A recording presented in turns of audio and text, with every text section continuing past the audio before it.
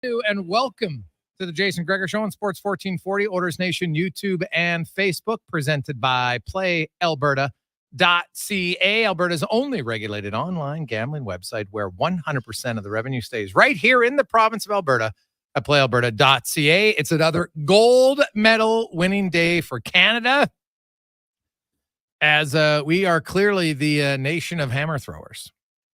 Gold medal for Cameron Rogers in the women's hammer throw that matches Ethan Katzberg, who got the gold for the men.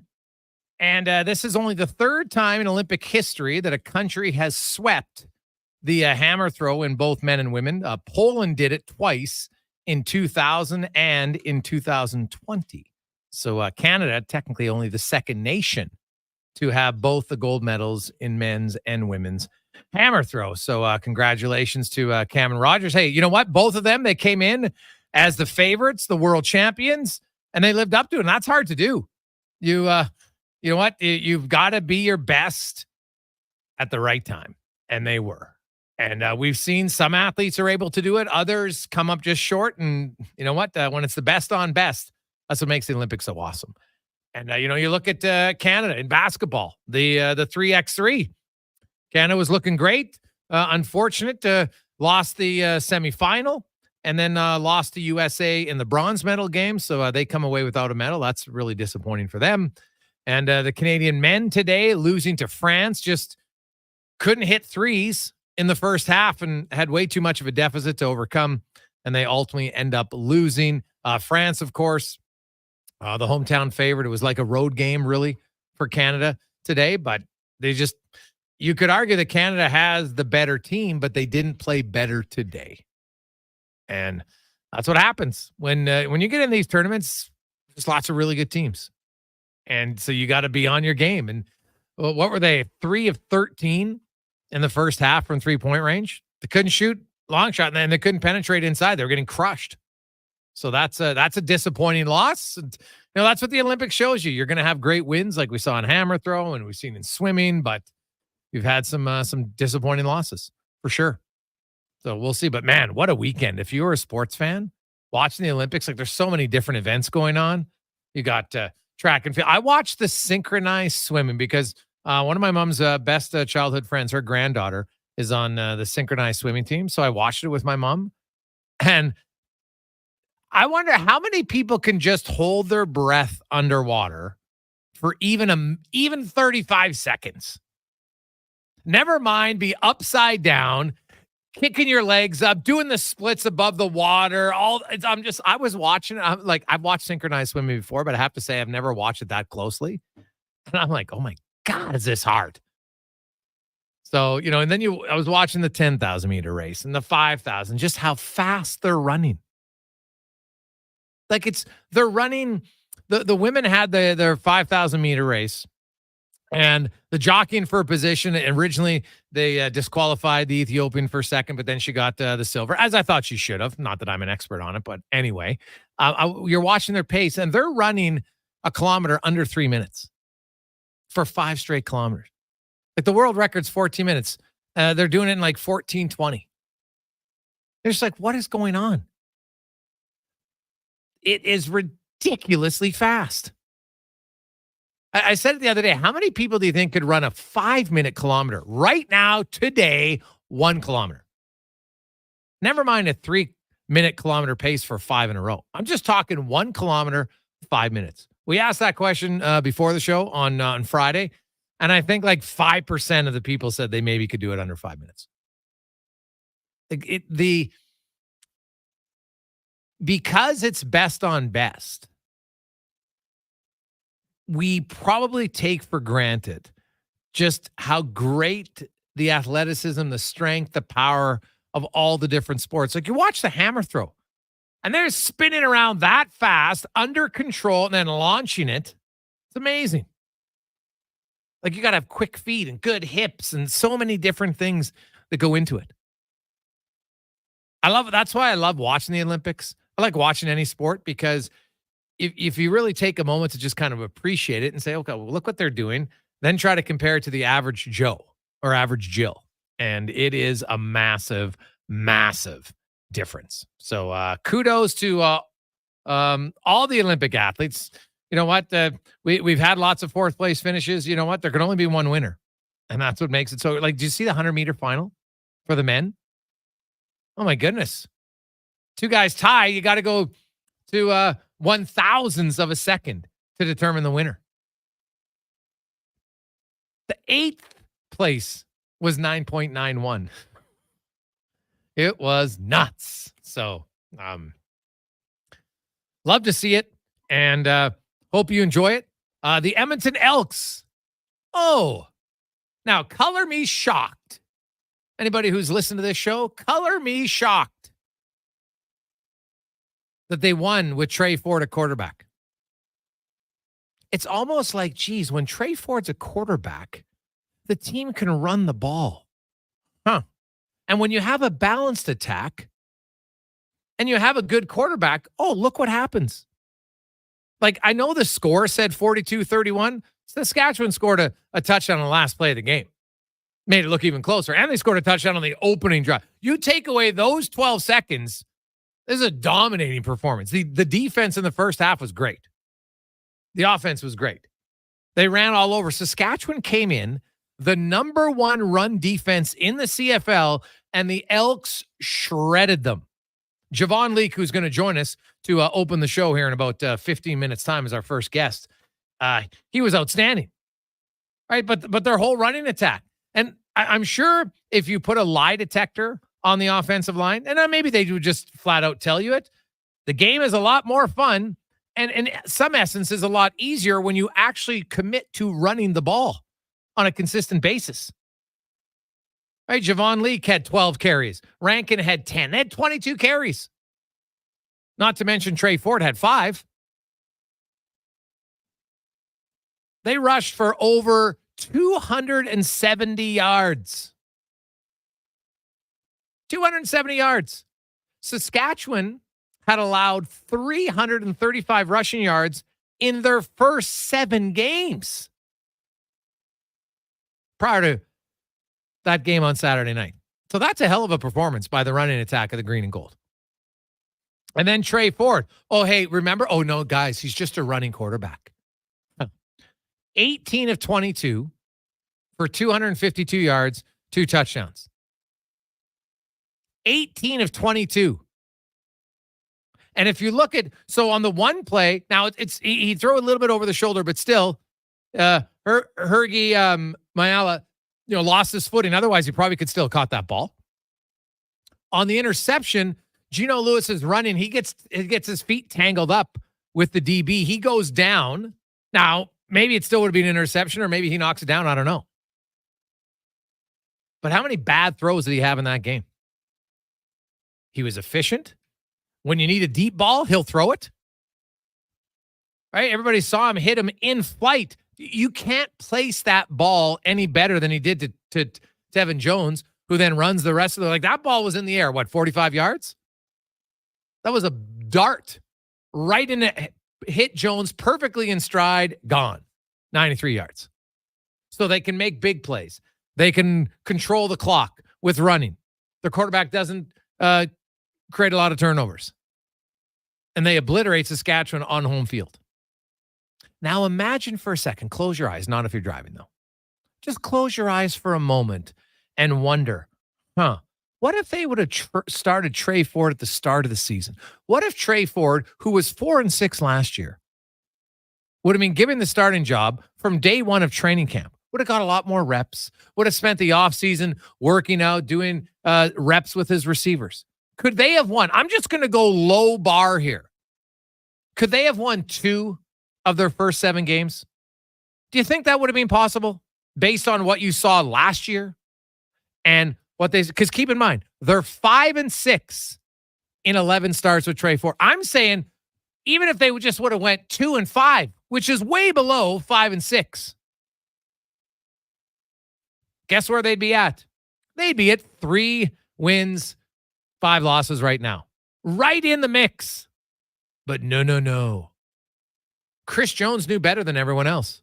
No one else in the organization made it stink enough to say, guys, let's not do this. Why are we bringing in 36-year-old McLeod Bethel-Thompson? And it's nothing against Bethel-Thompson. He's not Trey Ford.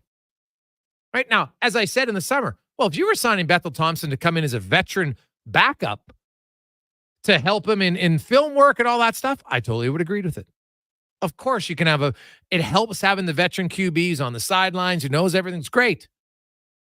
But to sign him to be your starter, to not even give him a chance to compete for the job, and you basically threw away another season. It's embarrassing how bad that looks. And no one can defend it. And you know what irritates me even more? So after the game, Jarius Jackson said, and he changed the quarterback. No, keep winning games. What do you mean you keep winning games? He's the only quarterback who's won a game for you in the last 2 years. And you're telling me that Trey Ford has to win to keep playing? Give me a break. Just come out and say, yeah, Trey Ford's our starting quarterback. What are you so scared of? What are you waiting for? 0-8 before Trey Ford. Then he goes 4-6. No, he's not good enough. Then you go 0-7. Oh, magically, let's start Trey Ford. Now you're 1-0. 5-6 when he starts, 0-15 when he doesn't start. Unless I'm taking crazy pills, that is the easiest mathematical equation you could look at to see who should be the starting quarterback for the rest of the year. Like, do you have that lacking in confidence to say, yeah, Trey Ford's our guy? He should have been our guy before. Have the guts to say it. Just admit it. God, I couldn't believe that comment after the game. Oh, geez. Well, yeah, keep winning games. He'll be the quarterback. Keep winning games. Give me a break. The other guys won no games. Like, no games. 0. 0-15. So Trey Ford should get at least 7 consecutive starts without a win before he gets pulled. I'm just going off of what your organizational's viewpoint was on McLeod Bethel-Thompson and Taylor Cornelius for the last 2 years. It's only Trey Ford who didn't get granted that opportunity. Stop it. Have the smarts and the courage to say he is our starting quarterback. What are you worried about? Well, gee, we don't want Trey Ford to get comfortable. All Trey Ford has done has shown the organization how absolutely ridiculously incorrect they were on evaluating his talent. Full stop. Can't defend it. So stop digging the hole, put the shovel down, say, you know what? We were wrong. Just admit, I'm not saying Trey Ford is going to solve all the problems. I don't think the defense is going to stifle every opposing offense where they can't get a first down, right? First downs were 13-1 up until the last drive of the first half. Like, that's unreal defense. Great, but that's not on Trey Ford. Although it helps when your quarterback's able to extend drives. But my goodness, like, if I'm the new owner in waiting, I'm wondering, like, trust me, if I took over this team, I'd be sitting down and saying, tell me why Trey Ford wasn't your guy. And don't give me that Chris Jones, because, by the way, didn't start him in the first game. Chris Jones left. You didn't start him in the second game. Now, I understood the first game. I get it. But once you lost that game, he should have started last week against Hamilton. And then at bare minimum, he should have been starting the second half when they had done nothing. They had 85 yards passing at the half. You know how many passing yards they had at the end of the third quarter? 85. Yeah, that's right. You elected to continue with McLeod Bethel-Thompson. Your offense had 0 passing yards in the third quarter. Like, I'm sorry. I can't let it go because it's such a bad decision. Winning is the goal in pro sports. This is not you know what? And here's the thing. You had a young guy. You're a crap team. And you elected to not play the young guy, the only guy on your team on offense that when he's in at the quarterback position wins in the last 2 years. The only one. But what? He wasn't good enough? And now, well, keep winning games. You can be the starter. What an absolute farce. So we'll get to more of that on the show today. Declan Kruger's in for Connor Halley. Deck, what stood out in your world for the Olympics on the weekend? I was enthralled with the men's 100-meter final. I'm a big fan of when someone can talk their talk and back it up, and Noah Lyles did just that. He had been getting a lot of heat from the NBA community for saying that Yeah, the NBA champions are not world champions. He took it pretty hard on the chin. People were saying, listen, kid, you better go out there and win. You better win the damn thing. And he did it. Fastest man in the world, in the fastest race in the world. Unbelievably impressive. And I was very, very happy with what I saw from him. Yeah, no, that's it was a great race. Like, obviously the tightest race now, Usain Bolt hasn't been in. That's 2 in a row now. He hasn't been here, but still, when he was in, you kind of knew who was going to win just because he was that dominant. This one was wide open field, and it came down to thousandths of a millisecond to get the winner, which is crazy. And you're right, he backed it up. He said he was going to win. What's I found interesting is watching the vertical of some of these guys just before, they're lining up in the starting blocks, and just from a standstill, what their vertical is. It is ridiculous. It's like they got springs in how high they can jump. And he's not wrong when they say, hey, they're the world champions, when, well, not really, but I get what he's saying, right? It's the best players in the world in some instances, right? What is funny is today the NBA came out, they're still looking seriously at maybe expanding to Europe. I wonder if they'll do it. It would be a monumental move, just simply for the travel and how you would make it go down. So we'll see how it's going to play out, but it will be entertaining to watch the 200-meter final. Also, I don't know if did you watch the 4x400 mixed relay? Oh my goodness, the Dutch comeback. Dude, Felke, I think her name is. My goodness, what a performance. That was one of the greatest. Because what made it so great was the fact, and it was Femke Bol is her name, and this is against other Olympians. So, like, you'll see sometimes, you've probably seen the video of people in high school or college, and no offense, they're good, but they're not the best in the world. And you have these big comebacks. You don't see big comebacks passing 3 different runners in the relay from 4th to 1st when you're down behind the leader by 20 meters when you get the baton. That was one of the, so I just want to watch Bull. And the thing is, she dominates in the hurdles. So I also watched steeplechase, which is, I love the history of it. It's just one where, hey, you know what? We want to see if you can run with wet socks. That seems to be the main part of the race. Saying that somewhat facetiously, but it's quite nice. So I'm curious, was there a sport that you never really watched that you really found yourself enthralled with over the weekend or through the first 9 days here at the Olympics? 833-401-1440, 833-401-1440. You can text us in our email inbox. We got loads of texts to get to. When we return, we'll talk about Javon Leake, who, by the way, did you see it? Javon Leake, his burst when he ran, fastest of any player in the NFL last year or CFL this year. Pretty quick. We'll talk to Javon Leake next on the Jason Gregor Show, presented by PlayAlberta.ca. We've finished construction of our gamma radiation containment facility. Is it up to code? Is it going to be safe? Sounds like a job for the men and women of Action Electrical. Testing team reporting. We test your commercial operations using tools like infrared to ensure safe operation. Trust us to prevent potential calamity before it strikes. Facing an electrical menace? Call the men and women of Action. Operating throughout Alberta at actionelectrical.net. Mr. Rooter builds a portfolio. Now, Mr. Rooter, I suggest we invest heavily in the S&P. What's that? Sewers and plumbing? I agree. No, actually... And what do you think of precious metals? Yes, gold is a very... Don't buy copper. You see, copper pipes have widely been replaced by polyethylene. Sure. Also, Bitcoin... Bitcoin? I snake enough of those out of toilets on my own, thank you very much. For a plumber with good dividends, call Mr. Rooter.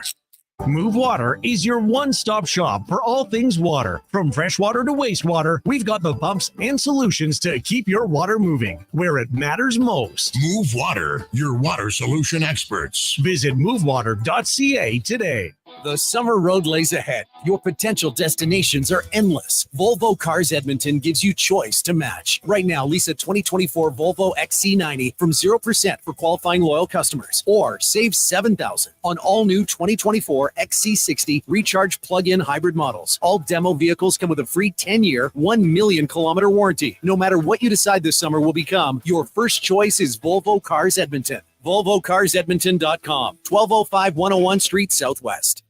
The basketball show can be heard right here on Sports 1440. This is Paul Sir.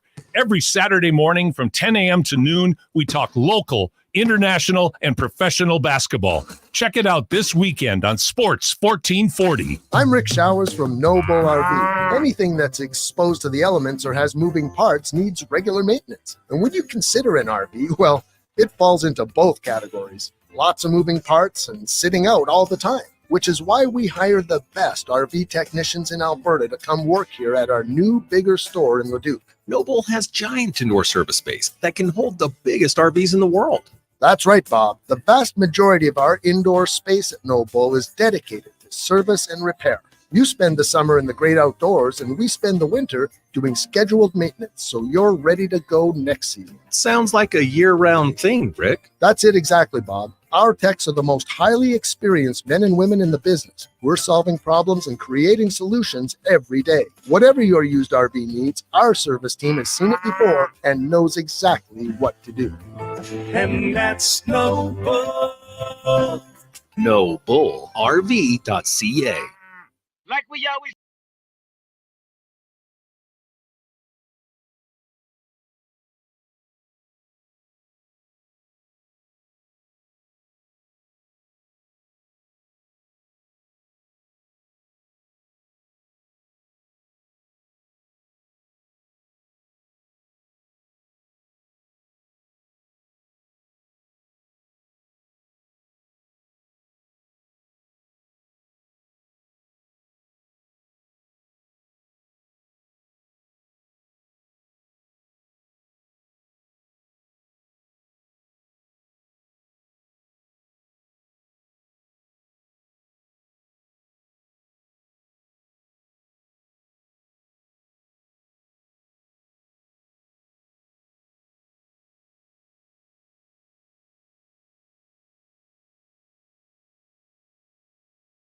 $14.40. Oilers Nation YouTube and Facebook. Thanks for watching and listening to the program. Also, should remind you that coming up, we'll have Struddy and Speck. Dave McCarthy will be by. Bonte Hill. We'll talk a little fantasy football. We'll also talk some Riverhawks. They clinched a playoff spot. So if you want to see a little playoff baseball, you can do it this weekend down in the River Valley. So lots going on. And of course, the Elks are back at home on Sunday, fresh off their first victory of the season, as we get to our big guest of the day, brought to you by Silent Rides Charter Company, one of Alberta's premier bus charter companies with state-of-the-art motor coaches that will safely take you or your group to your next destination. Book your ride today at silentrides.ca. And fresh off a rushing performance of 169 yards, 3 touchdowns, also reaching the highest recorded speed of anybody in the CFL this year or last year or even in the NFL at 22.25 miles per hour. Running back Javon Leake joins us. Javon, how you doing? I'm doing good, man. How are you? Hey, I'm pretty good, man. Before we get to football, when you're running that fast, I'm guessing at some point you must have run some track. What's the fastest 40 you've ever done? Hand time probably like a 4.4, but at the combines apparently I ran like a 4.6. So okay, everybody's kind of surprised at that 22. So yeah, well, obviously in a game it's a little bit different, right? Because the adrenaline's going more. Right. So it is. I see guys, and obviously I know you want to run your fastest when you're at the combine or whatever else, but it's hard to recapture in-game speed, isn't it? Yeah, definitely. Game speed, and when you do it on 40 or something like that, it's definitely different. So tell me about, the running attack. You guys hadn't been able to really get on track. Now, you hadn't ran the ball, so this is the chicken and the egg. Is the running game good because you guys committed to the running game, or was it just because you got some success so you were able to commit to it more? What did you think the strategy was and why the running attack was so successful on Saturday? I think the O-line was just locked in the other night. We finally just kind of stuck to the running game a lot. And just, like I said, the O-line was hitting it off. So I just trusted them, trusted the scheme, and it was working out pretty well. Last year, we ran the ball pretty well on Saturday. So that was the goal going into this game. Trey Ford gets his first start, Javon, and when he's in the last 2 years, the team wins. When he's not in, they haven't won a game. And I know that one player can't win everything, but clearly there's something about Ford when he comes in. We even saw it late in the game against Hamilton. He adds a little bit of extra juice. What is it about Ford that you feel just adds a different element to it? What does he bring that's different? He just gives us that spark. He can make a big play at any time, and I feel like the quarterback position, that's important. Anytime we need a spark, we could look for Trey to do it. He extends plays. He's just a great player. So I like playing with him, like watching him on the field. It's pretty exciting to see. Oh, now Ford likes to say he's pretty quick. Have you two ever raced? No, we haven't. I think it's going to come down to it soon. We keep hearing all this talk. Will there ever be a race, do you think, between the two of you? After the season. After the season. We probably wouldn't do it there, yeah. Who would, if you had to put an odds on it, who would be the favorite, Leak or Ford? I probably got Ford like the first 40, but I feel like in 100 yards, I probably get him. Okay. All right. I like it. Now, that game, you mentioned the offensive line, and every offensive lineman I've ever spoke to says, man, when we can run the ball more, I just feel I can do, it helps me in every aspect of my game because you can be more aggressive. They're going downhill. They're attacking more. Did you just sense that from your group that, there's a little bit more nastiness and a hunger when you start running the ball more? Yeah, definitely. Them guys are really physical, man, up front. That was another plan going into the game because, SAS is a physical team. So we just wanted to match that and be dominant up front, man. They got the job done.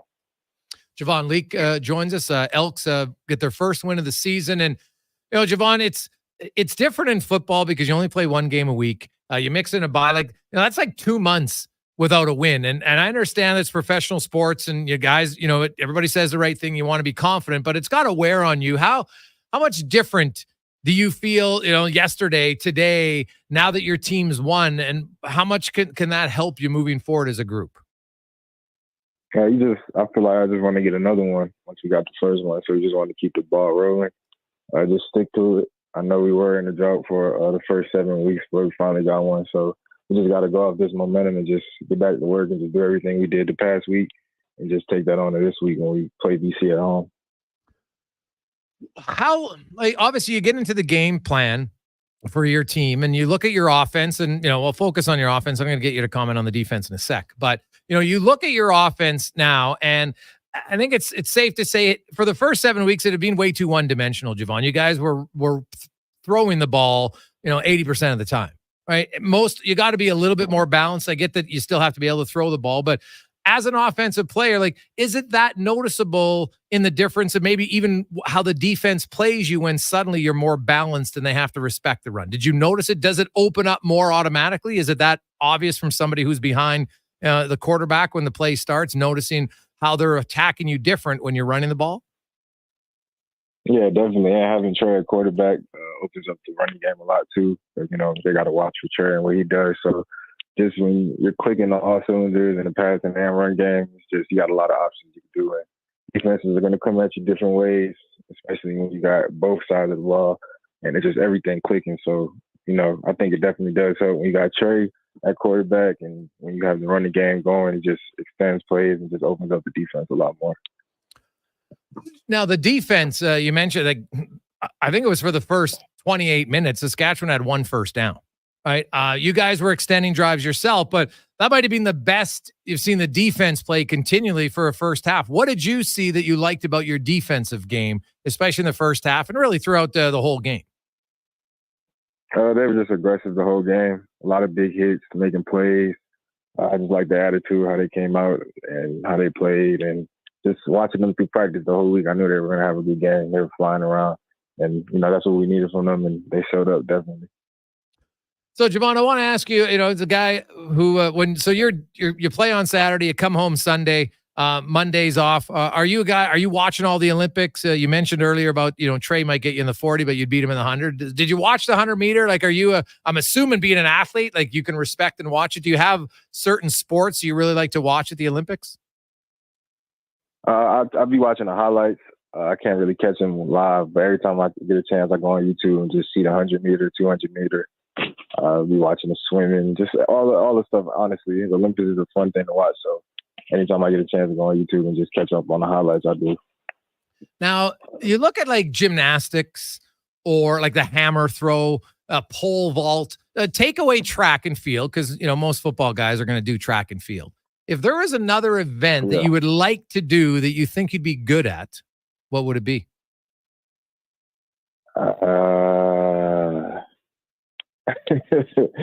That's a good one. Probably the shot put throwing the ball. I feel like. Okay. Maybe. All right. Yeah. Yeah. Well, a shot, dude. You're gonna have to put on some weight. You see, those guys are huge. I mean, I'm strong, man. I'm believing myself. Well, that's fair, but like hammer throw, I watch them, and like even the cycling and stuff. It's just the distance running, right? Like you watch those distance runners, they're running like they're running a 15-second 100 meter for 2 straight hours in a marathon, and like that's freakish. Yeah, that's insane. Do you? Because you're about bursts of speed as a running back, right? Obviously, you have to be strong to take punishment like that. Like, and you're the return game. I want to get your thoughts on the return game and where do you think it's at for your team, and where would you guys like to, so become more of a threat on the return game as well as the running game?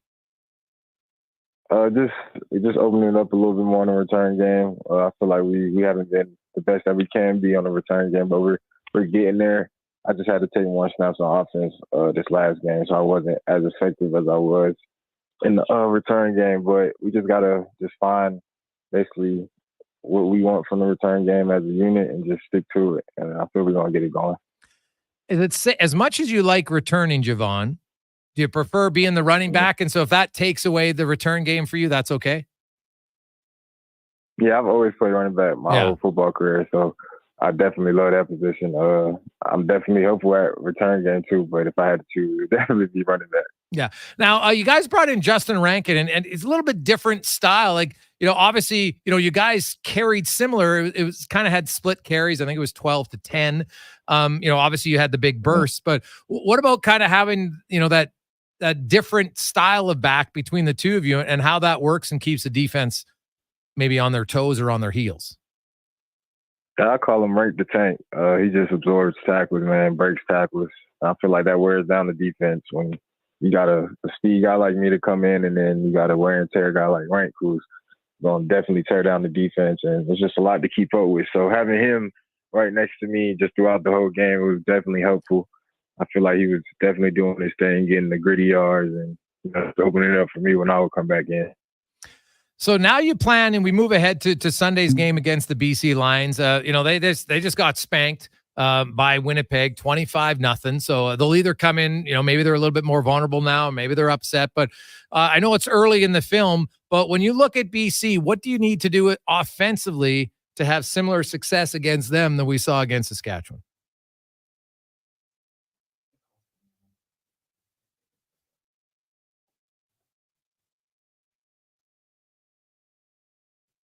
Javon, did you hear me? I think we might have lost him. Yeah, don't worry about the line. I don't care. It was more Javon. So, I don't know what happened there, but try to get him back. Just cut out. It was silent. It was a silent hang-up. So we'll see if he's still there. We'll try to. I think we're going to reconnect with him there. So not sure what happened, but Javon is back. So, Javon, I want to ask you about the BC Lions. I don't know if you watched that game yet over Winnipeg, if you watched it even before you guys played or not. This is kind of some pre-scouting, but what do you feel offensively? How do you attack them maybe different than you attack Saskatchewan? Just get the run game going, stick to the same formula, let Trey get going how he was, just open up all the packages that we had and just, spread out the defense and just keep them on their toes. Don't be too one-dimensional with anything and just, play our game. Well, Javon, congratulations on a huge week. Most importantly, the team gets a win, which I think is something you guys desperately needed, and hopefully you can get a win at home on Sunday. Appreciate your time. I appreciate it, man. Thanks for having me. There you go. That is Javon Leake. Quite a week for him. 169 yards rushing, 3 touchdowns, and also reached that top speed of 22.25 miles per hour. That's the fastest recorded speed in the CFL or the NFL the last 2 years. So not bad. Safe to say he can get moving when need be. And what do you call him? Rank the tank in Rankin. Physical, pounding. So you've got 2 running backs, different styles. It really worked. Then you throw in Trey Ford, who can run at any time, but he doesn't run a lot. I think that's the misconception. People talk about Trey Ford. Oh, he's a scrambling quarterback. He only carried the ball 5 times. Now, he averages 9.2 yards a carry. It's pretty significant. But he threw the ball only 22 times in that game. Completed 18 passes. 2 touchdowns, including a 93-yard bomb. Their offense looked really good. By far the best they've looked all season long. And what did we talk about last week? What's Trey Ford? What he does isn't just offensively. He helps the defense because when Trey Ford's been in games, they're able to run the ball better, which extends the time of the drive. Doesn't mean they always are running the ball downfield and doing everything. It more so means that they're able to have success and their defense stays off the field longer. So now they're more rested. And the results are there. Like, for anybody to remotely suggest, remember, oh, well, it wasn't Trey Ford couldn't fix everything. Well, he fixed a lot of things. Now it's one game. They're only 5-6 with Trey Ford. It illustrates the team isn't that great, but it's infinitely better than 0-15. And it would just be nice for the organization. I don't understand what the hesitation is to say Trey Ford's our starting quarterback. Like, why not? You announced McLeod Bethel Thompson as the starter before camp even began. But you can't say Trey Ford's a starter now? Just answer the question why. That's all I want to know. That'd be my first question if I went down to practice tomorrow. What is Trey Ford your starter? Is he your starter long term? Why can't you commit to him? You guys were so quick to want to commit to McLeod Bethel Thompson. You're so quick to want to commit to Taylor Cornelius, but you can't fit to Trey Ford, the only guy who's won a game as a quarterback the last 2 years. It's ludicrous. When we come back, we'll continue football, but we'll talk a little NFL previews. Lots of excitement is the trade. Lots of rumblings about the 49ers and this Brandon Ayuk trade. The Steelers are involved. Maybe the Patriots. The Commanders, supposedly not, but hey, don't count on anybody yet. Trade hasn't been made. But sounds like he's on his way out. What's going to happen? How that impact, and how does it impact Deebo Samuel? Some crazy numbers from Deebo Samuel when Ayuk's not on the field. We'll get to that and more in the Gregor Show, presented by PlayAlberta.ca. The Cheesy Burger Pizza is back at Papa John's. See what happens when you ask for it? Boom! Finally, it's on the menu again for a limited time. Get all the items in the Cheesy Burger Trio or choose between the large Cheesy Burger Pizza for $18.99, Cheesy Burger Papadilla for $9.99, and Bacon Cheesy Burger Papa Bites for $8.99. All made with sizzling beef, dilly pickles, ooey gooey cheese, and burger sauce. That's right, burger sauce. Get it before it's gone. Better ingredients, better pizza. Better get you some Cheesy Burger Pizza at Papa John's. Hey, it's Brad McCory here from St. Albert Dodge. I'm here to say you do not want to miss our final clear out of classic Ram 1500 trucks. It really is your last chance to drive a brand new Ram truck off the lot with 25% off. When these are gone, they're gone. Or how about a Jeep Wrangler with up to $7,500 in savings and 0% financing on every model? Come see how we earn our industry-leading 4.6 Google review rating. You're going to love how easy it is to do business at St. Albert Dodge. The job isn't done until the last load is hauled, and having a semi-trailer out of commission is not an option. Whether replacing or adding to your convoy, Edmonton Trailer has a huge inventory of new and used semi-trailers, trusted by the gravel, logging, oil field, fluids, and freight industries. Find a trailer right for you online or at one of their 3 locations. For sales, service, parts, rental, and finance. When you're in it for the long haul, Edmonton Trailer. You adore your Audi, value your Volkswagen, baby your Beamer.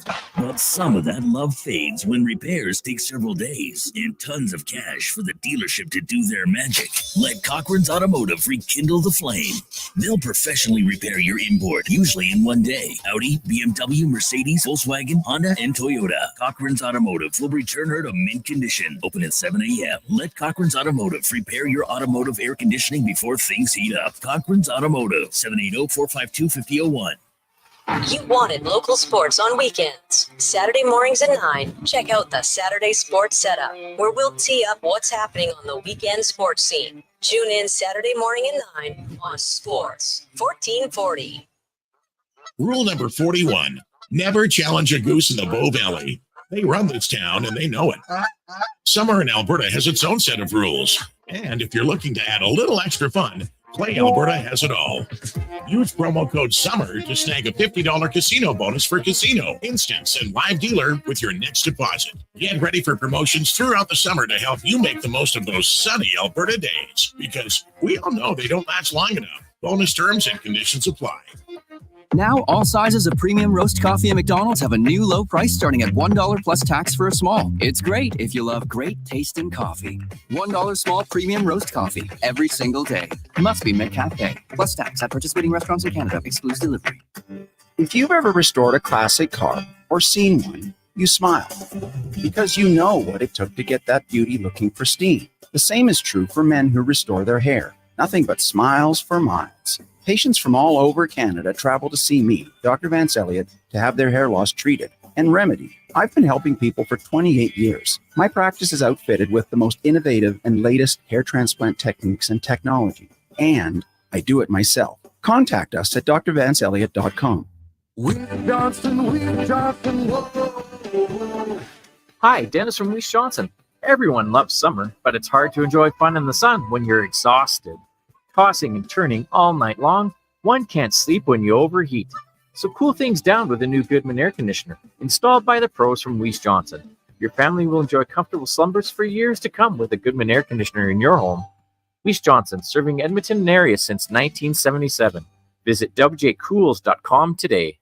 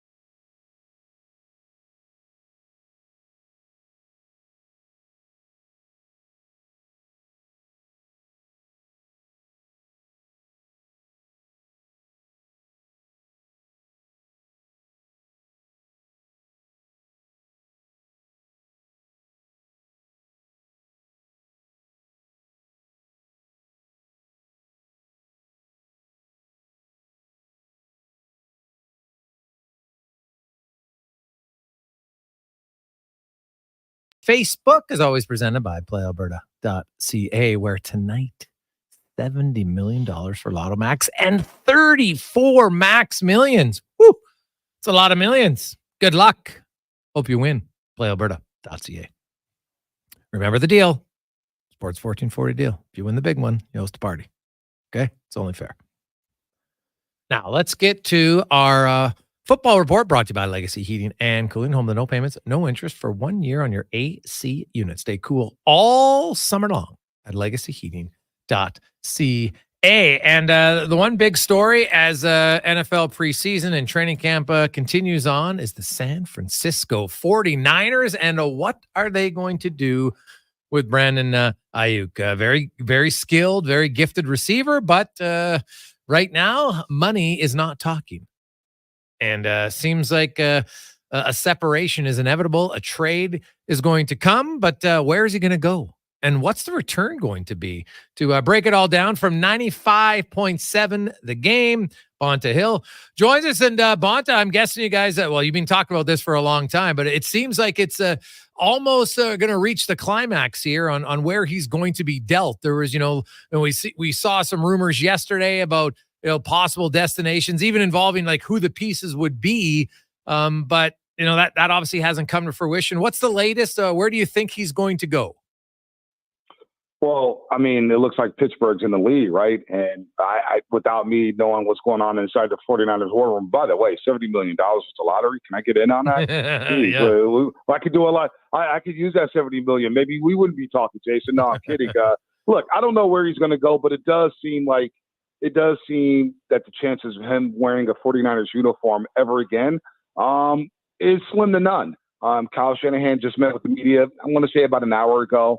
He discussed it and, his emotions about Brendan Ayuk. He said, look, it's calculated and we're prepared. We're prepared in case we do have to move him. They feel confident with their receiver room, but look, their first round pick, Ricky Pearsall, he re-aggravated a shoulder injury today at practice. So he's going to be out. Christian McCaffrey is going to be out for 2 weeks with the calf strain. And I think especially in the Bay Area, Brendan Ayuk has been underrated. Right. What he did on 105 targets last season and 75 catches in the regular season, going for over 1,300 yards receiving in a run-first offense. Again, an offense that was 30th in pass attempts last season.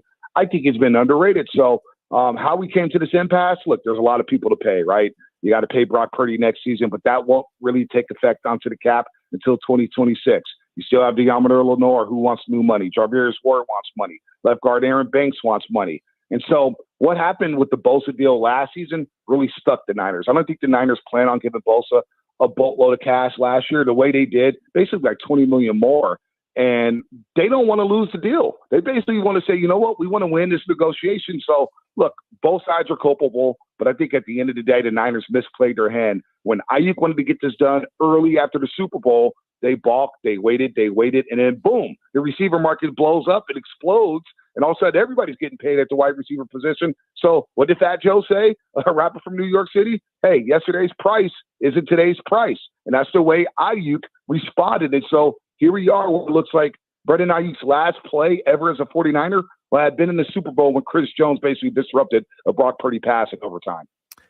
You look at, so yesterday there was reports that, the Browns were interested in to be Amari Cooper plus picks, and the Patriots offer was Kendrick Bourne plus picks. And neither one of those was that riveting to me. Now, I know people are thinking, hey, maybe it's going to be Pickens. Like, if you're the Steelers, like, I like Ayuk a lot, but, you trade that guy, you trade 1 for 1 here, and who knows how good he's going to be. Do you think they could get him out of Pittsburgh?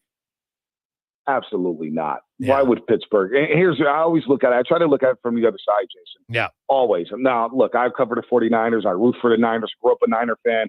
I'm blessed to follow this team on an everyday basis. But I also look at it like Cleveland. We had somebody on from Cleveland, Anthony Lemire, I believe, from Cleveland today on my radio show. Why would Cleveland be interested in giving up a playmaker for just another playmaker? Yeah. And why would the Niners want to trade for Cooper when Cooper's going to ask for another extension? That's what he wants at the age of 30 years old. He's in the last year of his deal. So Pittsburgh has this young Porsche, this young Lamborghini and George Pickens alongside Najee Harris and Jalen Warren. They don't want to give up They don't want to give up George Pickens. They already gave up Deontay Johnson to the Carolina Panthers. So I think it would have to be picks. What type of player? Maybe it's an offensive lineman. I have no idea. But I look at it from the Niners angle. Yeah, they're not going to get George Pickens because I don't believe Pittsburgh would do that. And two, why did the Niners not just trade Brendan Ayuk at the NFL draft? They miscalculated the situation. They played hardball. And now there's a possibility they trade Brendan Ayuk without getting a player back that can help them this season, a season in which is Super Bowl or bust for San Francisco. Yeah. You mentioned McCaffrey. He's got the calf strain, and McCaffrey is an absolute beast when he played. He had a stretch of in his career where he was banged up. Is this strain and having him out a good thing? Like, to me, I think it is. Like, you want him as rested as possible. Or is there a slight concern that, maybe after all the greatness he had, that, maybe he's a little fatigued now? Yeah, well, to your first point, Jason, I do believe that he's not going to play a snap in the preseason anyway if he was healthy. Okay. Calf strain does worry you, right? Calf strains lead to Achilles. Calf strains could lead to maybe hamstrings. Calf strains linger. So we're going to see him until September 9th against the New York Jets, which I'm okay with. But there is concern with a guy who's had over 400 touches last season. When they do come back that next year, they're not quite the same. And they did give him new money, of course, in the spring, which, look, he deserves it. He was the offensive player of the league. He could have been the MVP, but there's also a sting like the Madden curse, and it's just not good optics. So why did they bring in Matt Breida? Because I do believe they're concerned with McCaffrey's calf injury. Yeah. So, look, at the end of the day, he's not going to play in preseason. That's okay. We don't want him playing in preseason. Most stars with the 49ers don't play in the preseason, but it's definitely something to monitor where you're thinking, boy, already a calf strain? What happens next? What happens if he gets a hammy or whatnot? So it's definitely something to monitor, especially with all the touches he had a season ago. Yeah, well, historically, you're right, Monta, that when guys have that many carries, it just seems that it's hard to do it again. Like there's just they break down. There's so much contact with that position, and you know what? And even though he's an elite running back, he's one of the best we've seen. There's no question about it. But very few guys are able to avoid it. I know this is a hindsight question, but was there ever conversations at all last year that to lower his workload at times? Absolutely. The fan base was going crazy in the fourth quarter of the game, and McCaffrey's kind of his worst enemy, right? He doesn't want to leave the field. Yeah. Even when he was at Stanford, down the road here, Palo Alto is about 30 minutes from where I'm talking to you from now at my house.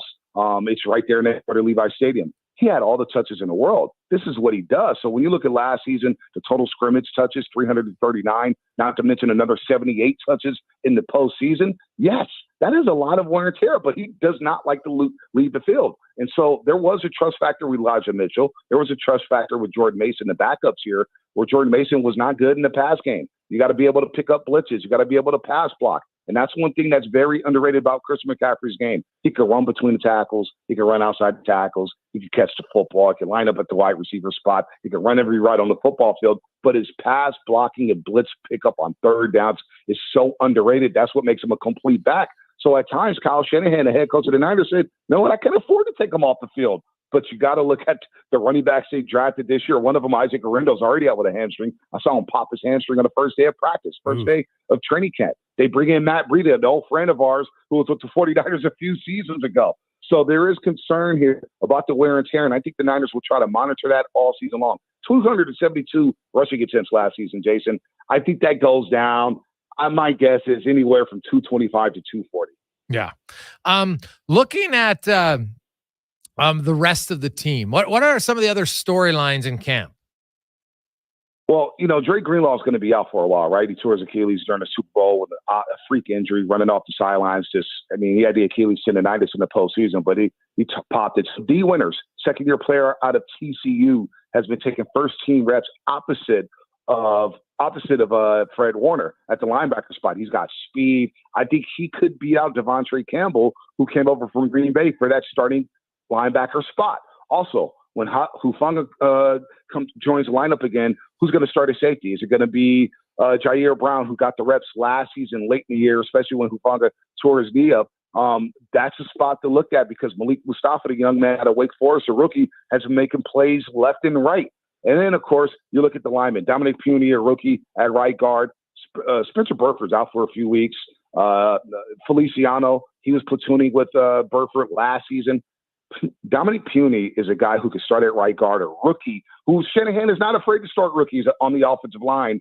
Expect to see him. So those are three storylines there, Jason, for you that people need to watch there. Under the radar, but we all know the trenches matter in the playoffs. Oh, yes. Of course, not to mention Trent Williams not participating in training camp. Now, if he doesn't come back and you don't have Trent Williams in ball games over, you need your star left tackle. He's one of the best players of football. But Dominic Puny at right guard looks like he's going to run away with that job as a rookie. And then, of course, D. Winters at one of the linebacker spots. Keep an eye out on him. He was on that TCU team that got blown out in the national championship against Georgia, but he had a phenomenal season. Niners take a flyer on him. I think he's going to stand out. They've done really good with linebackers here, so watch out for D. Winters. Then the safety spots definitely has to get sorted out here. Monta Hill joins us for breaking down the San Francisco 49ers. Of course, the Brandon Ayuk trade rumors are out there in Pittsburgh. Maybe now a heavy favorite. We'll see who lands on the Patriots, Browns, other teams expressing interest. Now, if Ayuk, and it sounds not like an if, it sounds like it's a when, he gets traded. I was looking at some numbers online about Deebo Samuel, and when Ayuk isn't on the field, just how much more of a weapon he is. So you look at Deebo Samuel, and with Ayuk gone, how much more do you think he becomes a factor for this team if Ayuk's not even in the lineup at all? And should we expect a huge season from him? Well, look, first of all, without Ayuk, a lot more coverage will be bracketed towards Deebo Samuel. They'll make Jawan Jennings beat the opposing defenses. That is, Jawan Jennings is having a fabulous camp. Chris Conley, who made a big-time catch against the Green Bay Packers in a divisional round game, he's been breaking a huddle as a starting X receiver. Ricky Pearsall, of course, the rookie. But you mentioned Deebo Samuel. Just physically, Jason, he looks like he's in phenomenal shape. Now, it's essentially a contract year for him because he knows it wasn't just Brandon Ayuk who was on the chopping block during the NFL draft. The 49ers are fielding calls on Deebo Samuel as well. And Deebo Samuel acknowledged as much, saying, yeah, we're prepared for anything. So Deebo knows there's a lot on the line here. He's got money on the table next year, over $24, $25 million. And they're going to count on him to make a lot of plays. But you got to understand, he's going to get hurt at times because of the nature that he plays with. He plays with a physicality where, look, Deebo, go out of bounds. No, he wants to run right up through your face. He wants to set a physical tone, and sometimes that hinders him. You know, he had a lot of injuries last year. He got hurt in the Super Bowl. He didn't finish the Green Bay game in the divisional round. He got hurt very early in that football game. And when they went on that 3-game losing streak, he was out of that lineup. So if you do count on him to have more touches and have more responsibilities, but that's a dangerous game because he's an injury risk. So, look, he looks great. You can't prevent injuries. Things happen. I get it. It's the NFL. It's a physical and violent game. But to answer your question, Deebo looks phenomenal. I expect Deebo Samuel to be Deebo Samuel, which is having over 1,000 yards from scrimmage, run some good routes, do all the jet sweep stuff. However, as a pure wide receiver, we saw in the Super Bowl, he really struggled with press man coverage, and he's struggling at times at press man coverage. Look, he'll make you plays, but without Brandon Ayuk, boy, he's going to put a lot on his table. And can he handle that workload? I guess time will tell. One last one for you. So you look at this 49ers team, you look at their schedule. What's a realistic record for them in your eyes? I don't like to do the prediction, but look, this is a 10-win team minimum, right? With all the talent that they have, Nick Bosa, I expect him to bounce back next season after having a down year, after holding out from training camp. I expect Leonard Floyd to help. Malik Collins inside as a D tackle. Javon Hargrave, a free agent they signed last year from Philadelphia. He needs to step up his game. You still have Fred Warner, and the secondary looks like the best secondary San Francisco has had in many, many years with Diamador Lenore and Charvarius Ward at the corner spots. So I expect them to win at least 10 games. But when you look at that schedule, Kansas City, you got to go to Buffalo. You have to go to Green Bay. You play Detroit this year. Seattle, I think, will be better. The Rams will get better. And without Brandon Ayuk, boy, 10 wins seems like, I would say 10-7, maybe 11-6, because last year was such a dream and they got all the breaks here. I'll play it conservatively here for you, Jason, to say 10-7. 10-7. All right, man. I can't wait for this. Who knows? Yeah, Things well, it's change, true. Jason. Things change. Well, it depends on what they get in return for the trade. Obviously, depends on the health of Christian McCaffrey's calf and so many other things heading into the season, which will be a lot of fun in just over a month's time. Bonta, great stuff, man. We appreciate it. We'll talk to you throughout the year. Have an awesome day. Absolutely, Jason. Take care, man. There you go. That is Bonta Hill joining us from San Francisco. So, and Brandon, I agree with what he said at the start. I think he's underrated as a receiver. And I'm like, when I saw the Browns, Amari Cooper and picks and, Bourne and picks, I'm like, no offense to those guys, but they're not even in the same stratosphere as receiver. Cooper's good, but he's not Brandon Ayuk, not at this stage of his career. He's definitely not as physical. He's not as fast. So it's hard. Now, it depends how many picks you get in return, because picks in the NFL are very different for many of our listeners who are hockey. Like hockey picks, you can get a lot of them, but they're late rounders, man. Those are low percentage chance of hitting. NFL picks are very different. So I'd be curious to see what comes of this. It sounds like, they're this far down the road that they're publicly talking about which teams he's going to go to. It's a foregone conclusion. It's just a matter of when he gets dealt and for what return. So that's going to be a big loss for the 49ers. Now, they're a good team. You can overcome it, but no doubt, I think that is going to be a pretty significant blow. Let's get to Sports 1440 update brought to you by Booster Juice. The ultimate summertime smoothies are back. Dive into a wave of refreshment with their watermelon wave. You can download the Boosters Reward app and start drinking today only at Booster Juice. This is a Sports 1440 update.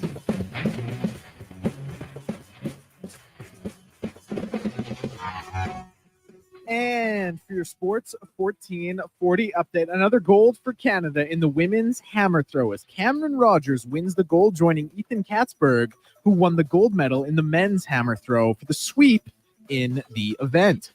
Canada's men's basketball team is out of the Paris Olympics after falling 82-73 to France in the quarterfinals. Shea Gilgeous-Alexander led the way with 27 points in the game. RJ Barrett, the only other member of the team in double figures, he had 16. Sprint canoeists Sloane McKenzie and Katie Vincent have started their quest for a medal in commanding fashion, paddling to an Olympic record as they head into the semifinals.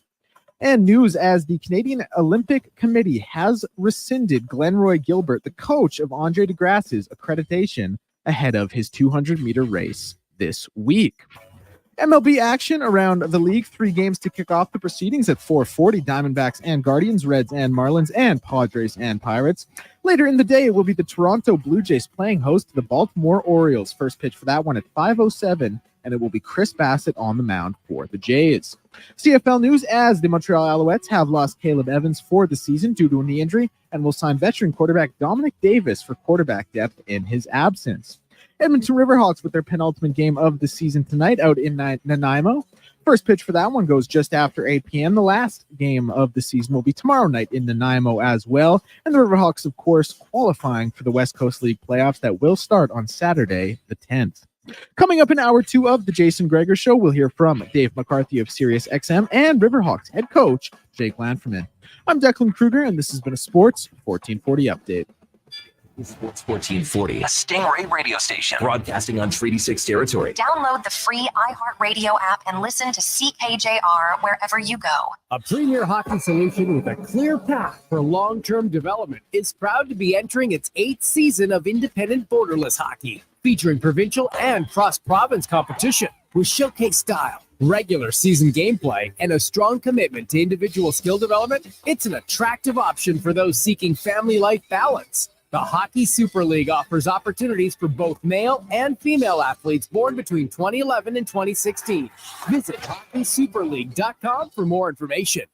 Well, get ready for a silly hockey fans. Your partner in power just skated onto the ice. EWEL.ca, the new e-commerce website for electrical wholesalers Edmonton, is ready for the power play 24/7, 365. UL skates to where the puck will be in 5 years. Now that's forward thinking. Killer selection, slamming products from the best brands, and legendary service. Don't sit on the bench. Get your account today at EWEL.ca and win that project. Plug into your partner in power. Get an EWEL.ca account today. The Brick is celebrating its 53rd birthday with fantastic deals in every department. Take up to 25% off dining and bedroom furniture and up to 40% off mattresses.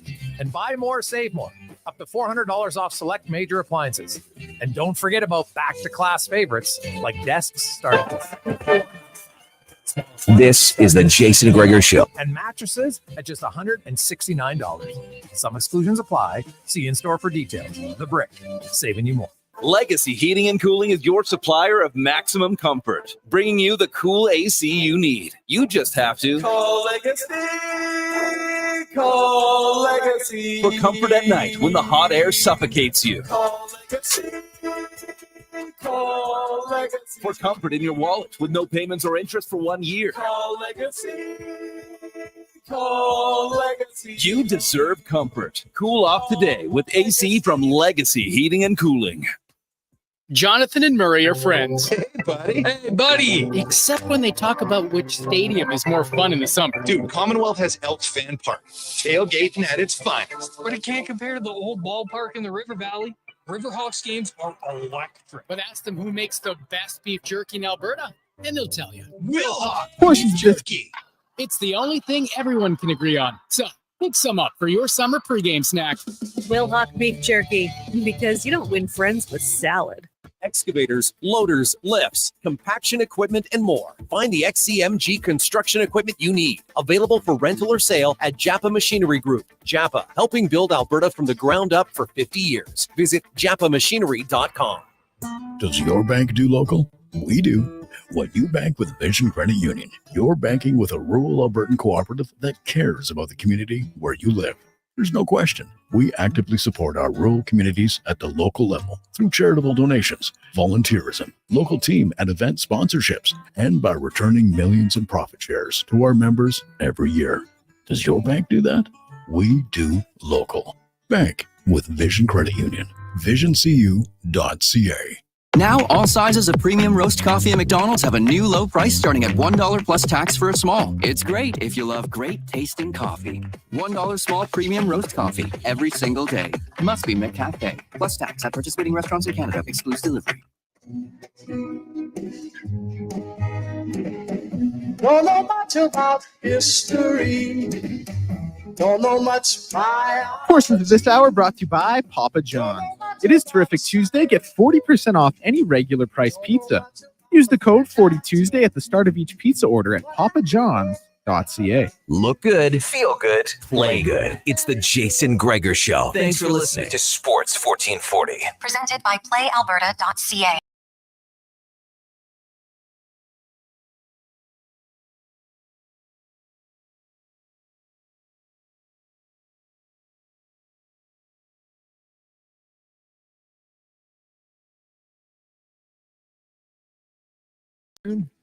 Jason Gregor, along with Declan Kruger here on Sports 1440, Oilers Nation, YouTube and Facebook. The con man will be arriving momentarily. Just had a big important meeting, but he'll be by a little bit later on. And no, it didn't involve pre-scouting for the Chargers. So just point that out.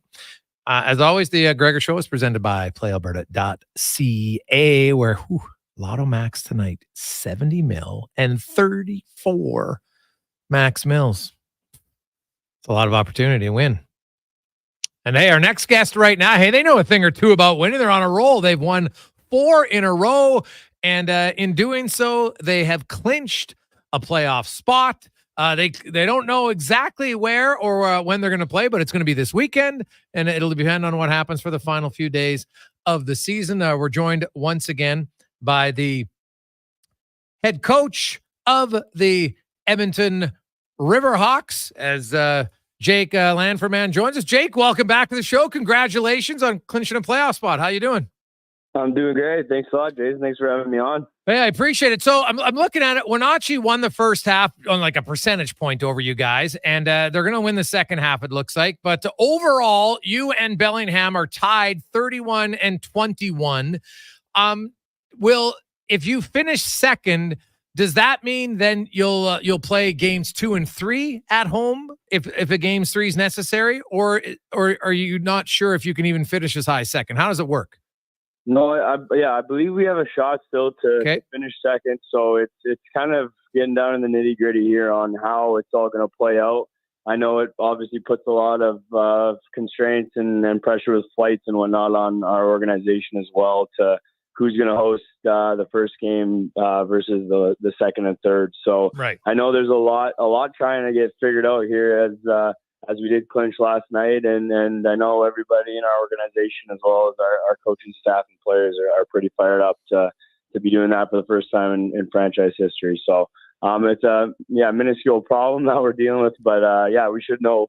I think if we win the next 2 and Bellingham loses one of them, I think we surpass them and hop into the second seed. So it obviously gives the advantage for game 3, right? So one team will get home field advantage for game 1 and game 2, and then game 3, when it comes down to it, if need be, then the 2 seed gets it.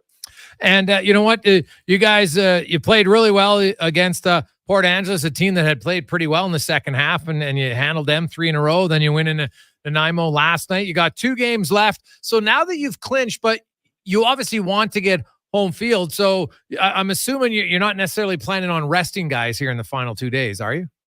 I think for tonight, we're going to try and go get tonight and see how it plays out. Okay. So I think I'm not too sure how the Bellingham Springfield series will play out, but tonight we're going to go get it. And then it's also tricky, right? We're trying to also save our best arms for Saturday. So right. You won't be seeing us put any of our starters or the guys we plan and throwing on Saturday, getting in here in the next 2 sets, but the way we've been swinging it and the way our position players have been playing, we got a pretty good shot to win tonight and tomorrow. So it's been fun. This back half's been fun just to see the guys continually play aggressively every game, day in, day out. And it takes a lot to be this consistent to win 30 plus wins over the course of the summer. So proud of these guys. And we're excited. Do you have an answer as to why your bats have really heated up here the last few weeks? Honestly, I don't know. I think as a team, the entire summer we're hitting 278 or almost 280, which has got to be top 3 or 4, I think. So, honestly, when we lost a couple of guys, it gave some big opportunities for other guys to step up, and that's exactly what's happened in the last week and a half. I know like Caden Zeroni, Trey Dunn, and a couple other guys have just started swinging it. Royce Hale as well. So we did lose a couple guys in the draft, and we lost a couple of our all-stars getting ready for school. But the guys that got that extra playing time, they seem to be just sitting in really well, which is awesome to see. And that's what's kind of unique about your league, Jake, is you do lose some guys to the draft midway through the season. And, it's almost like, for our hockey fans, like a AAA team, suddenly guys are getting called up to the show, and that's just part of it. And so having a deep bench, you've got guys waiting. And, is that something you kind of talked about with some guys who maybe weren't playing as much in the first half to say, hey, I know you want to play more, just bide your time. Your opportunity will come, stay sharp.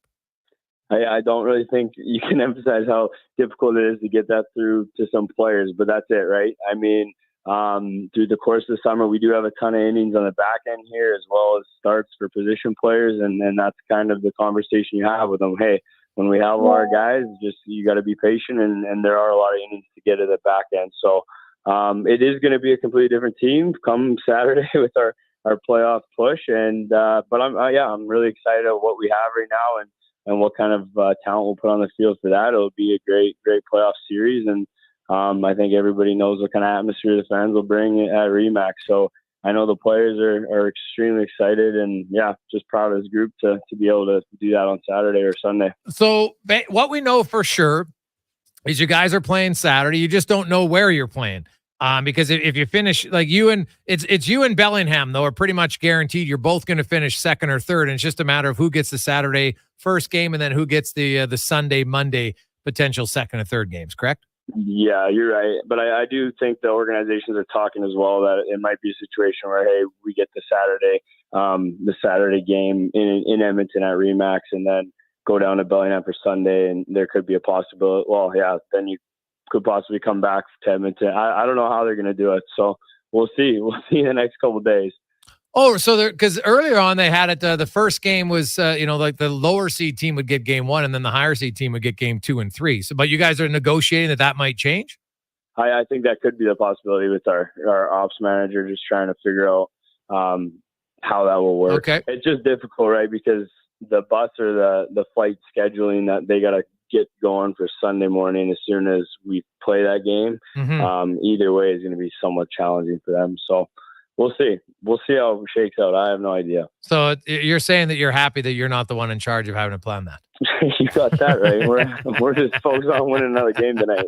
That's what we're doing. So let's talk about it, because obviously we know you made the playoffs. And how do you as a coach then ensure, say, guys, it's great we made the playoffs, but hey, we still got some business to take care of here tonight. Like, I know you can't treat it like a playoff game because it's not a playoff game until it's a playoff game. But what's kind of the approach tonight to ensure that the guys, don't have an emotional letdown after such a big night last night? I think as soon as you start to change that kind of mentality and you start playing down, not necessarily down to other team standards, but Nanaimo doesn't have anything to play for, and we could see it get a little weird with what kind of pitchers they put in / starting players or whatnot. So I think just maintaining our game, keep having good at bats, and the biggest thing too is just defensively taking care of the baseball. I think as soon as we're top in fielding percentage, I want to say top 3 the whole year. And as soon as we kind of change that game and let down our defense, and that's when the whole thing kind of slips away. So we're going to focus on the things we've been focusing on all summer. We're going to fine tune it for the playoffs here in the next few days. And just take it inning by inning, not try and get too overwhelmed or too consumed by it. Well, Jake, congratulations on making the postseason for the first time for the Riverhawks. Of course, it's a very young franchise, so it's not like it's a 10-year thing or anything like that. But either way, it's good to get in. I know the place will be packed. The crowd has been great all year long, and they love playoffs. So we look forward to whether the game's Saturday, Sunday, or whenever it is. But I know the fans will come out and support it. It should be a lot of fun. Yes, sir. No, I appreciate it. We're excited to get back home. Appreciate it, Jake. Good luck tonight. Take care. There's Jake Lanford and the manager for the Edmonton Riverhawks, who clinched a playoff berth last night. And now it just comes down to, will they play Saturday? Will it be Sunday? What's going to happen? They finished the regular season, that is, tonight and tomorrow, taking on Nanaimo.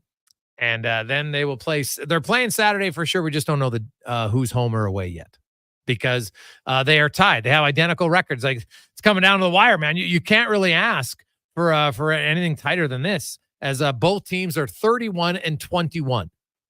Wenatchee has won the first half by percentage point, and they're kind of running away a little bit with the second half. But their overall record, they're 34-17. So these top three teams are pretty tight. And you have Victoria, who has clinched fourth place. They're 28-24. So they will face off against Wenatchee, and Bellingham and Edmonton will do battle over in the South division. Corvallis won the first half. The second half, it looks like, well, it's, Richfield and Portland are a real battle to see who wins there. And but either way, it looks like the four teams out in the South division will be Corvallis, Portland, Bend, the Elks, by the way. Did you know there's the Bend Elks in the West Coast League? I didn't until right now. Not going to lie. I hadn't looked at the Bend team. So there's the Edmonton Elks and the Bend Elks. And the Ridgefield Raptors, the Portland Pickles. I knew about the Pickles just because I like the name. Pickles. Just something about it, man. It's funny. 3:16. The Con Man is here. Cons, how you doing? Gregor, I'm doing really good. Beautiful day out there for us drive. Coming in a little hot. Big thank you to Donovan for hanging around and Declan for running the board for me. Nice. The Olympics, of course, in full bore, has been crazy weekend. I know you told me that you were planning on watching a lot. So what was your Olympic viewing of choice? What stood out to you on the weekend? I mean, it's probably what a lot of people would say, but the 100-meter, that final in the men's 100 was absolutely amazing. Like that's all you can ask for. That's the drama. That's why we love sports, for it to come down to what it did. Maybe you don't like the ruling. Maybe you're someone who thinks it should be first body part to cross, but that's not what the Olympics think. And that was probably the one that topped it for me over the weekend. Getting a chance to watch more of the track and field, though, the hammer throw, how fast they spin. That is just absolutely wild to me. They have to release it at a certain point, or else it's going to OB. That was a lot of fun to watch. And then I'm kind of getting into the water polo as well. That's a sport that you stop kicking, you drown. So it's quite the sport. Well, the thing about water polo is I think it's deceptively physical. Oh, for sure. Right. Like I'm curious to just wonder, like, how many underwater leg kicks are happening, right? Now, when you do kick underwater, though, because you have all the water, like, how much does it lessen the force? I have no idea. I can't recall trying to kick someone underwater, but I watched that. I also did watch the synchronized swimming for an extended period of time, because we had a family friend who's representing Team Canada, and I was in awe. Now I'm not a good swimmer, but I can swim, did all the treading water for me, but I can't hold my breath very long underwater. Right. And if I do, it's like, you sit at the bottom of the pool and you're very calm, serenity now. Meanwhile, I was watching them and they jump in the pool and I was like, well, when are they coming up? How are they still down there? I don't understand it. It's and then not only are they holding their breath under the water, it's all the movements that they're doing. They're spinning around, they're doing the splits, all these leg kicks up and down. Like that to me would be like just the cardio, your lung capacity to do that well, and then to be in perfect rhythm. That's the other thing. It's like, I don't know, I couldn't imagine doing it. Like, that's one where I look and say, like there's some sports where you say, you know what, I think if I trained very well, I could be average at it. That one, I'm like, no chance. Like, there is zero chance I could ever even be adequate at that. So couldn't do it. Like, I don't know. There's so many things about it, but like this weekend, there's lots the skateboarding. There's another thing I tried as a kid. Skateboarding, was never very good at it. So I watch it and I'm just kind of like watching it with awe, knowing that, hey, I was never good at it. Now, granted, I didn't try it. Like, the skateboards we had with kids, I'm dating myself here, are very different than the skateboards I have now. Okay. Like, ours was a skinny one, wasn't very long, had the curved up ends on it, was maybe like 4 inches wide, I think. So yeah, the wheels, like, I know I never had a good one. It's not like they were turning very well, but so it was awesome. Now we're watching, of course, the Lorianne Munzer is somewhere probably going crazy watching the team sprints here. Like even the bike race and all the running races. Like there's every time I'm watching a new event, I'm like, okay, I think I'm done. I'm gonna go do something. Oh geez, now I get to watch this. I'm watching the 5,000 meter. I'm watching the 200 meters. I'm watching steeplechase and 400, and then they're flipping over to the 3x3 and the basketball, and I'm like, oh, this is just. It's a great day to Lugin on the couch. It was awesome. So when we return, we are going to be joined by Dave McCarthy, our regular Tuesday guest. Some hockey news to get to. Stan Bowman, Oilers fans, in case you've missed it, no surprise here. I've been saying this, been pretty consistent in what I believe with Leon Draisaitl. I didn't think a contract was ever going to happen until August. Jeff Jackson pretty much outlined that for everybody after the draft, if you're really listening to what he said. So until you get a GM, it's not happening. So you get to July 20th, there was no GM. There's no chance that we're going to do the negotiation, by the end of the month. So now you're in August. And Stan Bowman has been on the job since the 24th of July. So he's had a few weeks and says him and Mike Leod have now opened up actual contract discussions. And away we go. Like, it's not like the two sides are that far apart, I would think. As far as starting points, how long will it take to get to the end point? We'll find out. I don't think it's going to be that long. Quick break. We'll come back on the Jason Gregor Show, presented by PlayAlberta.ca. The cheesy burger pizza is back at Papa John's. See what happens when you ask for it? Boom! Finally, it's on the menu again for a limited time. Get all the items in the Cheesy Burger Trio or choose between the large Cheesy Burger Pizza for $18.99, Cheesy Burger Papadilla for $9.99, and Bacon Cheesy Burger Papa Bites for $8.99. All made with sizzling beef, dilly pickles, ooey gooey cheese, and burger sauce. That's right, burger sauce. Get it before it's gone. Better ingredients, better pizza. Better get you some Cheesy Burger Pizza at Papa John's. Legacy Heating and Cooling is your supplier of maximum comfort, bringing you the cool AC you need. You just have to call Legacy. Call Legacy. For comfort at night when the hot air suffocates you. Call Legacy.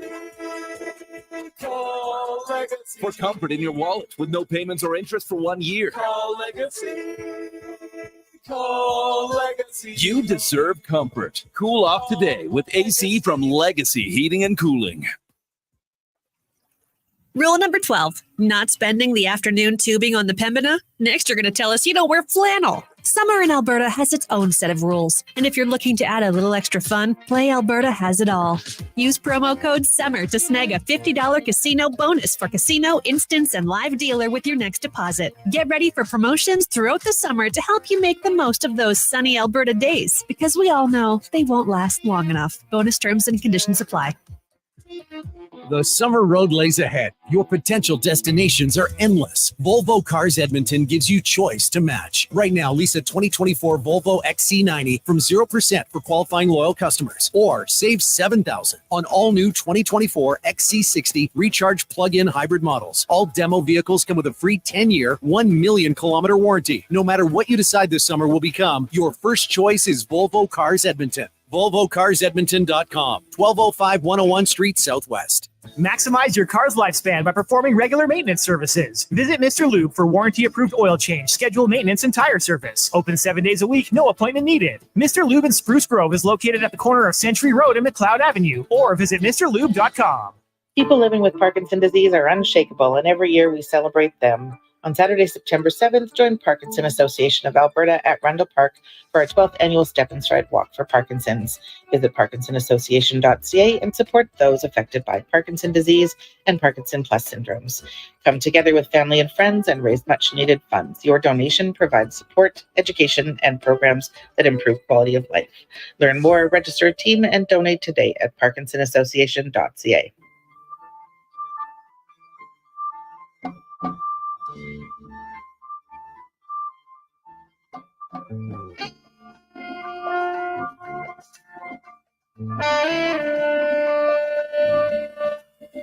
The Jason Gregor Show, the best of...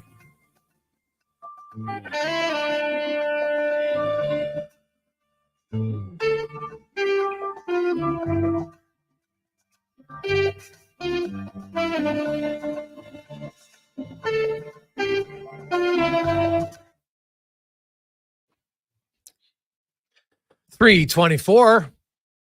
Welcome back. Just a world record was set in the team sprint. The Netherlands with the world record defeating Great Britain. So I guess the track is fast, as they say, Connor Halley. The track is fast.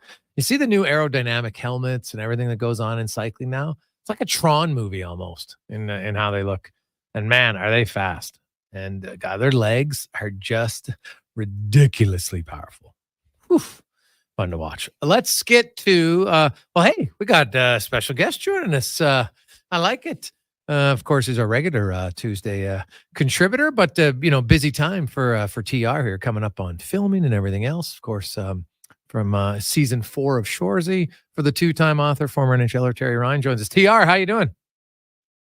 It's been a busy week. Just got to Sudbury. My dad left today, but the real work started yesterday, as in fittings and stuff. Now today we started rehearsing, and tomorrow we go to camera and all that. So it's been a busy time. Just read through all the scripts. Real excited. I can't wait.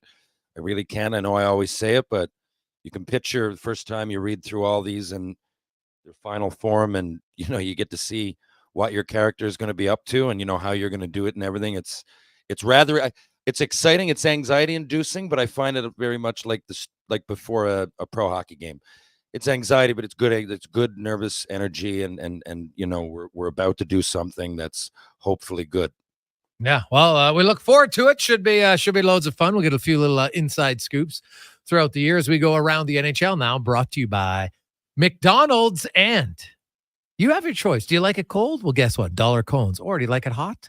How about they've lowered their prices? Coffee now starting only at $1 at your local McDonald's. As we welcome in from Sirius XM, Dave McCarthy. Davey, how are you doing? I'm good, Terry. Let's be honest. The only reason you showed up now is you just didn't want to miss me, right? There's a vibe. I got to say, I got to go to camera tomorrow, and I need positive vibes all around. So I listened to some of the Beatles. Then I read some Ernest Hemingway, and now, of course, I'm in your two guys' company, and it's all part of the plan. Great things happen in threes, including vibes. Yeah, well, you know what? We're like the Ernest Hemingway of radio, so I like that. It's nice. David, lots to look at around the NHL. It's kind of, it's a little bit of a slow time, but they're always interesting when I look at teams. And I'm like, okay, can this team actually take any steps forward, right? Like we've been talking about Buffalo forever, and then we talk about Ottawa teams forever, and Detroit and Columbus maybe even. We focus on them. What about in the West? Like, do you see it? Like, do you see Utah guys? Like, are you guys believers in the Utah Hockey Club to be a playoff team in 2025? Not for a playoff team. I think they want to win games. I think they want to be competitive. But I think that you got to be careful to set the expectations at a reasonable level, especially when you're coming into a new marketplace. You don't want to oversell and come in with bluster and then under deliver. And then all of a sudden, everybody that you got interested in your team, and let's be honest, they're uneducated hockey fans in Utah, right? They're not familiar with the NHL. A lot of folks out that way. It's just the way it is. So if you want to get people to buy into your team, you got to set the expectations low so you don't come in, oversell, and then end up missing by like 10 points and then lose all of that momentum. I think if they set the expectations reasonably, and I think their activity suggests in the offseason where those expectations should be, they're looking to win games. They're not looking to be basement dwellers anymore. But I don't think you can go from where they were last year, which was quite a ways out of the playoffs, to putting it in pen that they're going to be a playoff team. But I think if they can be playing meaningful games, maybe be in a position to acquire at the trade deadline rather than sell off, and then head into the final 15, 20 games and see where you end up, I think that would be a successful season in Utah. So that's where I see the Utah Hockey Club this year. What about the Blues? Terry? For me? Mm-hmm. The Blues. What about the Blues? Do you think they had 92 points last year, right? Well, I didn't know if you asked me about Utah's blue jerseys, or you're talking the St. Louis Blues. St. Louis Blues. Okay. Yeah, I think St. Louis Blues will be a contender more so than Utah will. By the way, I want to go back and say one thing about Utah. I think they're more knowledgeable than you think, though, because they get that minor league team. I played there only about a month or two, but it was close to sold out all the time. Now, I know it's the minors, obviously, but, for a long time it was the IHL. There was a lot of, fighters. I was there with, Mick Vukota, Sean Penn. Fans have seen all different kinds of hockey there. As far as the Blues, I think they're – refresh me. What are two moves they've made this summer? Nothing. That's the They thing. haven't done a lot. No, the loose Torrey Krug, right? Like that. That's why to me, the Blues had 92 points. They were close, but I'm like, I don't know. You're right. That's why I said it. I said, in my head, I can pretty much think of each team, something they've done. Okay, yeah. Well, they had 92 points. Everybody, I guess, is a little bit older. Teams around them have looking to improve, and they haven't. I would have to think. I'm not going to say they're not going to make the playoffs, though, but I would have to think that they're going to do something before the year starts. Yeah. Outside of bringing in Ryan Suter to replace Torrey Krug, how much did Ryan Suter have left last year in Dallas? I don't know if he had much left. My concern with St. Louis, guys, is that I don't know where the scoring is going to come from. They've got a bunch of good players on their team, but they don't really have any game breakers. And nowadays in the NHL, especially in the regular season, maybe not so much in the playoffs, but in the regular season, you need some game breakers. You need some elite skill to get you to the playoffs where you can grind away. They've got some good, heavy players that come a playoff series. I think they could contribute.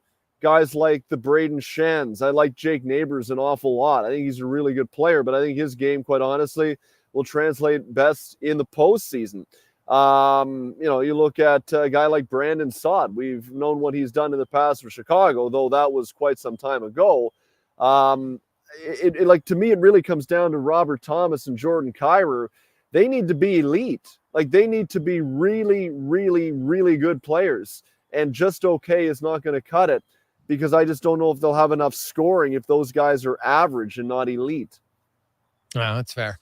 Now, the Chicago, and I want to get both your sides on this one. The Chicago Blackhawks are all the stories now. They need a captain, and it should be Connor Bedard. Connor Bedard is 19. That organization, I don't believe, is that close. I wouldn't give him the captaincy now, guys. I don't think he knows enough about the league and I don't think he really needs all the pressure. I get that people think he's their best player, and he might be their best player, but I don't think he'd be their best leader. I wouldn't give him the C. What about you? No. I mean, for heaven's sake, Austin Matthews still isn't the captain in Toronto. Okay, so just because someone's your best player doesn't mean you need to immediately anoint them the captain, let alone when they're 19 years of age. And what did he play last year? 63 games?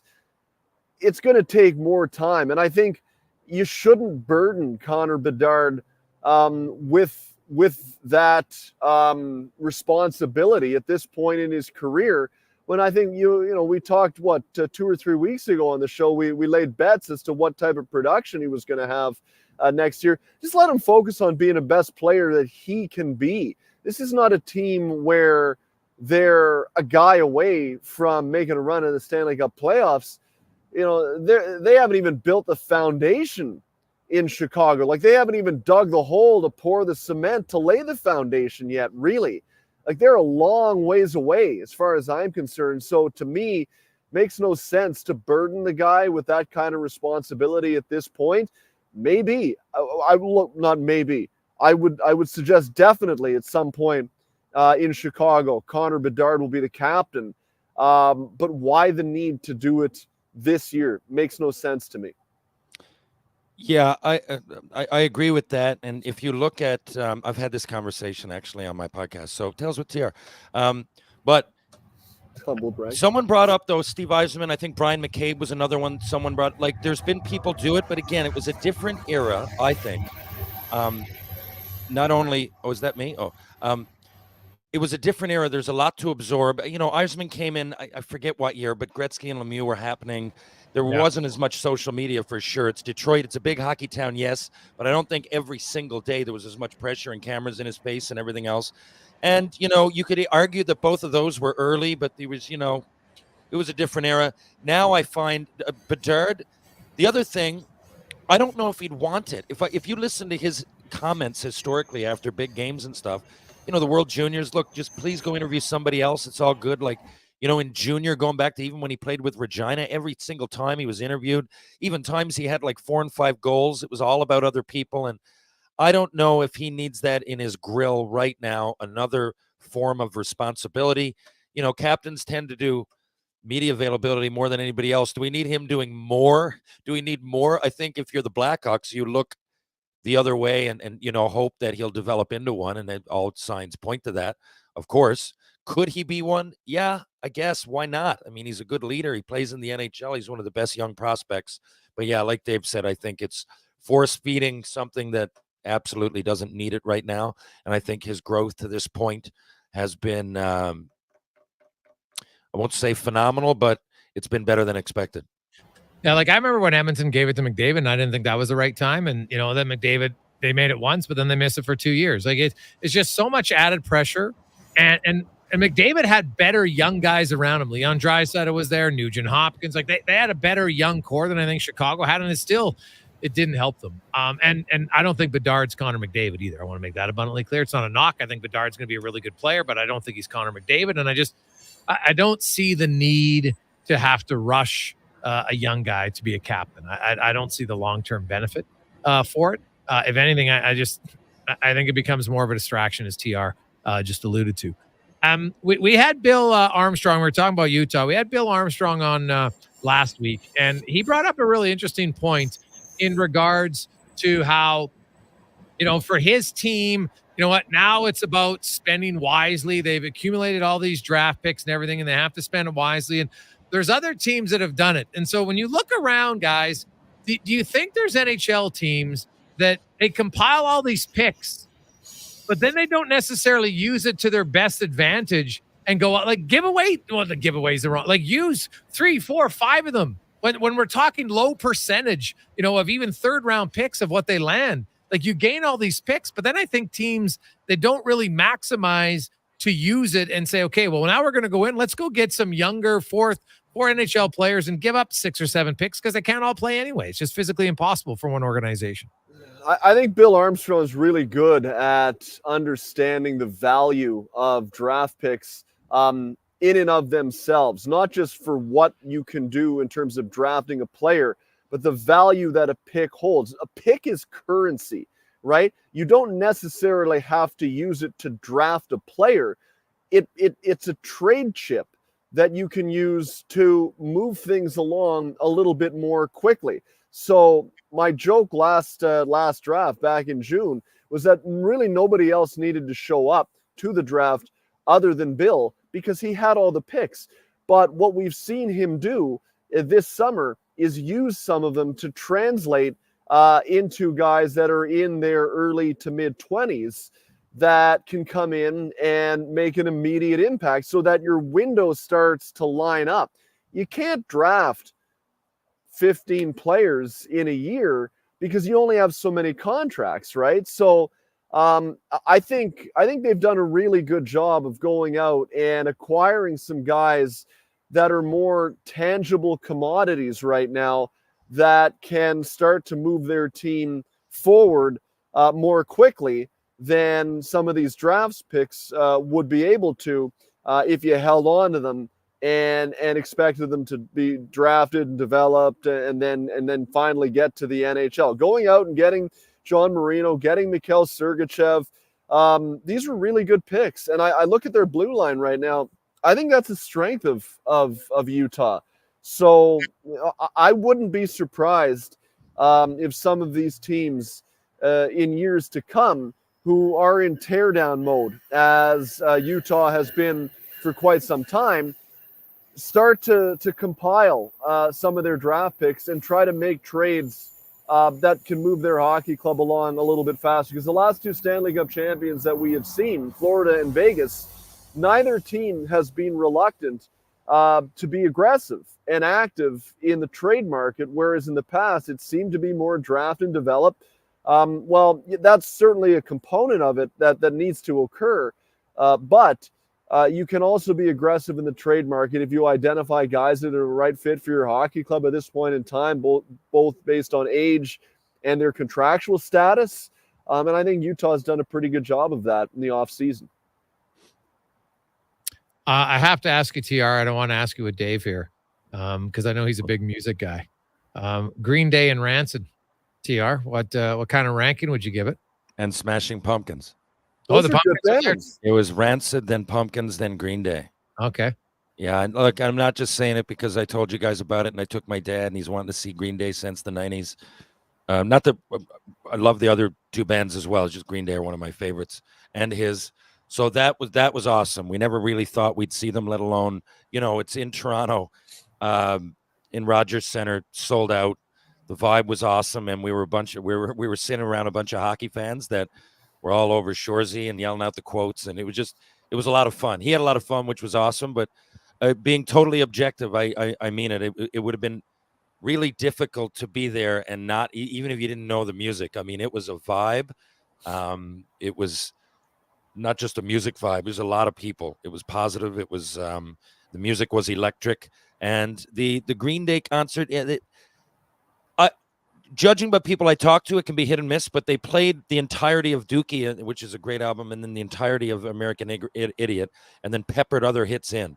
So, and they played each album to a T. The note was like to the note. It was perfect. And that's, like I said, that's what I like to go to see. My dad likes that. Not everybody wants to see that. But from my point of view, it was great for that reason. I couldn't have seen a better show that they've done over the last 25 years if I tried. Davey, would those be on top of your list? What's the best concert you've seen lately? I don't know. Nat King Cole for sure. Okay, Nat King, there you Billie go. Holiday. Hey, take me to a jazz club and I'm happy. But no, you gave me Yeah, tickets for Green Day or Smashing Pumpkins. 100% I'd go. They've got some absolute bangers, and I find any of those bands from the early to mid 90s, it takes me back to my days of youth. So I mean, it's something unpredictable, but in the end, it's right. I have the time of my life if I went to a Green Day concert. David, that was smooth. How you just right in, man. That was very smooth. He's graceful. It's like he's a professional almost. That was very good. Davey, great stuff, man. Enjoy. What's the weather like out there today? It's not raining, is it? No. Was that a train going by the way? Was there a train going by with the squeaking earlier? Yeah, there was a train going by. Terrible timing, right? No, the weather's been really humid the last week or so, but it's dropped off. It's kind of coolish today. So cold that I'm wearing shorts, and when my bare leg touches the metal chair, it's a little cold, to be honest with you. So we're gonna go back up again, but it did rain earlier. It rains every day here, basically, all the time rain. So, yeah. Well, that's why it looks so plush in your backyard, Dave. So that's good. Exactly right. No monkeys there yet, though, so we're waiting. Maybe you could be like Ross Geller, and you could get like a pet monkey. Marcel and Dave. Yeah, I don't know if I'm not really a pet guy though. Like it's too much work. I keep feeling like there's going to be a cartoon bluebird tweeting around his shoulders, though. Like those old Disney. Oh yes. I feel what's that? What was that? Zippity doo dah, zippity a. Woody Woodpecker. Yeah. Yeah. No, zippity doo dah, zippity a is a Disney. It's like it's a. Oh, that's not Woody Woodpecker. It's not a cartoon, but there's cartoon bluebirds. You know what? We'll look into it after this. I forget. It's awful. I saw it 500 times when I was a kid. I don't know. I don't understand. In the years past, when this used to be audio, Disney, TR, zippity doo dah, zippity day, my oh my, what a wonderful day. What a wonderful day. Yeah. Yeah, I think that's just from Walt Disney, I think. But we'll get Cons to look that up. Plenty of sunshine heading my way. Zippity doo dah, zippity a. Mm-hmm. So, Cons, you look it up. What's it from? Do you know? Well, they're saying that Walt Disney was fond of nonsense words like that, so he would mix it into things. So Cinderella, Mary Poppins, supercalifragilisticexpialidocious. That's the one. Yeah, he would mix those in. So Walt's pen. Wow, guys, I did not know. I'm looking now. It says "Song of the South." Zippity doo dah scene. Maybe it was just like you know how you have like a VCR at your house back in the day, and you'd play, and you'd think that everybody knew what you were talking about, but it might be like there was a show Barba Papa, and I often bring it up, and people are like, "What the hell are you talking about?" And I'm like, "What?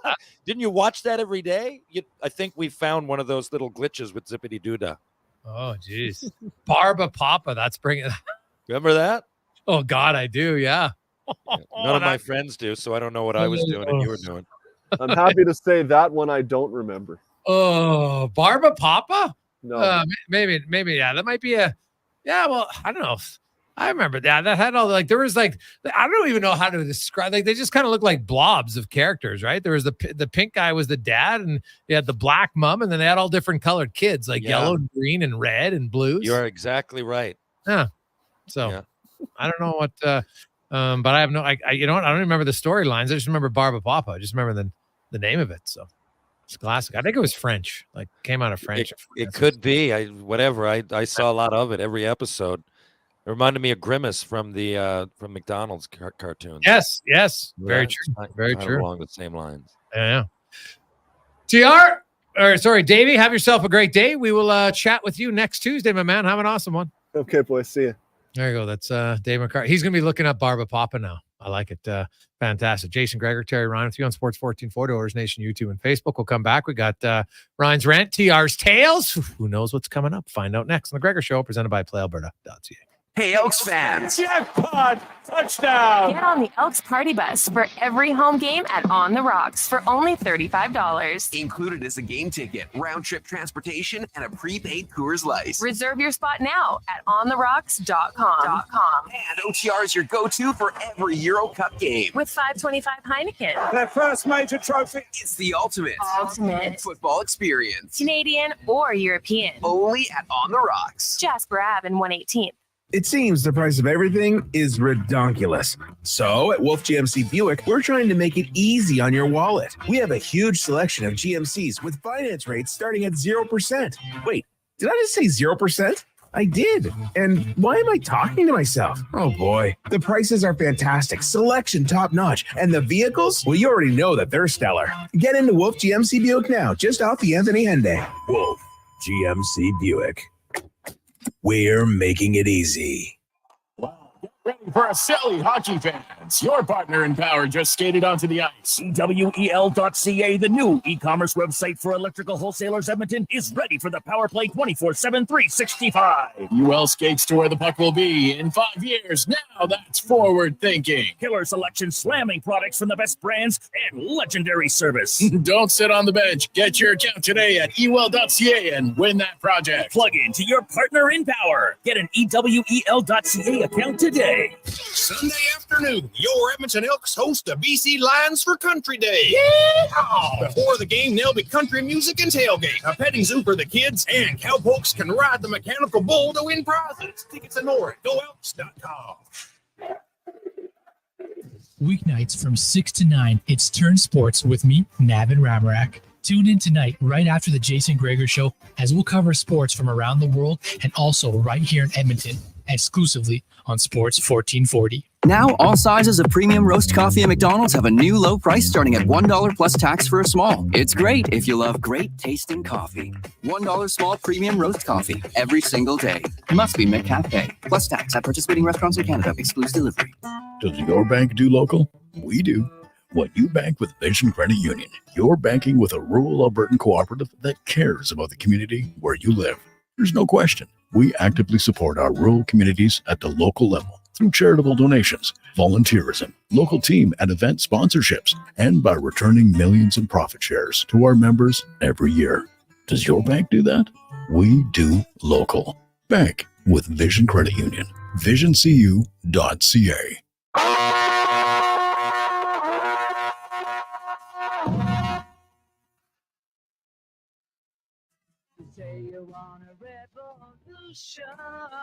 Well, you know, we all want to change the world. You tell me that it's evolution. Well, you know, we all want to change the world. But when you talk about destruction, don't you know that you can count me out?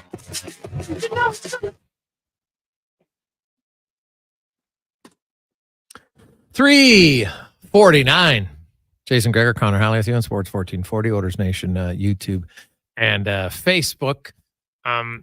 The Olympics continue on. Canada, if you missed it, another gold medal. Hey, no one can get hammered like Canadians when it comes to the hammer throw. That is 2 gold medals. Yesterday, you had Kasberg dominating. He was the only guy to throw over 80 meters. He threw 84 and 82. And today, Cameron Rogers, and man, she just looked like a bundle of just energy and enthusiasm. Well, both of them. They're like, Kasberg was just so enthusiastic the whole time. You know, he missed one of his throws. Now, granted, he was leading. He was just like, well, whatever. And man, I saw Rogers, like when she let go her throw, it's like she knew. And that's when you know, TR, like an athlete, they're at peak form. They know the minute she released that hammer throw, how good that throw was. I don't know if you had a chance to watch it or not today, or even Kasberg, but man, would, like when she threw it, she's cheering like she knew. She's like, that is going to be a hell of a throw. And she won it there. She won by over a meter. And, both of them came in as the world champion. So, a little bit of pressure, and they lived up to it and they dominated. It was awesome to watch. Incredible. Like, that's another one. We were talking about at some point, these sports that you'd want to watch more or excel at or whatever it was. I don't know how they do it. I knew what the hammer throw was, but again, I'm watching because I'm supporting Canada. But oh my God, like I can't believe more people don't fire that thing all over the place. Oh, yeah. You know what I mean? Like, and I know you're saying, well, they're professionals. They do it all the time. Yeah, so is a major league catcher, and he throws it in the outfield every 4th time when someone's stealing a base. Yeah. I'm going like, wow, like it's incredible. And the amount of core strength, that you must have on top of, like, you obviously you would assume the shoulders and the arms, but the core must be just like that level of athleticism to me that's why I watch the Olympics. Every time I do this, I feel bad. I want to know this. I know nothing about the way TV works anymore. I have cable. I use most of it to watch hockey. And then, I go to YouTube and I watch, like, I don't know, I follow like 200 channels, like everything from sports to politics to National Geographic type stuff, like everything that I'm interested in. Yep. So I used to know more about these things because I guess they just would be on TV, but like, is there a way, like, do these sports come on TV a lot when it comes to something like the hammer throw or the decathlon? I remember, like, in the 80s, the decathlon winner would be on the front of the Wheaties box, and now we don't even know who the hell it is, right? Like the Golden League events, you can watch them. If you got to subscribe to some channels, you go online. CBC actually does have a fair amount because they obviously they cover these sports a little bit more regularly than others. So, but you do have to search around TR a lot more to find them. But it would be like, I'd watch those events more. Like I'd watch a random 100-meter sprint race just because it's exciting. Like the 200 meters, the 400 meters. I love watching track. I watch, like at the Butterdome, my son was in the relays, man. I couldn't wait to go watch. And I was at young kids. I just remember running track, and it's such a fun event. You see kids getting into it. They're fired up. Someone's dropping the baton. Heck, they dropped the baton in the Olympics, right? Somebody gets the exchange outside of the zone, and they're disqualified, and somebody runs out of their lane. Like, I saw the Canadian, she set the record in the 200 meter, but she talked about in her semifinal race, like she just, as she hit the bend, you could see her, she got way out of her lane. Like, well, as far as her running outside, and she and that cost her. Like, we're talking, it looks like she finished, less than a second back, which seems like 4 steps, seems like a mile, in a short race, but it's all because of one little misstep coming around a bend, and you're screwed. Like, that's how hard it is. Like, you got to run a perfect race every time to win. Oh man, and yeah, there's so much to unpack. So here's my question, and I'm try to be I always talk about, what's the word, morally strong or strong moral compass. I mean, I think I do. Everybody, that as we get older, we try to lead ourselves between being a better person and whoever, I guess, we evolve into. That's it should be for everybody. It's some sort of a goal. So. To be the best version of yourself. So I often preach, I'm like, if I'm going to listen to Spotify, any album I like, I should buy it, so I go out and buy, whether it's the vinyl or the CD, whatever I can get, or I'll, buy it online, even though I can listen to it, whatever it is, because I'm saying partly because I wrote a book, and, I get how hard it is for artists and musicians. It's right there, and you can bypass them and go to Spotify, or Now again, if it's some Gangnam Style or something, it's a fun little song for, that's, a #1 song all over the world, and it's a little gimmick, it's a little bit different. I don't feel bad for that. But what I'm saying is that, is there a site that I can go and pay money to people? I know that there are a lot of the athletes that are doing the less well-known sports. Like, is there at the Canadian Olympics, and I pay money to go there? Now I can see the hammer throw every week. Now I can see the world champion, because all these have world championships that they must have regular more than that. Golf has 4 major events a year. Do other sports work like that? Like, I don't even know how a lot of them work. But if it hasn't been done, it would be a decent idea to have somewhere that we can pay and now pay a little bit of attention. I mean, maybe it exists and I'm being totally ignorant. It's a good question, man. I don't know if there is there a channel you pay where you can watch all these? There should be, but it's a good question. If there is, I haven't seen it. So then they haven't done a good enough job marketing it.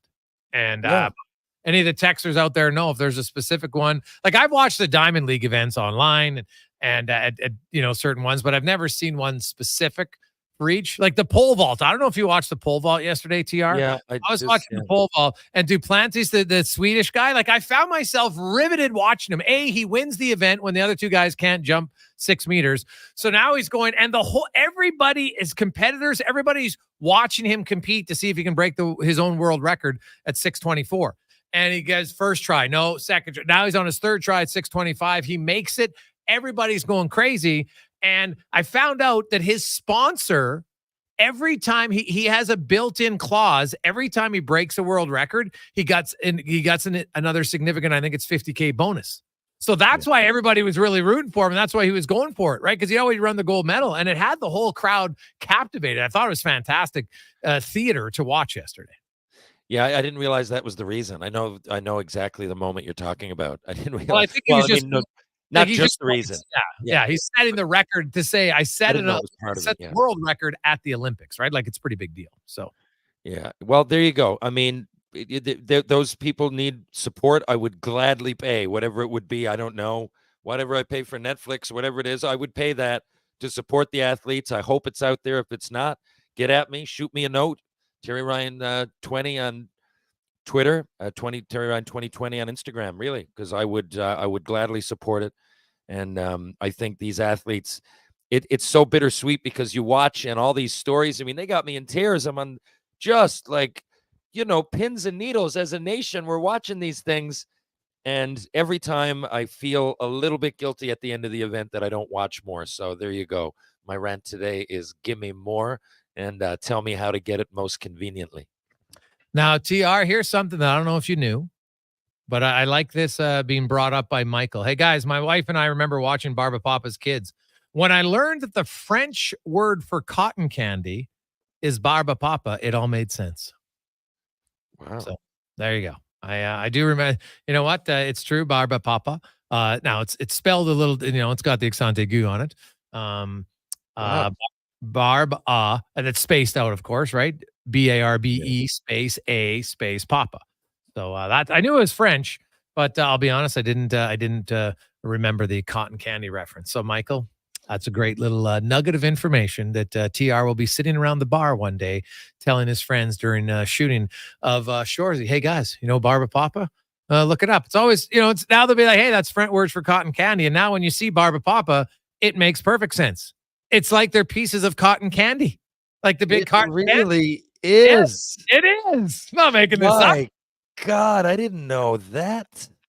Wow, I'm amazed. And I'm also, I don't know where we saw it, though, because honestly, I brought this up more I'm than sure I once saw it in on my life. dude, I had Peasant Vision, so it had to be on CBC or CTV. That was the only places I would have seen. Yeah, me too. Like I didn't go out of my way to see it. And when I said it, I thought everybody was going to go, oh, like the Smurfs or something. And people were like, what?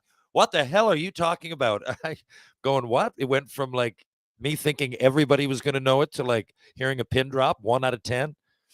Anyway, you're one of the only people.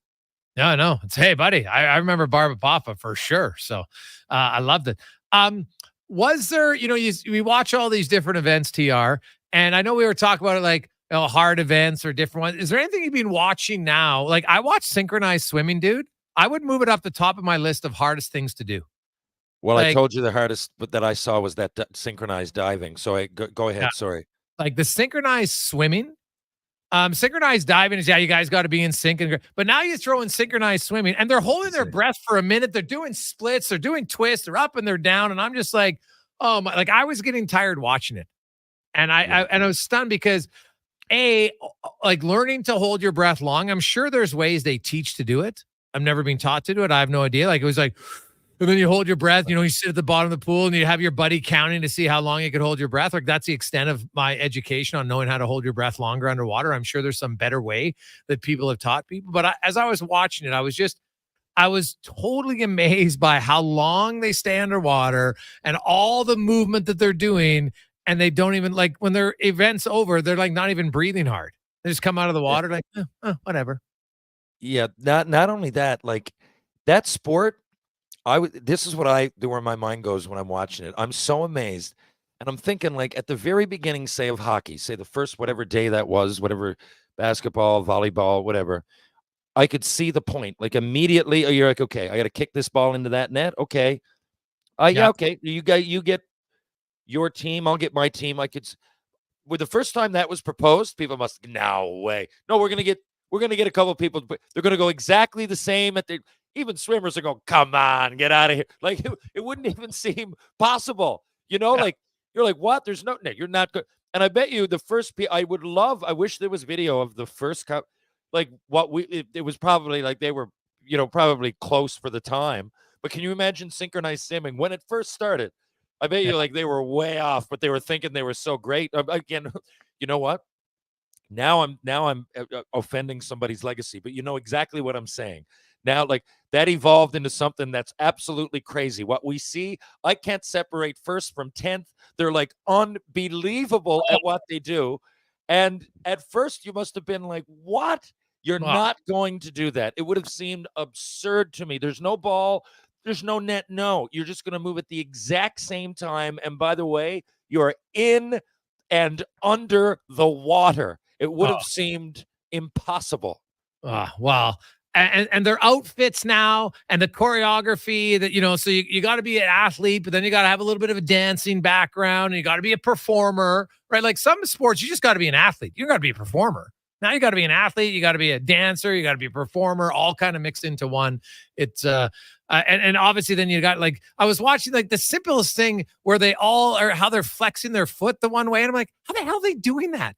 Like I got no motion, like no range of motion in my toes and arches like that. Like it seems like such a simple thing, but the color commentators explaining why they do it and what it's supposed to look like. And I'm just like, I'm sitting there on the couch and I'm trying to flex my foot, just, complete relaxation. I'm like, God, I can't even do that. Like to the 1,000th of a second, the same time as your buddy next to you too. Yes. Right. Yeah. Not only is that hard, now do it. And by the way, time it to the 1,000th of a second. We want exact, or else you're not on the team. What? Yeah. I was a pinky hero. No, it doesn't matter. You're off the team. Try better luck next time. Yeah, it's very difficult. Very difficult. Well, TR, any new wardrobes this year for Hitch? Oh yeah, I'm really looking forward to it. Yeah, this is my favorite year for wardrobe. But it's not even close. You going with like a Reg Dunlop coat? Have you petitioned them to get you to walk in with a Reg Dunlop like coat? Because if you need one, Carius has a terrible one that you could use in his closet, and he wears it quite regularly. He thinks it's fashionable. I'd gladly wear one, but I'm not going to wear one out to the lake, man. We're bopping. It's the off season. We're bopping. Yeah. Oh, who knows, that's what it is. Oh, well, okay. I mean, who knows? Maybe not. Maybe I'd wear that. Maybe I wouldn't. Maybe.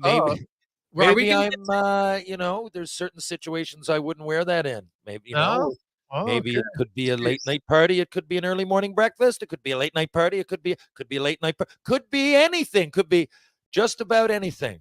This might be the easiest season ever if there's any sort of skinny dipping episode involving Hitch. TR is just going to be like, oh, dude, I can do this one in my sleep, eh? I won't give. Yeah.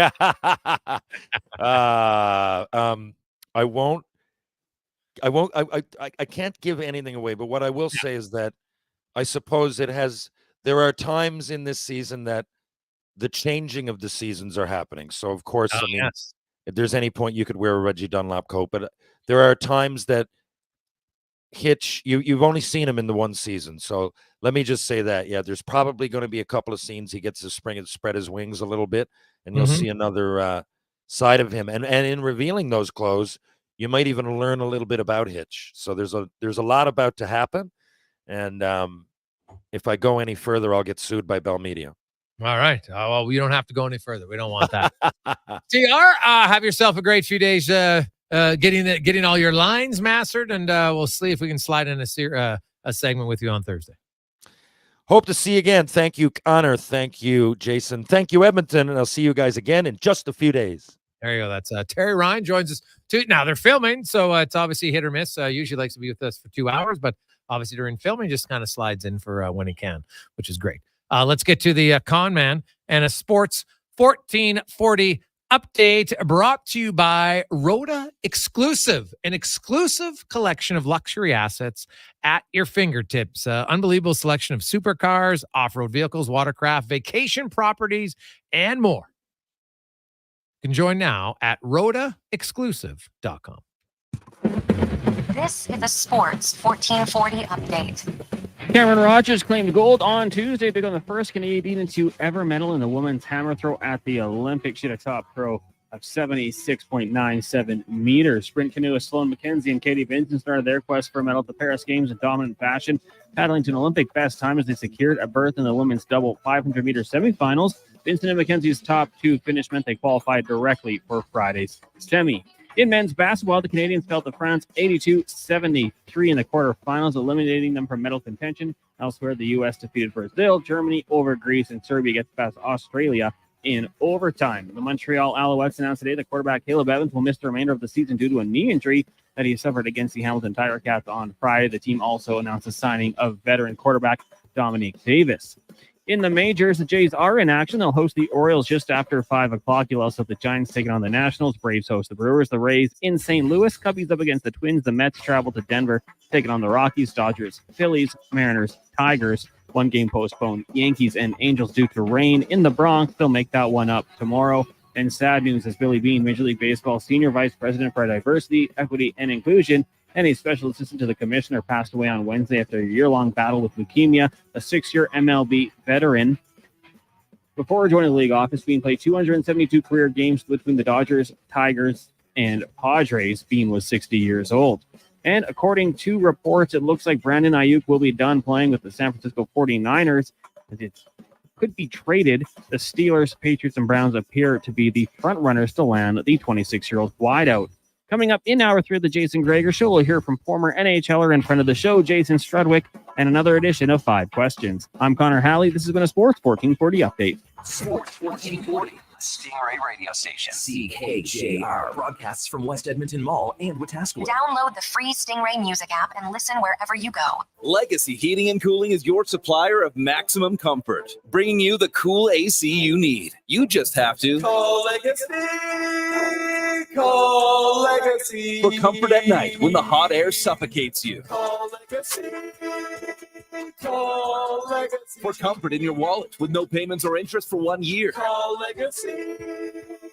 Call Legacy. You deserve comfort. Cool off today with AC from Legacy Heating and Cooling. Rule number 116.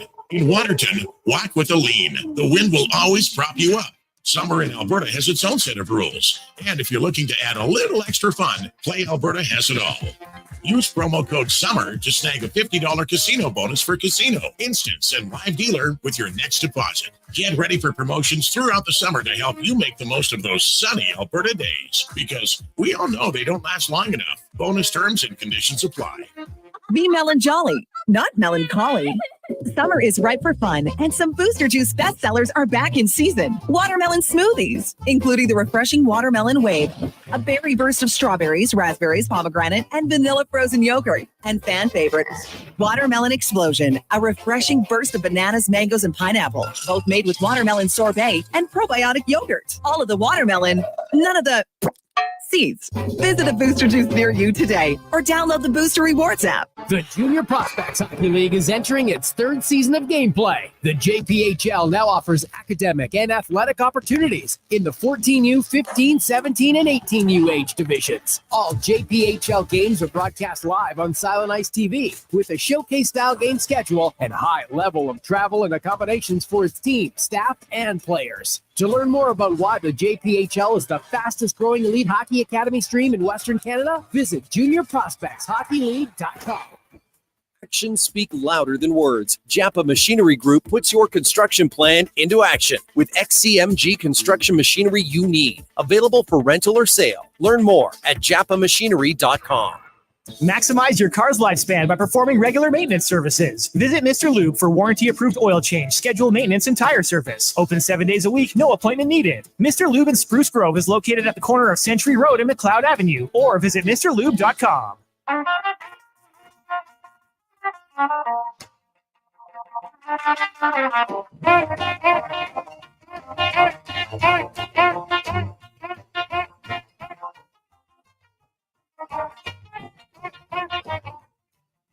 Deep down in Louisiana, close to New Orleans, way back in the woods among the evergreens, there stood a log cabin made of earth and wood, where lived a country boy named Johnny B. Good, who never ever learned to read or write so well, but he could play the guitar just like a ring in a bell. Go, go.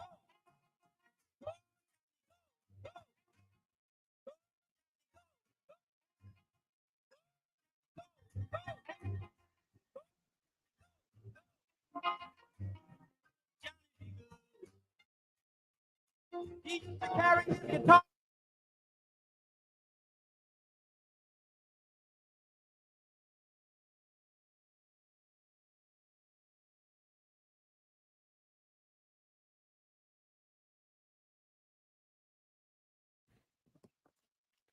Oh, this is a great tune, baby. Welcome back. Tuesday edition of the Jason Gregor Show on Sports 1440, Oilers Nation, YouTube, and Facebook. As always, the Gregor Show is presented by our title sponsor, PlayAlberta.ca. If you're going to wager, use your game sense. Go to gamesense.ab.ca and learn to stay within your limits at PlayAlberta.ca. So today in the gold medal, Cameron Rogers, the first Canadian woman ever to win the hammer throw, joining Katzberg yesterday. Ethan is the first Canadian man, also the youngest ever man to win the hammer throw. He's only 22 years of age. But I was looking at Cameron Rogers. So she threw 76.97 meters. That would have put her ninth amongst men. That's how strong and powerful she is. So she was top 9. So I was looking at any other timed event or one that's based on distance, pole vault, shot put, discus, whatever. Can you think of a winner who would have finished top 10 amongst men? That's how dominant Cameron Rogers is right now. Like, that is freakish strong. So is lighter. Okay, yeah, I guess should mention that. Yeah, fair point. How much different in weight? Oh, well, that changed my answer. So it was half. I didn't think it was half. Holy cow. Okay, well, still though, but yeah, still pretty good performance by her. So 16-8. That's a significant difference. Oof. Wow. I didn't know it was that. I thought it was. For some reason I thought the women's was 12, but it's 8. So there you go.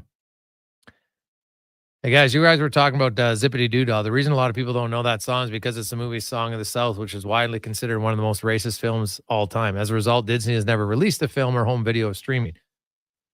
Well, there you go. I never knew Song of the South, but that would make sense. But Zippity Doo Dah, Zippity Day it was in others. Connor says it was in other Disney movies that were not racist, thankfully. So and Splash Mountain. Oh, it plays at Splash Mountain? Oh, absolutely. Well, that I did not know. I've never been to Splash Mountain. You got to go to Splash Mountain. Great ride. Really? Yeah. I believe it's when you do the last big drop.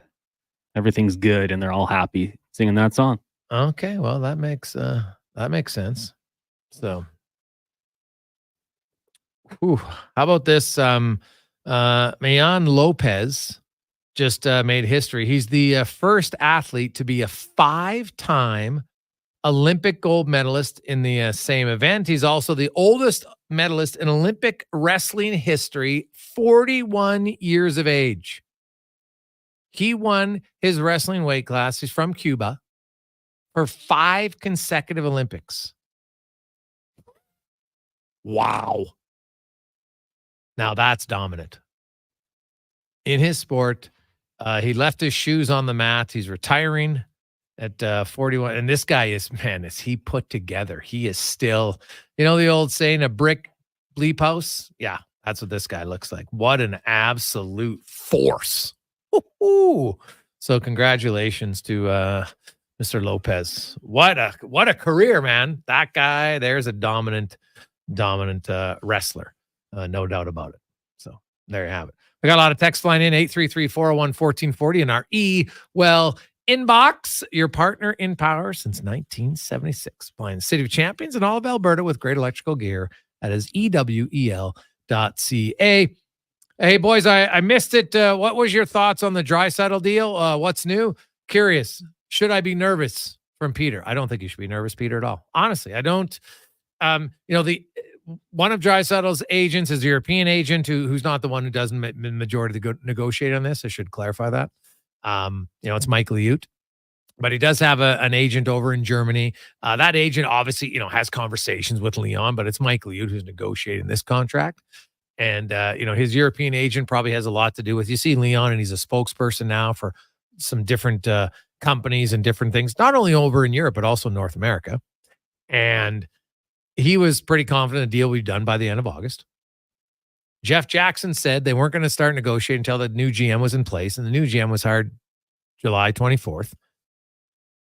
He came out yesterday at the Halinka tournament. Derek Van Diest spoke to him, and Stan Bowman said the preliminary negotiations have started. There's nothing negative involved. Basically, I think this is probably going to be a very cordial negotiation. We've outlined all the numbers. Statistically, Leon Draisaitl, the only guy more productive than Draisaitl the last 5 years is Connor McDavid. Both regular season and postseason. Like Leon Draisaitl shows up in the playoffs. He's got 1.5. Well, he actually averages more points per game in the playoffs than he does in regular season, which is really a real good testament of a player. He's 28 years of age now. He'll turn 29 during the season. So when his deal begins next year, he'll be 29, then he'll turn 30 during the season. Could he get that much more somewhere else? Maybe. Well, I shouldn't say maybe. No, not that much more. Edmonton, if he wants 13.5, he can get 13.5 in Edmonton. They'll pay him. So it comes down to, does he quote give, and I use, quote quotations here, a deal at 13 mil? Maybe. Doesn't have to, but he could. But they're not going to get max, right? Like the max deal in the NHL is 20%. No one's getting a max deal. No one's ever got the max deal. It doesn't really work in the NHL because the best forward is playing 21, 22 minutes a night in the playoffs. Maybe. There's just too much other time where you need teammates if you want to win. And Leon Draisaitl and Connor McDavid, they want to win. Now, they also, want to be respected and they'll get paid as they should get paid. But really, it's like, hey, Leon, is it 13 mil? Is it up to maybe, 14 is probably low. 13.9, 13.8, sure. And then if Leon's like, well, I'll do 5 years. Okay. Maybe we can convince you for 6. You want to do 6? 7? How about 8? Right? And that's really what it's going to come down to here. I don't think this is going to be a very hard negotiation. Just like I don't think the Holloway and Broberg contracts are going to be very difficult. It's just going to be, let's get down to serious conversations and, you move on and away you go. Like, it might come down to how much does he get in a signing bonus, right? I think the Oilers have shown that they're willing to big lump sum in the signing bonus if you want early on for the first few seasons. I don't see that being a surprise at all. It might come down to you negotiate, how much of the last few years, right, is tied up in signing bonus or not. Just on now, the player wants more because then it's buyout proof. The team tries to get less just on the rare chance that Draisaitl falls off a cliff. I don't expect him to, but the team, that's really what the negotiation is going to come down to here. It's not going to come down to what is the actual AAV or term. I don't think those conversations are going to be very difficult at all. So we'll see. Hey guys, what is a football weigh? You think these hammer throwers are sending the hammer the length of a football field? Well, it weighs way more than a football, right? It weighs 16 pounds. And they're spinning. Like when you're throwing a football, I don't even think, would you throw a football better if you spun around like that? Probably not. Right? Because the hammer throw is like an extended lever, right? If we're talking about mathematics. But man, like they spin hard. And what is it? He threw it 80 meters, Cons? 84 meters, correct? So now that's not 100. And I know there's more. Meters are a little bit more than a yard. Was it 3 inches more? I got to double check that. I think it might be, but 110 yards to 84. That's not going to make that much of a difference. So I'll do that math. I don't know off the top of my head, but we'll do it in the commercial break. I don't think 84 meters would be more than 100 yards, but maybe I'm wrong. So I don't think so, just based off of my quick math in my head. If it's 91. There you go. So good math. 91. Yes. So plus you're like spinning it with the little piano wire or whatever it is. Oh yeah.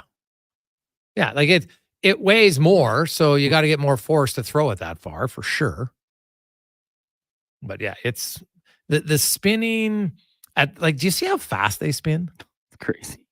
Right, like I watched it the first, and I had to watch and rewatch. Okay, now I'm going to watch their feet and just see the quickness in their feet and how precise you have to be with your footwork. And that's why they were talking about how he would probably be a great offensive lineman in football because of his footwork, or even a defensive lineman if he wanted to be. And he's 22 years of age. If he wanted to transition to football, I bet you he could on the O-line. Just because he's so big and strong and he has that good of footwork. Now, obviously you have to have really good hands to be an O-lineman, right? I'm not saying that, but consider how many O-linemen, some of them didn't start until they were in high school. He's only 22. So, could be possible. Gregor, I didn't know he was that big. 6'6". Oh, he's huge. 240. Oh, yeah, he's a big dude. Yeah, big dude. So, hey guys, I apologize if there's a discussion. Wouldn't now be a great opportunity to trade Bethel Thompson to Montreal? Clearly, after this weekend, it's clear to me who should be starting for the Elks. From Rob from Rose City. Well, Rob, happy to have you on board. Yes, Ford should have been starting a long time ago. Now, here's the Trey Ford has said, and like I'd mentioned in the summer, when they signed Bethel Thompson before the contract price tag came out, I was like, oh, they're signing Bethel Thompson. This would be very good as a veteran backup. And then you're like, oh no, they're paying him like 500 or whatever it is, $450K. And I'm like, so now he's their starter. And it made no sense to me.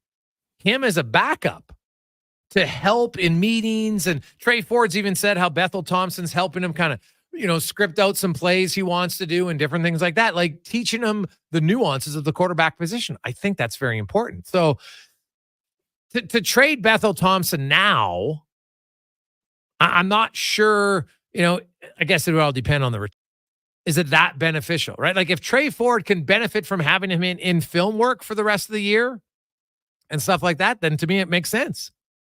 And heck, even if you want to sign Bethel Thompson to be a backup money next year, if he was willing to do it, I could see it. He's very articulate. He's smart.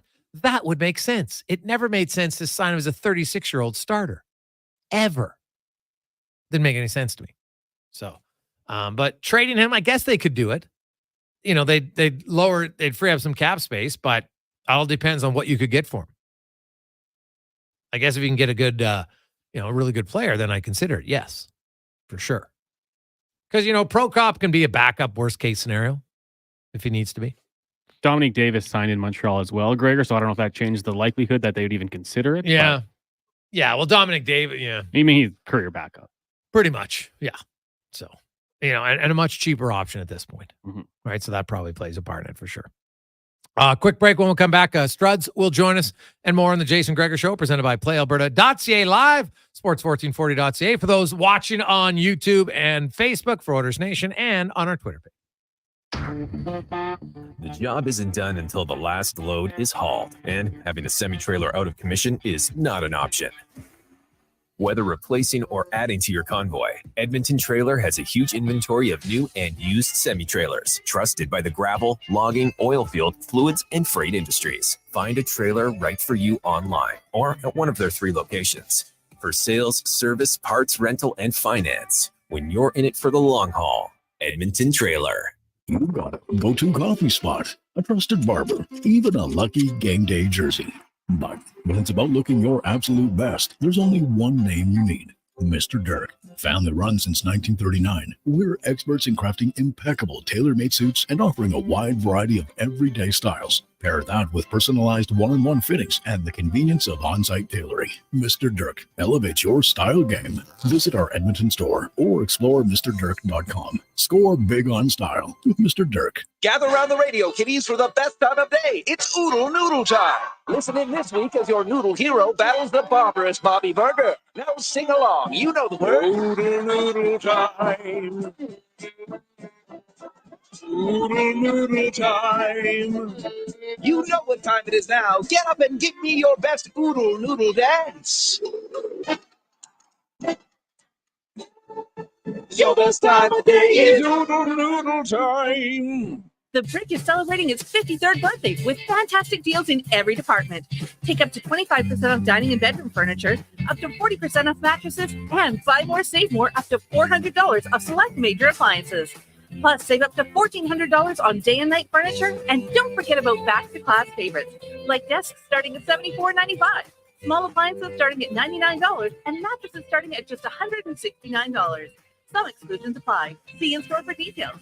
The Brick, saving you more. The summer road lays ahead. Your potential destinations are endless. Volvo Cars Edmonton gives you choice to match. Right now, lease a 2024 Volvo XC90 from 0% for qualifying loyal customers, or save $7,000 on all new 2024 XC60 recharge plug-in hybrid models. All demo vehicles come with a free 10-year, 1 million kilometer warranty. No matter what you decide this summer will become, your first choice is Volvo Cars Edmonton. VolvoCarsEdmonton.com, 1205 101 Street Southwest.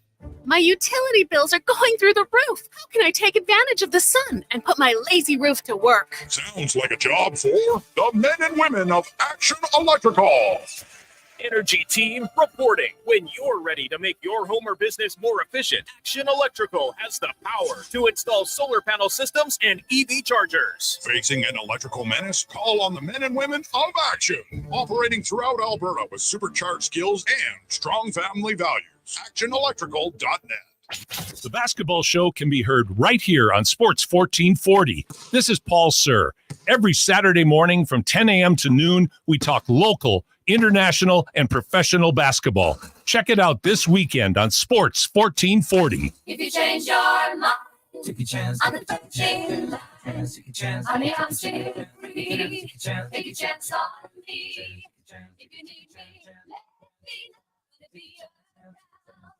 If you got some place to go, you should be around.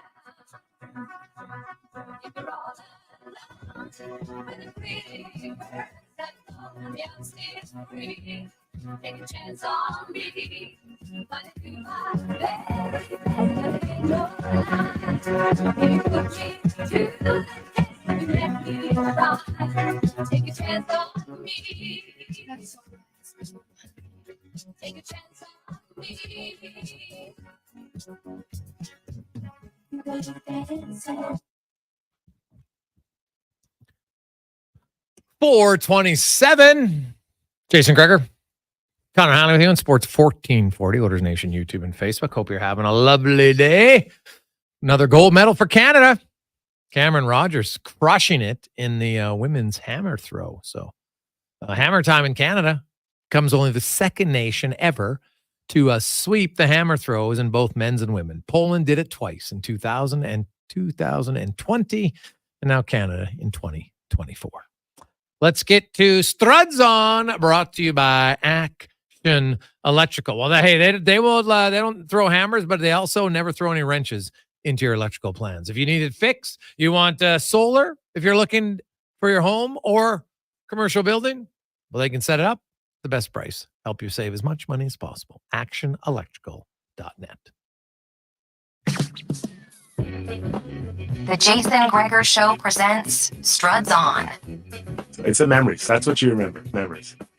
It's a bouquet of enjoyment coming in my mouth there. But it's like I always say, HK, who cares? It's time for Struds On. Co-host of the Got Your Back podcast, former NHLer, runner-up in Battle of the Blades, Jason Strudwick joins us. Struddy, how you doing? Great, buddy. Great. Addicted to the Olympics, buddy. Oh, I'll tell you that. I'm going to do when it's over. Dude, I honestly, my son got up today and he's like, Dad, I'm really going to miss the Olympics. Like he's been loving watching it, man. I was enthralled watching the pole vault yesterday, the Swedish guy playing, just killing everybody, and all the track events, the hammer throw. Heck, I was watching synchronized swimming and being like, oh my God, this is hard. So yeah, it's been great. I love it. Yeah, the athleticism, I think you really appreciate their athleticism, right? Whatever event and their specialization.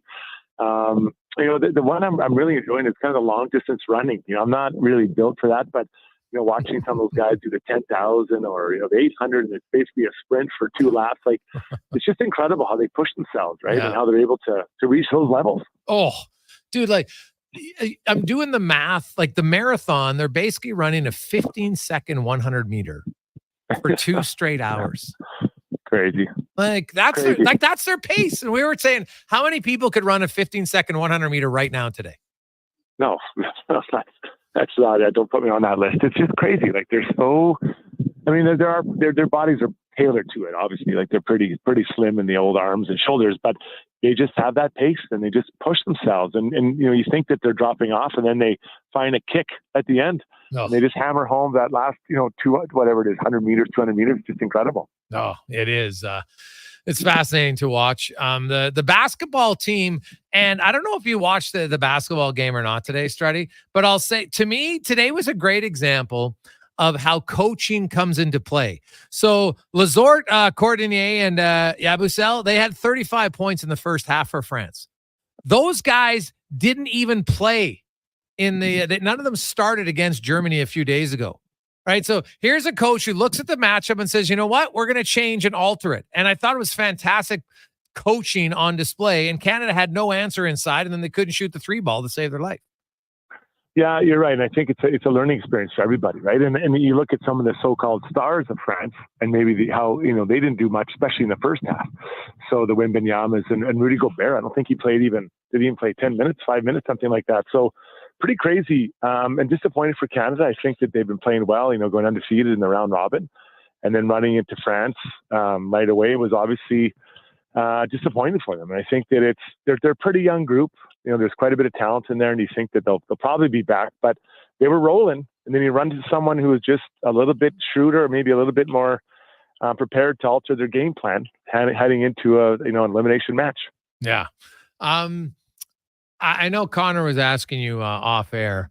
As you watch preseason and you watch training camp now, what are you getting false expectation against your Giants already because of Malik? No, I'm down. I'm down right now. This is why, I think Malik is going to be a talented player in the league, and he's exceptional talent, right? Speed, does a lot of good things. But not unlike when we drafted Saquon Barkley, it's a luxury that I'm not sure we really need. It's like someone having a 1987 Honda Prelude and putting a perfect paint job on it, but there's no engine. And I'm looking at the offensive line with Evan Neal. He's injured again. He was the guy, the high pick. They're hoping they could help out. So I'm not sure about the offensive line. I think the defensive line should be okay. Some pressure.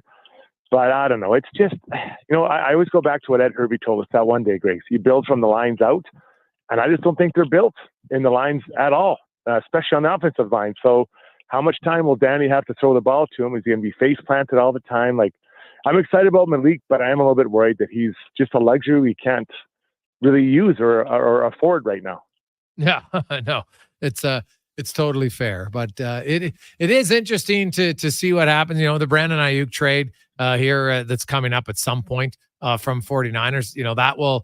That's going to impact that team. Like, he is really good. I think he's probably significantly underrated. And, McCaffrey's got a calf strain. I know it's early, Struddy, but calf strain this close to the season and a hamstring and Achilles issues a lot of times can follow it for a guy who had a boatload of touches last year, over 300 plus touches between catching and running the ball last year. Like, man, San Fran, I still think they're going to be good, but they might be hard pressed if all of a sudden Ayuk's gone and they just get draft picks back for him. And then McCaffrey, who's not going to play all preseason, if he's battling nagging injury all year long.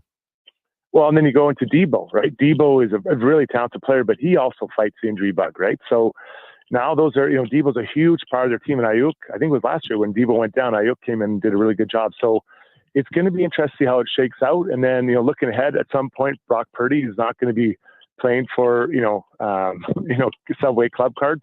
He's going to be making a ton of money and that's going to squeeze him. So you wonder if maybe last year wasn't their big year, right? To kind of get it done. And if you're a 49ers fan, you're probably hoping, and I'm wrong, you're probably hating me, but you got to look at it that way. Windows open and close, right? And injuries and all that start to pile up, and then trades and money, it affects your team. Jason Strudwick joins us. Struddy, how easy do you think the Draisaitl negotiation is going to go this month? Well, I know the Oilers fans, everyone's checking their Twitter all the time to see what's going on. And I mean, listen, it sounds like Leon wants to be here, so it makes it really easy. I think as far as that's a huge starting point. If you have to convince a player that he wants to be here or this is what the team looks like, I think that it sounds like he wants to be here. So that's a great starting point. Now you got to figure out, the term for both sides. And you figure out what the money is and what does Leon want to play for? What is that? What makes sense for him? He has been underpaid. No one can argue that for the last number of years. So does he want to make that back, or is he comfortable with what he's making? So all that has to be sorted out. But I feel good if a player wants to be somewhere, and obviously the Oilers want to sign him. That's a hell of a starting point that most teams don't have that luxury. Yeah, honestly, I don't.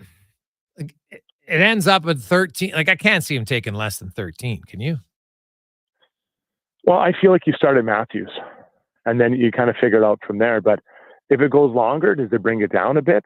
And that's, did you say, okay, well, if we're going to give you 8 years, then maybe we can knock it down a little bit. Or if you want to go shorter, maybe it has to be at 13 a little bit more. But make no mistake about it. You cannot walk away from a player like Leon Draisaitl. No. Are you going to bicker over $750,000? Like, I get it. It may, at some point, the numbers might be, too high, but he is a huge part of what you're trying to do here. And if he were to leave, the team would be radically different as far as talent. So, he said it, Stan Bowman said it, the hardest thing is to get elite talent, and they have two really elite players. So I'll be interested to see what it comes in at. I'm hoping it's like that 13 million right around where Matthews is, just so you leave a little bit of room. And then I think for me, at least it gives a good indication about maybe what 97's thinking for the following year.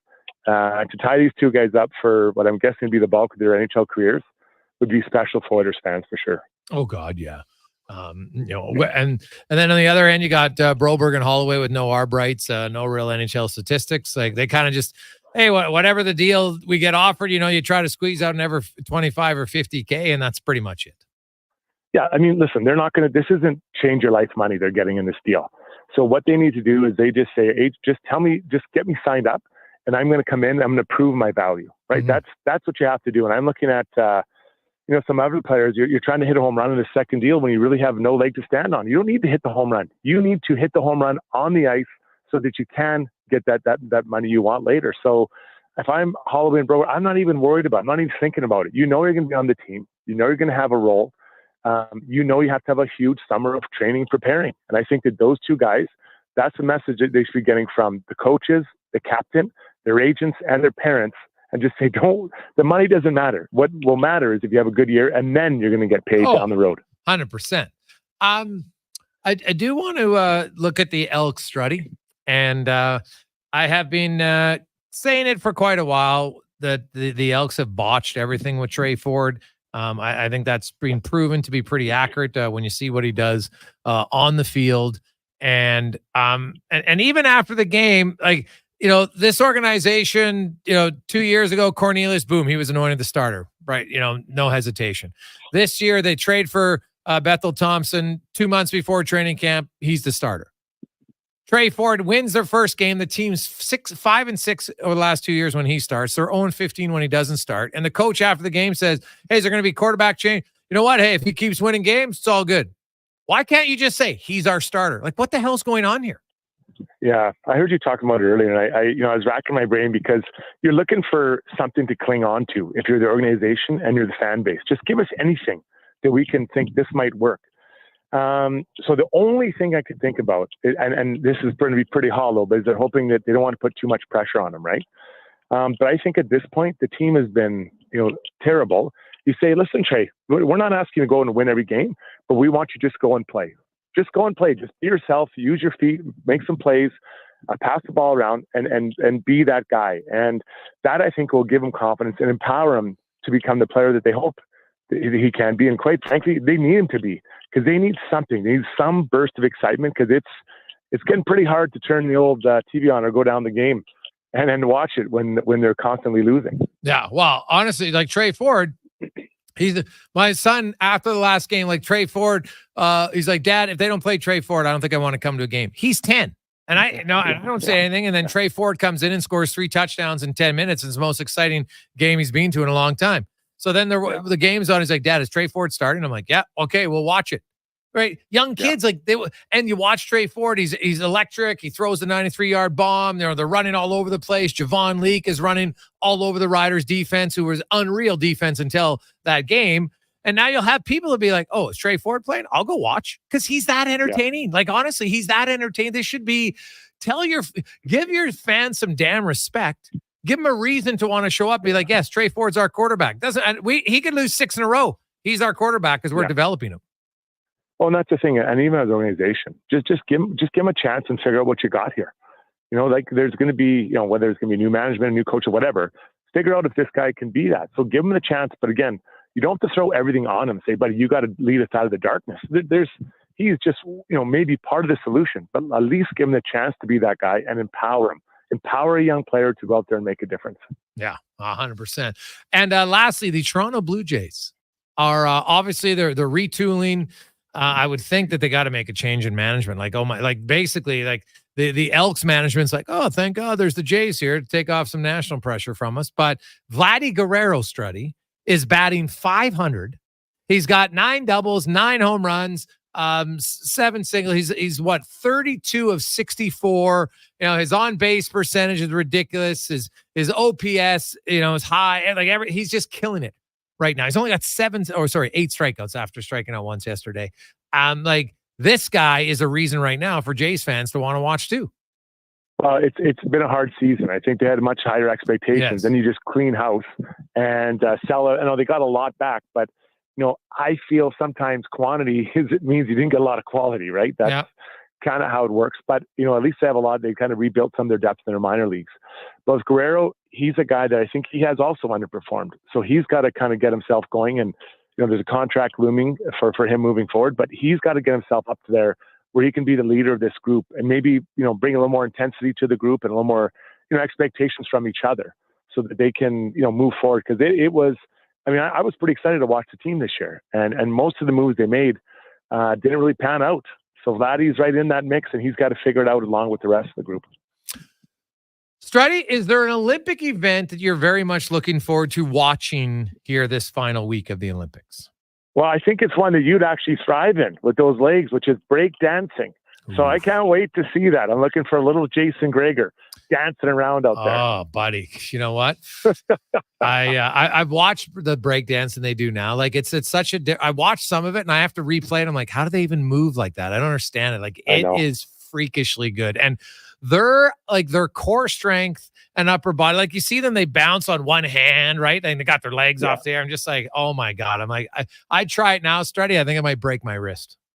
Oh no, I can't do it. But I love the idea. So I can't wait to see it. Yes. And I think it's cool that they're trying it in there, because I think the next Olympics, I think they're doing. Well, I think breaking, but scootering would be pretty cool. But I think breaking is one and done. That's what I heard. So it's in the Olympics now, but then they're taking it out. They didn't even give it a chance, and now it's going to be out because they're bringing in some other events for the next time, unfortunately. So. Yeah, no, it's not always fair, unfortunately, but it'd be fun to see it this time, and maybe they get a chance to bring it back in the future. Now, Struddy, what if they brought back competitive ballroom dancing? You know, but you had a runner up. We've seen the 58-year-old table tennis. You know, we saw the 51-year-old Turkish guy win the silver. So, would you consider coming out of your dancing background to take a run at it if there was competitive ballroom dancing? I think the only problem we'd run into is that people wouldn't be able to focus when I got those tight sequin pants on, and they think it'd be unfair to the other competitors. So I just kind of remove myself and just, not be a distraction for my fellow competitors. Oh my God, you can't even say that with a straight face. I'd still pay for it. I think, I think I speak on behalf of the audience. I think they'd be able to get over the distraction just to see the actual distraction of your feet.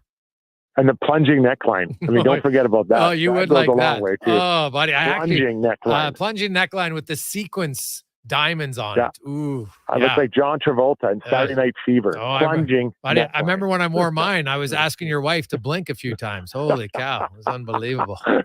There. Locked on. So anyway, we'll talk to you next week. Have a good one. Okay, boys. Thanks, man. Enjoy it. It's Jason Strudwick joins us every Tuesday here on Sports 1440, presented by PlayAlberta.ca, where tonight's lotto draw, Lotto Max 70 mil and 34 Max Millions. Good luck. Remember the deal, Sports 1440 listeners. If one of you wins the big one, throw a Sports 1440 party. It's the least you can do, because if we win, we'll do it. We'll do multiple. Guaranteed. Quick break. We'll come back with 5 questions and more on the Gregor Show, presented by PlayAlberta.ca. You see us working on the Yellowhead. You see us working on the LRT West project over on 104th Avenue. But what are we doing? We are GS Construction, and we're moving, upgrading, and repairing all of that underground infrastructure so that other work can go on. Things like maintaining water, wastewater, and stormwater draining services. Things you may take for granted, but definitely need. For 50 years, GS Construction has been laying the groundwork for your community. Find out more by going to gsconstruction.ca. Be melon jolly, not melancholy. Summer is ripe for fun, and some Booster Juice bestsellers are back in season. Watermelon smoothies, including the refreshing Watermelon Wave, a berry burst of strawberries, raspberries, pomegranate, and vanilla frozen yogurt. And fan favorites, Watermelon Explosion, a refreshing burst of bananas, mangoes, and pineapple, both made with watermelon sorbet and probiotic yogurt. All of the watermelon, none of the seeds. Visit a Booster Juice near you today or download the Booster Rewards app. Rule number 37. Elk Island mosquitoes don't believe in personal space. Keep bug spray ready at all times. Summer in Alberta has its own set of rules. And if you're looking to add a little extra fun, Play Alberta has it all. Use promo code SUMMER to snag a $50 casino bonus for casino, instance, and live dealer with your next deposit. Get ready for promotions throughout the summer to help you make the most of those sunny Alberta days. Because we all know they don't last long enough. Bonus terms and conditions apply. Hey, Leduc, can leading edge physiotherapy help you? Well, this is a question I face every day. Let me answer the best I can. Do you have a pain or injury to your toe, foot, ankle, knee, hip, lower back, middle back, neck, shoulder, elbow, wrist, hand, or finger? Are you dealing with a sprain, strain, fracture, tendonitis, bursitis, arthritis, dizziness, balance issues, surgery, whiplash, or headache? Okay, I can't list all the problems that we can help in leading edge physio in under 30 seconds, and I can't promise we fix everyone. But I can promise that we'll combine our experience, skills, technology, and hands-on care to give you an edge. Life shouldn't hurt. Find us at leadingedgephysio.com. The Toronto Blue Jays are on Sports 1440. Every weekend, catch all the action with play-by-play announcer Ben Schulman. The Blue Jays, this Saturday and Sunday on Sports 1440. Edmonton's home for all things sports. Gather around the radio, kiddies, for the best time of day. It's Oodle Noodle time. Listen in this week as your noodle hero battles the barbarous Bobby Burger. Now sing along. You know the word. Oodle Noodle time. Oodle Noodle time. You know what time it is now. Get up and give me your best Oodle Noodle dance. Your best time of day is Oodle Noodle time. Here's Dr. Vance Elliott to talk about Advanced Hair and Skin Surgery's new website. We needed to spruce things up a bit and give it a modern look. Sounds like your website needed a little surgery. Exactly. It's easier to navigate, much more user-friendly, has an updated patient gallery, and answers to the most commonly asked questions. There's even a section about you. I want you to know my story, so you'll be confident that I'm the right doctor to help shape your story. To learn more, check out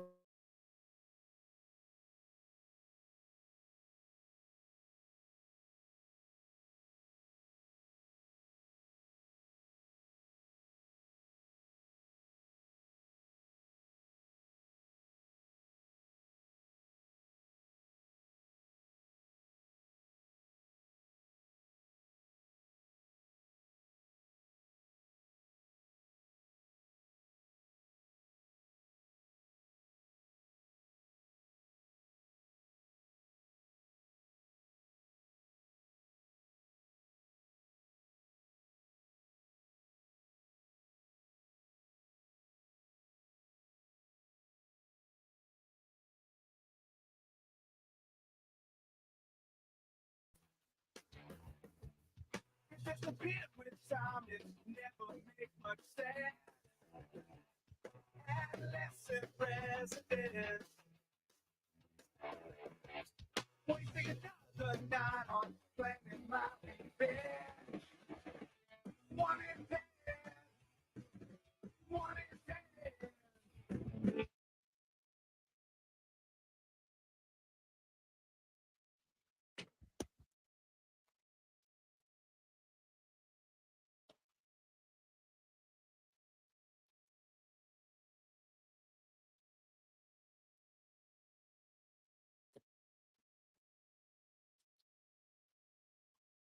We continue on. Edmonton sports leader, Sports 1440, Orders Nation, YouTube, and Facebook. How you doing? Jason Gregor, Connor Halley, presented by PlayAlberta.ca.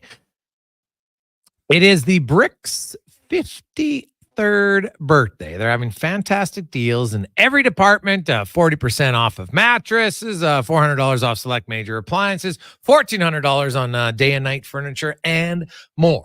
So celebrate with the Brick at the Brick and thebrick.com as it's time for 5 questions. It's time for 5 questions on the Jason Gregor Show. All right, Jason, question number 1. After the Elks win on Saturday, how many more do you think we can expect from them with Trey Ford leading the way this season? Oh, it's a good question. Well, they're 5-6 with Ford as the main starter, right? So when I look and say, okay, they've got, what do they got? 10 games left. They're 1-7. Could they go 5-5? I don't see how that. Like they're 5-6. I think he's getting more experience. So yeah, I think they could win at least 5 more games. I'm with you. I mean, I had said it a few times throughout the season. Once this team learns to win, I think they can go on a bit of a run. We got to remember a bunch of those games to start the season were close, losing by last-second field goals. So I kind of thought if they figure it out, they could go on a bit of a run. So I'm going to say, I'll go a little higher. I'll say 6 wins. Trey Ford goes 7-4 as a starter for the Elks, and then hopefully next year we're not having this discussion about who should be the starting quarterback for the team, and it's a pretty simple question and answer. Question number 2 for you. We'll stick with Trey Ford, and in honor of him and his playmaking ability, when it comes to mobile quarterbacks, any league, who is your favorite of all time? Oh. Like, it's funny when we say mobile quarterbacks, most of them are still guys who are great passers, right? Like Damon Allen could run, Doug Flutie could run, but I'll probably go. Yeah, like Doug Flutie had an ability to just make plays that you didn't think were possible at times. And then he still threw for 6,000 yards. So I'll probably go Flutie. Yeah, no, I didn't say league specific, so I'm going to go with Michael Vick. Just what he was able to do back in the day. The Michael Vick experience, he was fun to watch. And right now, Josh Allen, he doesn't have the massive totals, but 700 yards rushing as a guy as big as he is, and Cam Newton was doing similar things at like 6'6", 240. There's a few good ones, but the electric Michael Vick would be the top for me. Question number 3. In the sporting world, we're starting to see a lot of our Olympians really shine here. So I want to ask you this. In the landscape of sports in Canada, which sport do you think we're not getting enough credit for how good we are? Well, clearly the hammer throw, because we dominate in both the men and the women. So it's a good question. Like, where have we been really competitive at for a while? Probably, the fact our women's soccer program had, they were on the verge of, 4 consecutive medals at the Olympics. It's pretty impressive. I don't think they necessarily get the credit around that, even though they won the Olympics once. But so I might go with that. But right now I'm just going to go with Captain Obvious and say the hammer throw, because it's only ever happened to one other nation's ever swept it. That was Poland. I'm gonna look at the golf world right now. Looking, Svensson, Hughes, Pendrith, Hadwin, Taylor, Connors right now, all top 100 in the world. Not as strong on the female side, but we've got Brooke Henderson. Need a few other golfers to get it going and jump into that top 100 conversation. But I don't think Canada gets a lot of love when it comes to golf. And, it seems like looking at the leaderboards as we go through the season, there's always a Canadian in contention. So not Olympics, but I'll say just in general, I think the Canadian golf program is putting out some good players right now, and hopefully they can keep on doing what they're doing. My question for you with number 4, with the San Francisco 49ers, and I did left his name out, but Brandon Ayuk, obviously, there's reports. Could be Cleveland, could be New England. Now it looks like Pittsburgh's back. Or San Fran, maybe for less money. If you were Ayuk, where would you want to play this upcoming season? Well, see, that your last point's the fascinating one. Like, how much? I haven't looked enough. Like, what could San Fran offer him that these other teams would? Like, are we talking? Is it $500,000 a year difference? Is it $1 million a year difference? Is it $3 million a year? Like, how big of a difference are we talking here? Because Pittsburgh's always competitive, but like you go to New England. What are you doing in New England? Like, you're getting paid, but you ain't seen the playoffs for I don't know how many years, right? Like, you go to Cleveland. Like, come on. So I guess I'd like to know, like, what's the money difference? How big of a gap is it? Because if it wasn't that significant, I would stay in San Fran. I'm with you. And I'm just wondering if there's too many bridges burned or whatever it might be, because Cleveland, yeah, they were a good team last year, strong defense, but tough division. Pittsburgh, Russell Wilson, Justin Fields, maybe not the most ideal quarterback situation. You could say the same for New England. We'll see if Drake May, maybe he's a stud and that works out well for him, but you're in a pretty good situation with the San Francisco 49ers. Maybe the taxes are a little too high for him and he wants to get out, but yeah, I think I might stay in San Fran and play out this season, have a chance to win. We talked about the injuries. I know you guys talked about it earlier on with Bonte, just, McCaffrey facing some injuries. You got Debo, who always seems to be hurt at times in the season. Put up big numbers and then maybe try again. But I'm thinking San Fran. Final question for you, Gregor. M. Night Shyamalan celebrates his 54th birthday today. Question: do you like his movies? And if you had to pick a favorite, which would it be? You go ahead.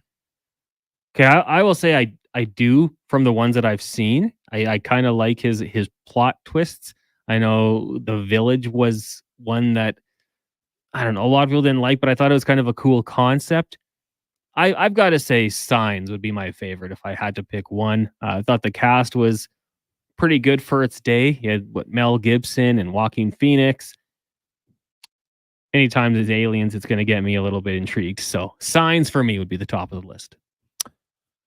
Yeah, I guess I'm going to go with Unbreakable with Bruce Willis and Samuel L. Jackson. I think that would be that'd probably have to be my favorite of his. Right? Like, you're right. Like his definitely he thinks and comes up with ideas. You're like, all right, okay, it's kind of unique for sure. But like he was Sixth Sense, right? Yeah, And so that'd be another. That one might be up there now that I say it. So like he's had a few horror ones that I haven't watched because I'm like I've seen what he comes up with in like non-horror movies. And like, I'm not scared of horror movies at all, but some of them I'm like, I'm not sure I need to see it at that time. So there's a few of his that I've yet to see that I probably should, but I haven't. Right, like The Visit, and I don't know how good it was. Anybody watch it? Let me know. But I've always been intrigued to see that one. Yeah, he's got some fun ones. I Knocked the Cabin. I don't know if you saw that one. It kind of reminded me of Strangers. Oh, okay, yeah. Based off the premise of the movie, so that might be one to check out later. But yeah, he's got some good ones. He's got some good cast members getting in his films, and that's always a good sign. Anytime Bruce Willis has a couple of your movies, you got to be doing something right. It's true. 4:59. We'll talk a little baseball and some hockey news. The Hlinka tournament. Any of you went down to see the Hlinka / Gretzky tournament? 833-401-1440. But first, let's get to the Con Man, a Sports 1440 update brought to you by Booster Juice. You can try the cookies and cream booster ball right now. It's compact, smashed together with almond butter, maple syrup, coconut, and gluten-free cookies. It's delish. Only at Booster Juice. The Sports 1440 update. Cameron Rogers claimed gold on Tuesday, become the first Canadian to ever medal in the women's hammer throw at the Olympics.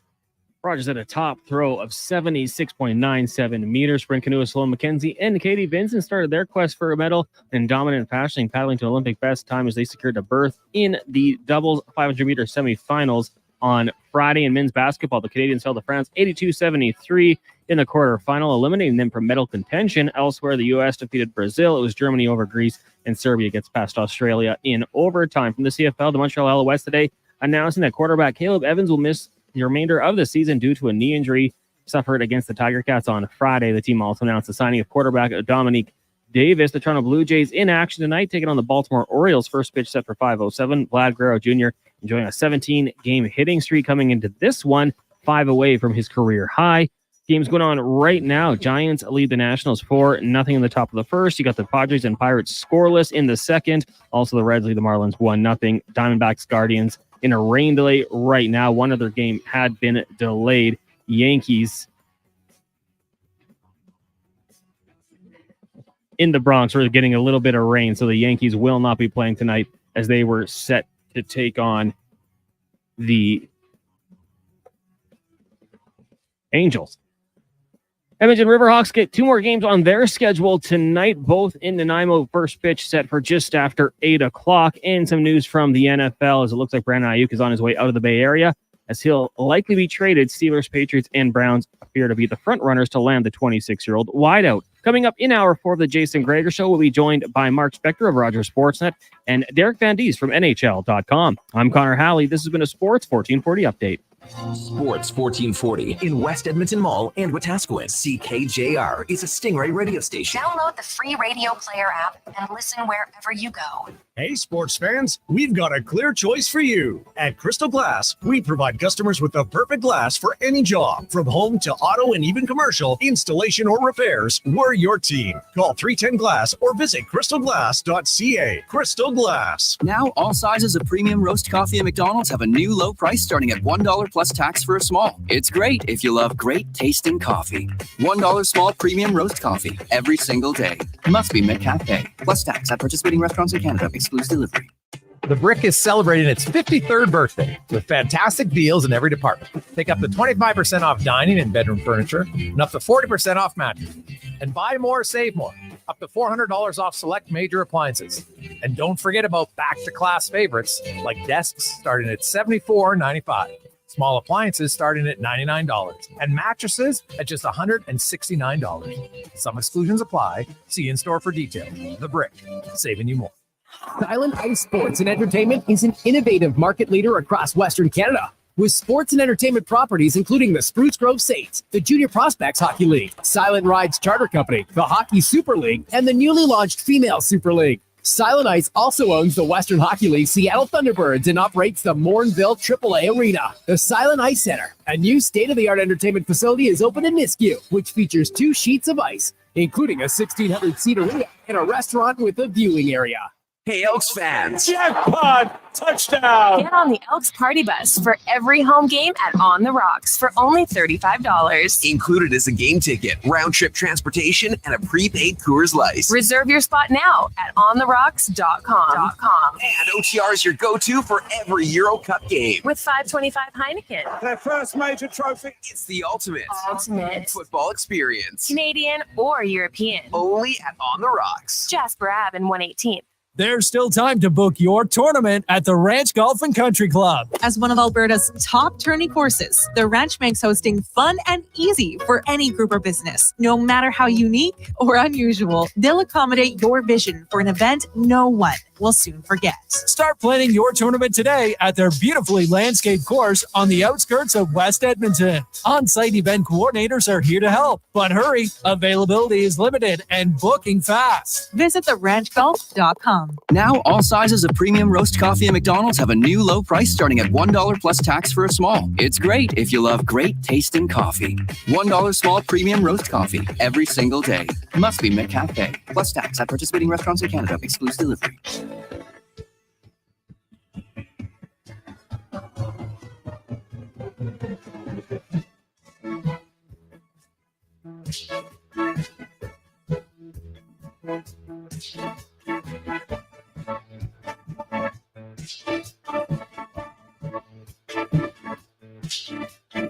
Gloria. You're always on the run now, running after somebody. You gotta get it somehow. I think you got to slow down before you start to blow it. I think you're headed for a breakdown, so be careful not to show it. You really don't remember what something he said. All the voices in your head. Gloria.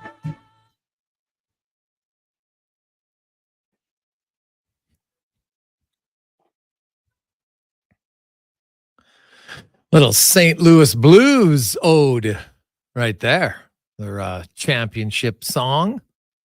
But man, that thing was like the #1 song on St. Louis radio from like March until June that year. So funny. And really after the whole summer, I remember talking to a few DJs in St. Louis. They couldn't believe it. Like it didn't matter your age group, but if you were of that era when that song originally came out, you were loving it.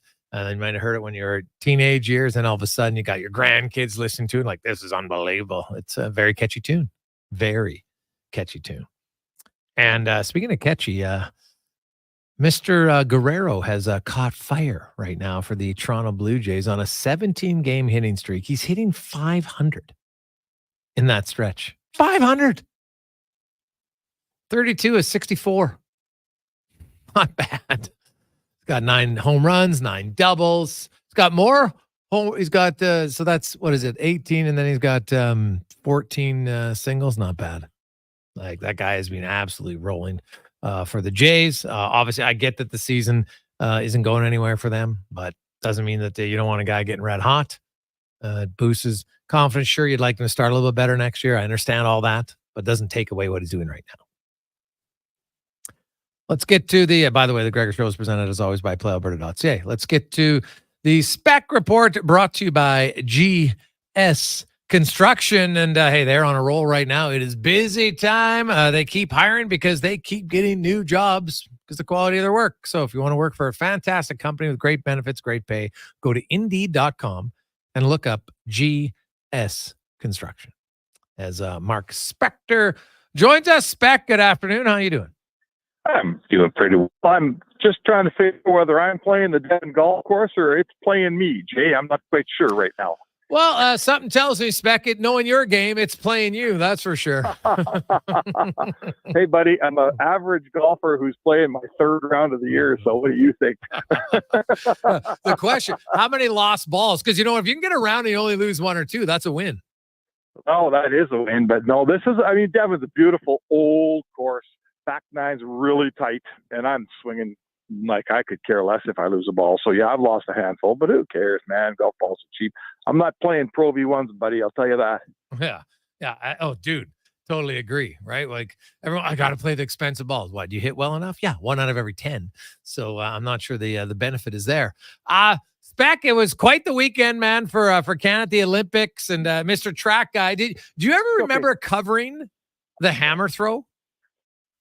Well, it's funny you should say that, Jason, because when I was covering track, a lot of the guys were training down at the University of Texas. And one of the guys also that was like, I'm talking about Bruni Sur, and I'm talking to Donovan Bailey, Glenn Gilbert. Those guys were all down at the University of Texas. So I got a couple road trips down there to write those guys.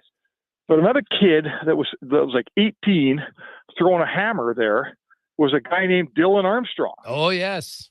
Yes, he was throwing the hammer. He was a young kid. He wasn't, I'll be 100% honest, and he's a pretty good guy, and I don't think he'd be mad at me for saying this. He was a young kid who was probably having more fun being at University of Texas than he was honing his craft, and it took him a few years to kind of buckle down, and he ended up moving on from Texas, but he did win an Olympic bronze medal, Dylan Armstrong. And, of course, he became the coach of Ethan that just won as a gold medal here. So when I saw in the stands the picture of Dylan Armstrong sitting there, I thought, well, imagine that. He's there's a kid. I remember, like I say, he was 18 years old. His coach was a guy named Bubba Thornton at University of Texas. And here he is coaching coaching. I forget his last name. Ethan, give it to me. Katzberg. Ethan Katzberg, to an Olympic gold medal. The kid's 22. He's got like at least 2 cycles left. Oh God, this guy's going to be a world-class hammer for a long time to come, and I think Colin Armstrong has something to do with that. Oh, well, without question, I think he did, and Katzberg even mentioned that, right? Like but it was interesting. I don't know if you saw his interview and how Armstrong said he spent 5 years looking for the right person. All right, so he wasn't just going to coach anybody. He wanted to coach someone he thought who had the ability to win, and obviously he knew what it took to be a good hammer thrower, and obviously picked the right guy. And so to be 22 years of age, it shows you maybe he knows talent a little bit, so he can go out there and get someone else. And then, but also like look at Cameron Rogers. She absolutely crushed it too. Like we're all of a sudden a hammer throwing nation. Spec. There'll be lots of young Thors out there at the places trying the hammer throw, which I think is great. Well, Kelowna is a real sort of has become Kamloops, I should say. Kamloops has become a real hub for throwers. They had a gym there. It was like a dungeon back in the day, man. And the guys took pride in the fact that it was just a grungy old track club, and that's where Armstrong was and a few other guys. But now tell me this, because I'm not aware. I unfortunately didn't get to watch the women's event today. Is Armstrong coaching her as well? No. Because she's out of BC too, right? Yes. Yeah. So I just kind of assume maybe he's got her too. But anyhow, you tell me, like, you know what? This much I learned in track cover and track. All those throwing world records, I'm talking shot put, discus, javelin, hammer, they all got those world records, Jason, all got set in the early 80s by Eastern Bloc steroid users. Yep. Right? Mm-hmm. All East Germans and Russians and Bulgarians and guys who are just churning out the steroid use. Now it's different. We test better now. We're smarter now. But those records were so hard to attain that only now are guys starting to approach them again. We're talking 40 years later. But if you look in the record book, and I don't keep track anymore, but some of those records are still 40 years old, and it's because a guy can't throw it that far if he's not juicing to the eyeballs, right? Mm-hmm. Yeah, no, 100%. And it was just, it was interesting. Like he dominated. He was at 84, and then he threw 82 his second best. No one else was over 80. Like that's a pretty dominant victory. Oh my God, for him. Are you kidding? And Rogers won by over a meter over her next competitor. So, it's not like it was and hey, not taking away anything from the 100-meter race, but that just shows how competitive it was in the 100 meters. This one was, pretty much domination by the Canadians, which was great to see. The Edmonton Elks spec. Color me shocked. What did I say? Like, oh my goodness. It becomes even more annoying to watch what happened with Trey Ford on Saturday and think that this organization last year and this year felt like, oh, you know what? There's better options than Trey Ford. Oh, like you tell me how you could sit around for that long with Trey Ford in your huddle at practice and say, no, this other guy's better. No, it's not Trey Ford's time. No. And that's one thing if you're winning. Like it's one thing if you got a great quarterback and you're winning all these games and the kid says, you say to the kid, hey kid, I got no place for you. Yeah. But they're losing, serial losers here. And it takes them an 0-7 stint to figure out that this is their guy. Like, it's beyond imagination. And frankly, I don't know, can they make the playoffs, Jay? Is it out of hand that they could ever make the playoffs? What do you think? Well, I do. Did they waste their season until they made this decision? Yeah, they did, because Winnipeg started slow. They're going to wake up, right? Which we saw. They absolutely obliterated BC. So, the teams right now that are struggling are the two top teams in Saskatchewan and Winnipeg. So let's say they only play 500, right? You're not catching them. So now you got to hope that Calgary really tanks. Well, Calgary just won. All the bottom three teams won. So I think it's too hard for them because, like I said, imagine if they would have, after finishing the season 4-6. So if you would have went to Bethel Thompson and said, hey, we'll sign you to be the backup. We can sign you to be the backup, no problem. But Trey Ford's our guy. So now Trey Ford spends all offseason knowing he's the starter. He's going to spend more time throwing to his receivers, yada, yada, which what the starting quarterback does. Then he comes to camp. He gets all the reps in camp. And I'm going to be very cautiously optimistic and say in their first 7 games with Ford, they could have went 2-5 spec instead of 0-7, just 2-5, which by the way, they're 5-6 in the other 11 games. So me being 2-5 is probably undervaluing it, but I'll just say 2-5. Now they'd be 3-5 and they'd be right in the damn race, but no, they knew better. And it's embarrassing that they threw away a season, because it's just to just come back from 0-7. It's never happened. It's too hard to do. And I don't see them doing it. And it's such a waste. I couldn't agree more. And you know, let's differentiate here. Like, there's a joke in Saskatchewan that the most popular Rough Rider is always the backup quarterback, because that's what fans do. They want to see the other guy play all the time. And we're not talking about that here, right? In Edmonton here, we've watched, who was the guy last year? Cornelius Taylor. We watched him Cornelius. go in there. Ugh. Yeah, he was no better or worse than Bethel Thompson. We watched that guy play ahead of Ford, and we could see he wasn't getting the job done. Finally, they put Ford in. He's awesome. And then they bring this Bethel Thompson, and he doesn't get the job done. So this isn't a bunch of fans saying, hey, we want to see the other guy play. You know, we're emotional about this. This wasn't emotion. This was, oh, my God, you got a prototypical CFL quarterback sitting on your bench. You're not even playing him. He's mobile. He can throw it.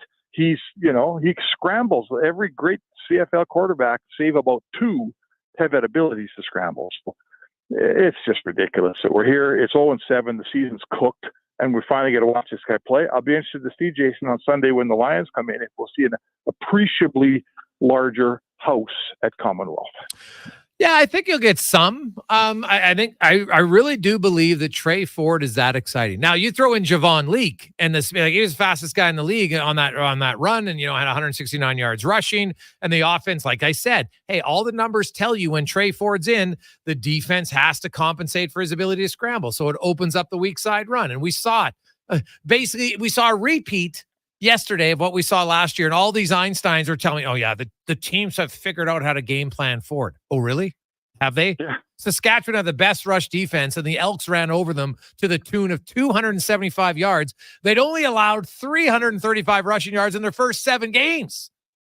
And but they didn't have a game plan for, like, they knew what they were doing. Like, it's so laughable to me. And I'll say this, if I'm the new owner, when I sign that deal, I'm telling you, my first meeting is going to be, G. Simon, Jared, are you telling me that none of you guys stood up to Chris Jones and said, hey, what are we not doing here? Like, give me a break, because you're all complicit. You can't just say it was Chris Jones, because even when Chris Jones left, it took until the 4th quarter of the second game before they played Trey Ford.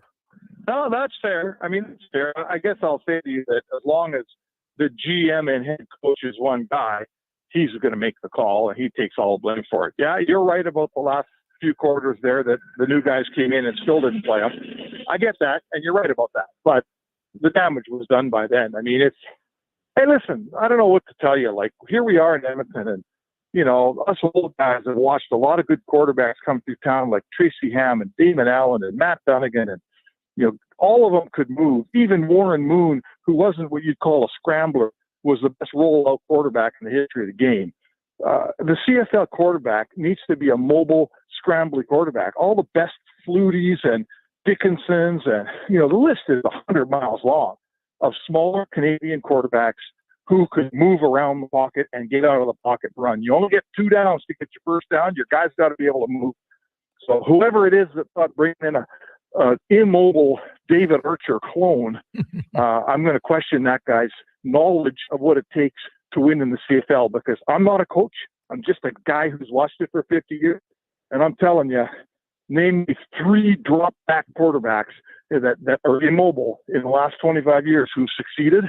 I'm not sure you can. Yeah. Yeah. Like Anthony Calvillo is one, and that's fine. But, it was a great passer. When he was starting out, though, he was a little more mobile. He played forever. Yeah, he played forever. You're right. Like, Ricky Ray could actually scramble a little. He didn't like to, but he could if he had to, right? Everybody remember when he had a 100-yard rushing game against the BC Lions? Yeah, okay. But even if we call Ricky Ray a drop-back guy, an immobile guy, and a pocket passer, that's fine.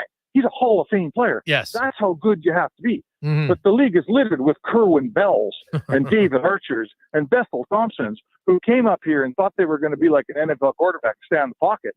They didn't work here, right? No. They didn't win. No. It's totally valid. Mark Spector joins us. One last one for you, Spec. As the order, Stan Bowman, DVD's coming up next. He chatted with Bowman yesterday and wrote about it. How he says, hey, as we've talked about all summer, the August negotiations, now they have a GM are ongoing. Says nothing negative report. Like, to me, this seems pretty cut and dry, Spec. Draisaitl wants to be here. The organization obviously wants him to be here. This. Like, I know there's, quote, no easy contract, but this one seems pretty cut and dry, doesn't it? Oh, absolutely. Like, this is because he's such a good player, Jason. Like, if you're an average player and one of your options is, well, I could go to market, but I don't know what's out there for me, right? That's Leon Draisaitl's not saying that. Leon Draisaitl, maybe he's too expensive for a lot of markets, frankly, because he's a $13 million player. But this to me, he's already told the team that he's ready to sign. It's just a matter of putting the contract together. If for some reason he had said to Stan Bowman or Jeff Jackson, I'm not going to play here, they'd already be peddling and we'd know about it. So I have no doubt. I got no, sure, each of us reporters, including you, would love to break that story, but I have no doubt that that's going to happen. There's going to be a contract. Leon signing. You and me can argue about whether it's 4 years, 7 years, or 8 years, or what it's going to be. He's going to sign a contract here. I've got full confidence. Yeah, no, I would agree. I think it's the easiest negotiation we've seen. It's a big one. It's one that fans are patiently waiting for, and I understand all that. But I think this is going to be a fairly straightforward negotiation. Spec, get back to double bogey golf, and we will chat with you tomorrow. Thanks, brother. There you go. That's Mark Spector, the Spec Report. Brought to you by GS Construction. When we come back, Derek Van Diest, he did have a conversation with Stan Bowman. We'll find out what else they talked about next on the Gregor Show, presented by PlayAlberta.ca. Rule number 62, never miss a free pancake breakfast. It's unheard of and frankly a little upsetting. Summer in Alberta has its own set of rules. And if you're looking to add a little extra fun, Play Alberta has it all. Use promo code SUMMER to snag a $50 casino bonus for casino, instance, and live dealer with your next deposit. Get ready for promotions throughout the summer to help you make the most of those sunny Alberta days, because we all know they don't last long enough. Bonus terms and conditions apply. The Brick is celebrating its 53rd birthday with fantastic deals in every department. Take up to 25% off dining and bedroom furniture, up to 40% off mattresses, and buy more, save more, up to $400 off select major appliances. Plus, save up to $1,400 on day and night furniture, and don't forget about back-to-class favorites, like desks starting at $74.95, small appliances starting at $99, and mattresses starting at just $169. Some exclusions apply. See in-store for details. The Brick, saving you more. You got a go-to coffee spot, a trusted barber, even a lucky game day jersey. But when it's about looking your absolute best, there's only one name you need: Mr. Dirk. Family run since 1939, we're experts in crafting impeccable tailor-made suits and offering a wide variety of everyday styles. Pair that with personalized one-on-one fittings and the convenience of on-site tailoring. Mr. Dirk elevates your style game. Visit our Edmonton store or explore MrDirk.com. Score big on style with Mr. Dirk. The red hot summer savings continue with Fairways to Heaven. Next, we're off to Cattail Crossing Golf and Winter Club. On Monday, August 12th, you and a friend can join us for only $60 with Power Cart. I'm serious. Only $60 per twosome with cart. You'll love the layout of Cattail Crossing's Par 72 course, designed to challenge beginners and low handicappers alike. And if you can't join us, you can still enter this season's grand prize draw for a $1,500 prepaid visa from the Golf Cart people. For entry info and to reserve your tee time, go to K97fairways.ca. But don't wait. Space is limited and booking fast. Fairways to Heaven. I'm Rick Showers from No Bull RV. Anything that's exposed to the elements or has moving parts needs regular maintenance. And when you consider an RV, well, it falls into both categories. Lots of moving parts and sitting out all the time, which is why we hire the best RV technicians in Alberta to come work here at our new, bigger store in Leduc. Noble has giant indoor service space that can hold the biggest RVs in the world. That's right, Bob. The vast majority of our indoor space at Noble is dedicated to service and repair. You spend the summer in the great outdoors, and we spend the winter doing scheduled maintenance, so you're ready to go next season. Sounds like a year-round thing, Rick. That's it exactly, Bob. Our techs are the most highly experienced men and women in the business. We're solving problems and creating solutions every day. Whatever your used RV needs, our service team has seen it before and knows exactly what to do. And that's no bull. NoBullRV.ca. Portions of this hour brought to you by Sherwood Power Sports and Marine, your one-stop shop for everything you need, from fishing rods and reels, tackle and boat accessories, to motorcycle gear, water sport accessories, to e-bikes. Find your more at Sherwood Power Sports and Marine.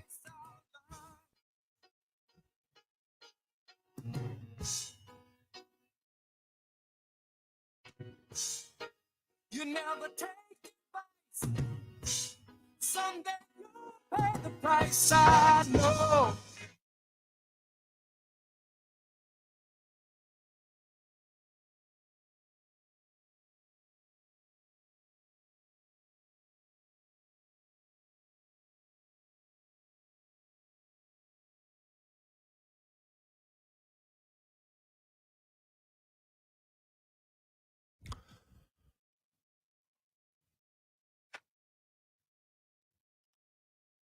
.524 on a lovely Tuesday afternoon. It is the Jason Gregor Show, presented by our title sponsor, PlayAlberta.ca. Now remember, Lotto Max tonight, $70 million. And 34 Max Millions. Ooh. I hope 35 of you win. That would be outstanding. Oh, it'd be quite a party. PlayAlberta.ca. Of course, the Olympics, Canada, if you missed it, another big gold medal today for Cameron Rogers, which is fantastic. So swimming and hammer throw, real dominating for Canada so far at these Olympics. Disappointing day for the men's basketball team. They lose to France.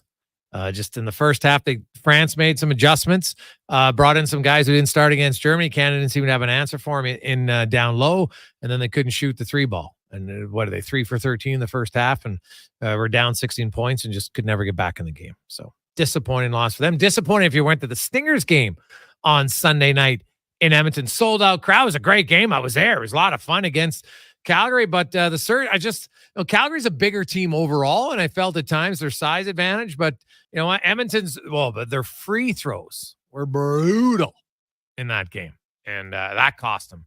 I thought so. A tough loss, but another really good season for the Stingers. They've really carved out a really good niche for the basketball community, and next year it looks even better. There'll be 2 extra home games. They're expanding the season to 24 games from 20, so there'll be 12 Stinger home games, so more opportunity for you to go and watch the games. And you know what? Now the scouting starts, the offseason. I think they'll want to get a little bit bigger, and probably ideally maybe I think a little bit more size. Not it's like you're just talking 2-3 inches difference here on different guys, but most times Calgary just had a bigger lineup on the floor, and they could outshoot them. Now let's get to the oil report, brought to you by VolvoCarsEdmonton.com, as the midsummer event is ongoing right now at Volvo Cars Edmonton. You can lease a new 2024 XC90 from 0% only at Canada's #1 Volvo dealership, VolvoCarsEdmonton.com. As Derek Van Diest from NHL.com joins us. And DVD, I noticed you had a conversation with Stan Bowman down at the rink the other day in regards to the negotiation with Leon Draisaitl. Everything seemed positive. Now, I know you can't put every, the full quote of every conversation you have in there, but what else did you glean from your conversation with Stan? Well, it was good. I was able to catch up with him at the Helinka tournament going on. It started yesterday and it's going on through to Saturday. Able to sit down with him, and I just asked him about the negotiations with Draisaitl. Are they as close as last week? It looked like the rumors were that he's ready to sign, and I think Stan Bowman said, "Hey, it'll happen when it happens." We had a good conversation. He's only been on the job a couple of weeks, so he's trying to still find his bearings, but he's in charge of these negotiations. So he's going to go out there, talk to Mike Liu, Draisaitl's agent, say, okay, where are we at here? How far are we at in terms of dollar and term, and where do we want to go from there? But he did admit that it's imperative to sign Draisaitl. They need this guy. If they want to keep that championship window open as long as they can, they need him to be part of the equation. So they're going to keep working on it. But he said, there's nothing negative to report. It's not like talks broke down or anything. They just kind of they're starting that initial conversation. It looks like it might take a while. Who knows if it goes into the season? But I think they're both trending in that direction. That he wants to stay here, they want him to stay here, and I think they realize that if they want this Stanley Cup championship winner to stay open for another 4, 5, 6 years, they need both him and Connor McDavid to sign. Draisaitl's the first domino. Next year he'll work on McDavid, but he needs those two guys, and then he'll hopefully try and surround those players with good players. And I think the one thing that really came out of that conversation, and he touched on it in his opening conversation, his introduction conversation, is he says, you got to be careful when you do as well as the Oilers did last year. You got to be careful not to chase last year's Stanley Cup with this year's team. You have to focus on this year's team, not say, okay, well, last year we just missing this piece and this piece and this piece, and that'll get us over the hump. He said from one year to the next is very much different, and he said he learned that the hard way in Chicago. Yeah, no, and that's probably an astute point. So you would look at it. Now, did he give you any insight into, I know that Draisaitl's European agent, who's not really the one negotiating this, had mentioned that, they want a deal by the end of August, which, he might be speaking from Leon's behalf, but he's not doing the negotiation. Did you get a sense from Stan that he would like this wrapped up before you get to September and definitely before camp? Because otherwise, it's going to be talked about all the time. Well, that's the thing. He said he didn't want to make a weekly update on the negotiations. He didn't want to, every time he talks, he knows people are going to ask him about Draisaitl, about the negotiations. So I do think that he would like to have this thing done before the season starts. The Oilers have a good team. They don't want any distractions going into the year. And the longer these negotiations stay open, the longer Draisaitl hasn't re-signed for next year, I think the more of a distraction this could prove to be. And I think he realizes that. He knows that. Yeah, he said there is no timeline, but I just got a sense that, he would like it done sooner rather than later, before the season going before the regular season starts, because he doesn't want to sit down and answer this question over and over and over and over again. And I understand that, because every conversation now that he has until Leon Draisaitl is signed is going to be, hey, how are things going with Leon Draisaitl? And he just doesn't want to keep having updates every time he has a media availability. Yeah, well, he basically, he outlined the importance of Draisaitl, so he's got to understand why people are going to ask about it, right? And the longer it goes, the naysayers will come out and, he's not signing. Like, at this point, I'd be stunned. Nothing's guaranteed that it happens by the end of the month, but I'd be very surprised if you got, into a late next season, Draisaitl didn't have a contract. Like, at this point, something would have to go drastically wrong for it to go down that path. Yeah, it would. And, you get this close to that Stanley Cup, you get this close to that ring, and he knows his best shot to win a Stanley Cup is here right now anyway. And as long as he's playing with Connor McDavid, that's his best opportunity to win a Stanley Cup. You could go chase maybe money somewhere else, but are you going to have that championship pedigree around you like you do here in Edmonton? He's part of this equation. We've seen it time and time again with dynamic duos around the league that have stayed together because they know that their best chance to win is together as opposed to apart. And him and Connor are great friends. They train together, they work out together, they do a lot of things together. So they know that, hey, they want to win maybe not just one cup, but multiple cups. They're going to do it here in Edmonton. Derek Van Diest joins us. DVD, it's been a hell of an Olympics, watching so many different events. It's like drinking out of a fire hose, to quote Craig McTavish. There's just so many events. What, through the Olympics thus far, what's grabbed your attention the most, or at least that you found the most riveting and exciting? Well, obviously Summer McIntosh winning the gold medal. Like she's been unbelievable. It's the summer of summer. Like, she's just an incredible swimmer, 17 years of age, and what she's doing. It's just incredible. I think that's one thing that has to go on. I'm a soccer fan, so seeing the Canadian women kind of, the federation skewered them basically with this scandal, this drone scandal, but they were kind of be able to play above that. They got through their group, despite the fact that they were docked 6 points. They still won every group game. I thought they should have beat Germany. They played better against the Germans. Sometimes it's just the ball doesn't roll for you. They couldn't get that finish, which is unfortunate. But those are two things that stand out. The men's basketball team, I was disappointed this morning. They didn't shoot the ball well. I think they were, like you said, I think they were a little surprised by France. France was lights out, and they were backed by the home crowd, and it's tough to beat the hosts. And but I thought their first 3 round robin games are fantastic. It's nice to be excited about Canadian men's basketball again because it's been such a long time since they've had such success on the world scene. So them doing what they did is exciting. So yeah, there's been a lot of great individual achievements here and there, but you're right. There's just so many events, and you're trying to keep up with everything. To me, the pool. I really enjoy the swimming. I really enjoy watching swimming and seeing Summer win. What was it? 4 or 5 medals? 4 medals, I think. 3 gold and a silver. It's that's just outstanding. It's fantastic for her. Now, you mentioned you're a big soccer guy, DVD. There's some people saying, well, this isn't a big deal. Everybody does it, yada, yada, yada. Well, I'm like, I've never heard about drones. I'm not saying it's never happened, but I've never really heard about a drone scandal anywhere else. So you can't really tell me that others are doing it. Like the number one was they didn't even get caught by the Federation. They got caught by the police because they're in a no drone flying area, which just shows how they weren't even that smart about cheating, which is not like you should never cheat, but even worse when you can't even cheat properly.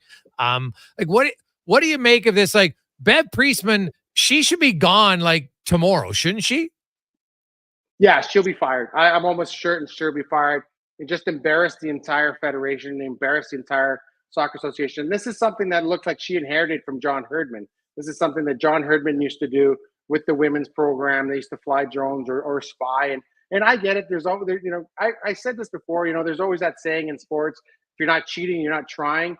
But there's an ethics thing to this thing. And I've never been a fan of the closed practices. I know that they have that in soccer where you can watch the 15 minutes of stretching and then you have closed practices because you're trying tactics and stuff like that. But there's a ton of game film you can watch. You probably get more from game film than you would get watching for 5-10 minutes of practice footage. So that to me, to try to basically go to those lengths to try and get maybe 15 minutes of practice footage of guys, taking free kicks or corner kicks or formations. I'm not sure how big of an advantage it does give you, but it's an ethical thing here. Like, there's winning and there's winning the right way. And I think they obviously crossed that line with Canada Soccer. They crossed the line with ethics. And when someone challenged them on that, it sounds like when someone said, hey, you know what? This is wrong. What you're asking me to do is wrong.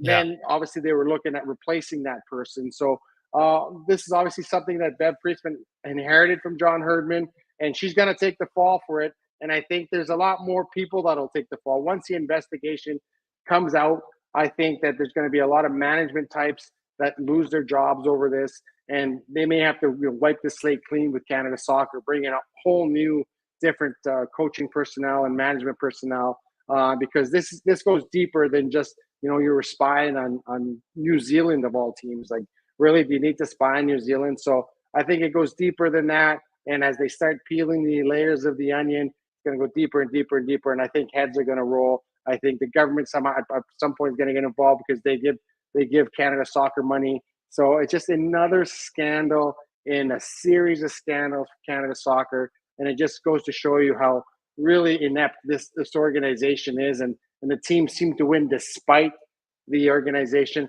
not because of it. And it's terrible to see. I'm glad the players were able to kind of play through that. But yeah, when you have inept management like that, it's really, really tough to have a successful program. Yeah, no doubt about it. It is brutal. The Elks, speaking of inept right now, now they got a big win, maybe moving forward, but like, I wonder, like Chris Jones, obviously he's gone. Does there need to be other fallout in the organization, or is that enough in your eyes now that clearly they've all shown that they were aired on how they viewed Trey Ford? Do they all get a clean slate now? Because no one, like maybe Jones had, as a dictatorship, I don't know, but it definitely doesn't look good on a lot of people that Trey Ford was the guy who wasn't anointed the starter in the offseason. No, it's awful. And, this year I have season tickets to the Elks this year, so I've been to three of the 4 games. I can't remember. And, in 2 of them, I've had, people in the stands have been chanting Ford's name. They want him to play. The fans want him to play. You're here to entertain the fans. Like, if they're asking for a guy, the other guy's obviously not working. And I don't know why they're just so stubborn when it comes to something like this. I think you got to wipe the slate clean there too. Like, they have obviously made a huge mistake. It would have been a lot different at Trey Ford started the season. They wouldn't be in the hole they're in now. He's come in and he's shown what he can do. He's an exciting young talent. And the team is competitive with him. If you have a bad offensive line, you need a quarterback that's mobile and can kind of create more time and more space for himself. And obviously Trey Ford does that. I think everyone loses their job. I think they got to gas the whole coaching staff, start again, because everyone that Chris Jones brought in, they're obviously a Chris Jones disciple. They think like him. And it was disappointing that once he got let go, they still maintain that mentality that we got to play this one guy, even though he hasn't been successful, when they have the fan favorite sitting on the bench and people are clamoring for him to play. And then when you finally give in and play him, then it just makes everyone look bad. That what a terrible decision it was to have him sitting on the bench for the first 7 games of the year. I think the Elks come in, they should clean house, bring in new philosophy, a new way of doing things, because the Chris Jones thing didn't work out. It was obviously wasn't going to work out. They had to stick to it for whatever reason, and the team is in the situation they're in now because of that hire. DVD, great stuff, buddy. I appreciate it. Enjoy the week and enjoy the Sounds good. Thanks for having me on. There you go. That's Derek Van Diest from NHL.com. We got a lot of texts flying in at 833-401-1440 in our eWell inbox. We'll get to lots of those. Your thoughts on the Olympics, the Elks, Draisaitl. You know what? I get this sense that most Oilers fans are pretty confident this deal is going to happen. And honestly, I see no reason why it shouldn't. Like, I can't think of one rational reason for either side why they wouldn't sign. Why the Oilers wouldn't sign him, why Draisaitl wouldn't sign in Edmonton. I can't see it. So that's why I think it gets done. Quick break. We'll come back, wrap things up on a busy Tuesday edition of the Gregor Show, presented by PlayAlberta.ca. You turn on the tap and water comes out. You press the handle and flush the toilet. Living in our modern world, we sometimes take for granted or don't even think about all of the services and conveniences that are around us every day. But GS Construction does. Right under your feet, there's a whole network of underground infrastructure that needs to be built and maintained in order to have these basic services. GS Construction has been laying the groundwork for your community for 50 years. Find out more by going to gsconstruction.ca. Be melon jolly, not melancholy. Summer is ripe for fun, and some Booster Juice bestsellers are back in season. Watermelon smoothies, including the refreshing Watermelon Wave, a berry burst of strawberries, raspberries, pomegranate, and vanilla frozen yogurt. And fan favorites, Watermelon Explosion, a refreshing burst of bananas, mangoes, and pineapple, both made with watermelon sorbet and probiotic yogurt. All of the watermelon, none of the seeds. Visit a Booster Juice near you today, or download the Booster Rewards app. The job isn't done until the last load is hauled, and having a semi-trailer out of commission is not an option. Whether replacing or adding to your convoy, Edmonton Trailer has a huge inventory of new and used semi-trailers, trusted by the gravel, logging, oil field, fluids, and freight industries. Find a trailer right for you online or at one of their 3 locations. For sales, service, parts, rental, and finance, when you're in it for the long haul, Edmonton Trailer. The Brick is celebrating its 53rd birthday with fantastic deals in every department. Take up to 25% off dining and bedroom furniture and up to 40% off mattresses. And buy more, save more. Up to $400 off select major appliances. And don't forget about back-to-class favorites like desks starting at $74.95, small appliances starting at $99, and mattresses at just $169. Some exclusions apply. See in-store for details. The Brick, saving you more. In 1973, deep in the basement of an Edmonton family home, an elite team of specialized forces came together to form Action Electrical. Action Electrical Divisions assembled. Projects team reporting. Service team reporting. Testing team reporting. Energy team reporting. Supercharged with skills in their electrical fields and grounded by strong family values. Facing an electrical menace? Call on the men and women of Action. Operating throughout Alberta at actionelectrical.net. The cheesy burger pizza is back at Papa John's. See what happens when you ask for it? Boom! Finally, it's on the menu again for a limited time. Get all the items in the Cheesy Burger Trio or choose between the large Cheesy Burger Pizza for $18.99, Cheesy Burger Papadilla for $9.99, and Bacon Cheesy Burger Papa Bites for $8.99. All made with sizzling beef, dilly pickles, ooey gooey cheese, and burger sauce. That's right, burger sauce. Get it before it's gone. Better ingredients, better pizza. Better get you some cheesy burger pizza at Papa John's.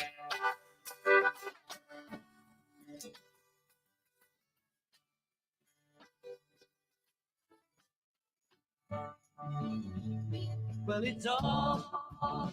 Riding around in the streets, well, it's all right. you please. Well, it's all right. Doing the best you can. Well, it's all right. As long as you lend a hand. You can sit around and wait for the phone to ring. Wait. Oh, traveling Wilburys. For you youngsters, maybe never heard of the Wilburys, look it up. Some unbelievable talent in that group. Woo-hoo-hoo. Hey, boys, DVD, always a good interview from Norman at Combine. Well, thanks, Normie. Hope Combine season is going well. Hey, guys, did the Stingers outdraw the Elks? Of course not. From Harry. Hey, guys, with TC and MBT, the Elks need an O-line that can pass protect. But the O-line isn't quite good enough to protect the pocket. Trey Ford makes him look better with his mobility from Phil. Well, yes and no, Phil. But how many times yesterday did Trey Ford scramble out of the pocket? He rushed 5 times.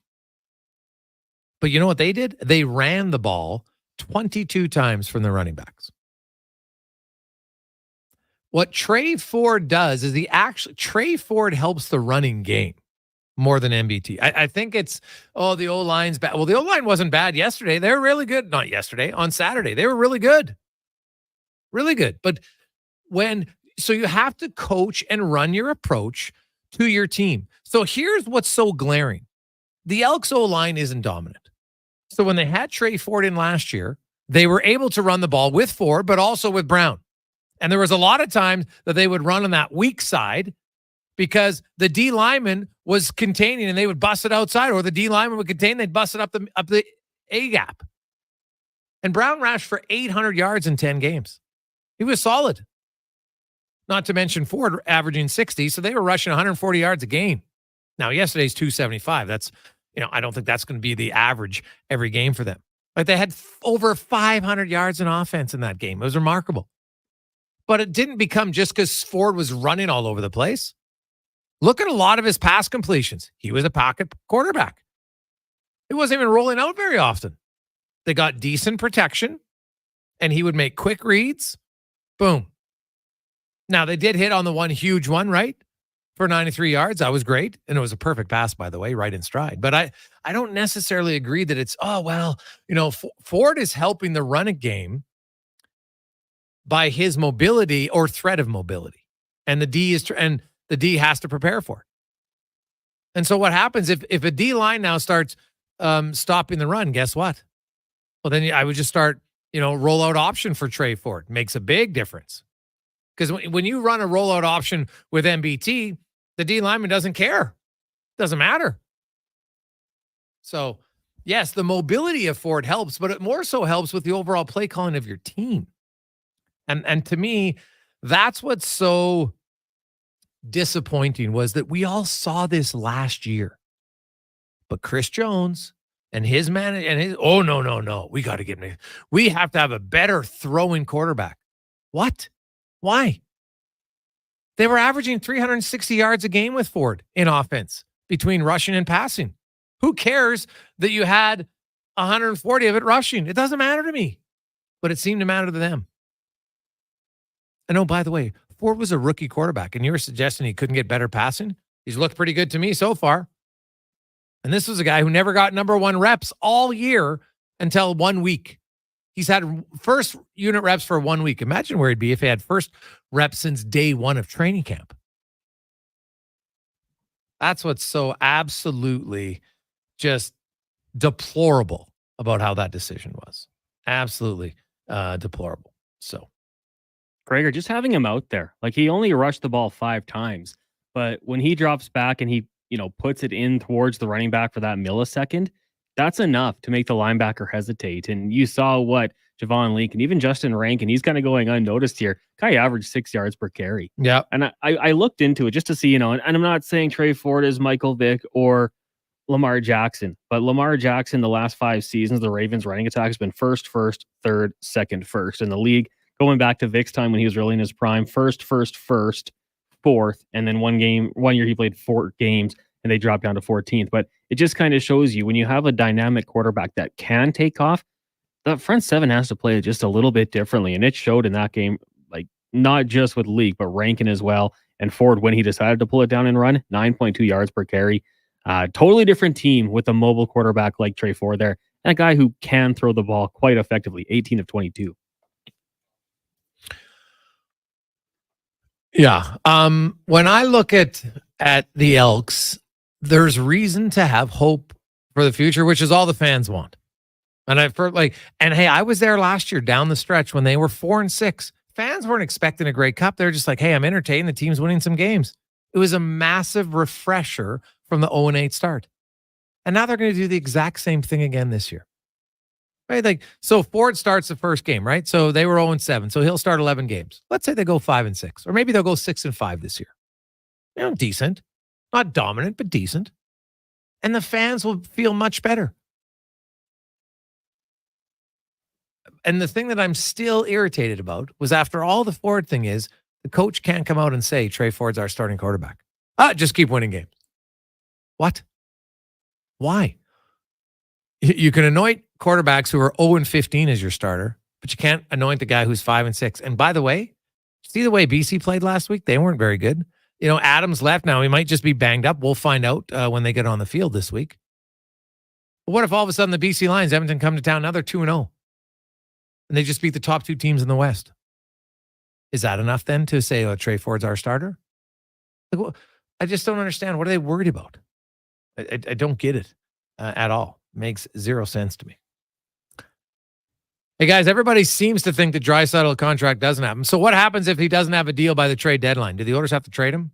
From Mick. They can't afford to lose him for nothing. That's a good question. Well, I guess if they get to the trade deadline, then I'd have to look at it. But at this point, I'd be stunned why. Because like I said, what reasons are there for Draisaitl not signing? He's going to get the money. Plays with his best friend. He likes it here. The team's really competitive. They just went to Game 7 of the Stanley Cup Final. They were right there. You could argue they played better in more games in that series than Florida did. But they lost. And that'll happen sometimes in sports. So I'd be floored. Now, I don't know if it'll be 8 years. Maybe it will be. But, and I've said this many times, it doesn't matter if it isn't. If it's 4 years, that means you have 5 more years of Draisaitl because you have 1 year now. If it's 5, then you have 6. If it's 6, you have 7. If you have 7, it's 8. Right? You'll be fine. 7 might actually be better than 8 if you're looking at it from a fan perspective, but you probably wouldn't sign for 7. So we'll see. Coming up tomorrow, lots more on the program. Of course, we'll have some more Olympic excitement to watch. The 200 meters is going on. Andre DeGrasse. We'll see what's going on there. See any other surprises? Got a little cycling to discuss. Also, we'll get more on the green and gold, the BC Lions, Little Helinka, and Vladdy Guerrero. The streak will continue. Mark it down at playalberta.ca. Let's get to the Command of Sports 1440 update brought to you by eWell, your partner in power since 1976, supplying great electrical gear for all of Alberta. Order yours today, 24/7 online store at ewel.ca. Good night. This is a Sports 1440 update. Cameron Rogers claimed gold today to become the first Canadian to ever medal in the women's hammer throw at the Olympics with a top throw of 76.97 meters. Sprint canoeist Sloane McKenzie and Katie Vincent started their quest for medal in dominant fashion, paddling to an Olympic best time as they secured a berth in the women's double 500-meter semifinals. That'll go on Friday. In men's basketball, the Canadians fell to France 82-73 in the quarterfinals, eliminating them from medal contention. Elsewhere, U.S. defeated Brazil, Germany over Greece, and Serbia knocks out Australia in overtime. From the CFL, the Alouettes announced that quarterback Caleb Evans will miss the remainder of the season due to a knee injury he suffered against the Hamilton Tiger Cats on Friday. They also signed the veteran quarterback Dominique Davis. Major League Baseball, the Jays in action, taking on the Orioles right now, bottom of the third. That game is scoreless. Vlad Guerrero Jr. enjoying a 17-game hitting streak coming to this one. So far, he is 0-for-1. Elsewhere, Brewers lead the Braves 4-0. Rays up on the Cards 2-0. The Nationals have a 6-4 lead over the Giants, and it's scoreless between the Padres and the Pirates. as are the Guardians and Diamondbacks, who are in rain delay. One game postponed due to rain. Yankees and Angels then make that one up tomorrow. Sad news as Billy Bean, Major League Baseball Senior Vice President for Diversity, Equity, and Inclusion, and Special Assistant to the Commissioner, passed away after a year-long battle with leukemia. He also appeared in 272 games with the Padres, Tigers, and Dodgers. And from the NFL, it looks like Brandon Ayuk is on his way out of the Bay Area as he requested a trade. Steelers, Patriots, Browns appearing to be the front runners to land the 26-year-old wide out. The Stingers in action tonight, taking on Nanaimo today and tomorrow to wrap up their regular season. First pitch set for just after 8. That'll do it for us here on the Jason Gregor Show. Coming up next, it's another edition of Turn Sports. I'm Connor Halley. This has been a Sports 1440 update. Sports 1440, a Stingray radio station broadcasting on Treaty 6 territory. Download the free iHeartRadio app and listen to CKJ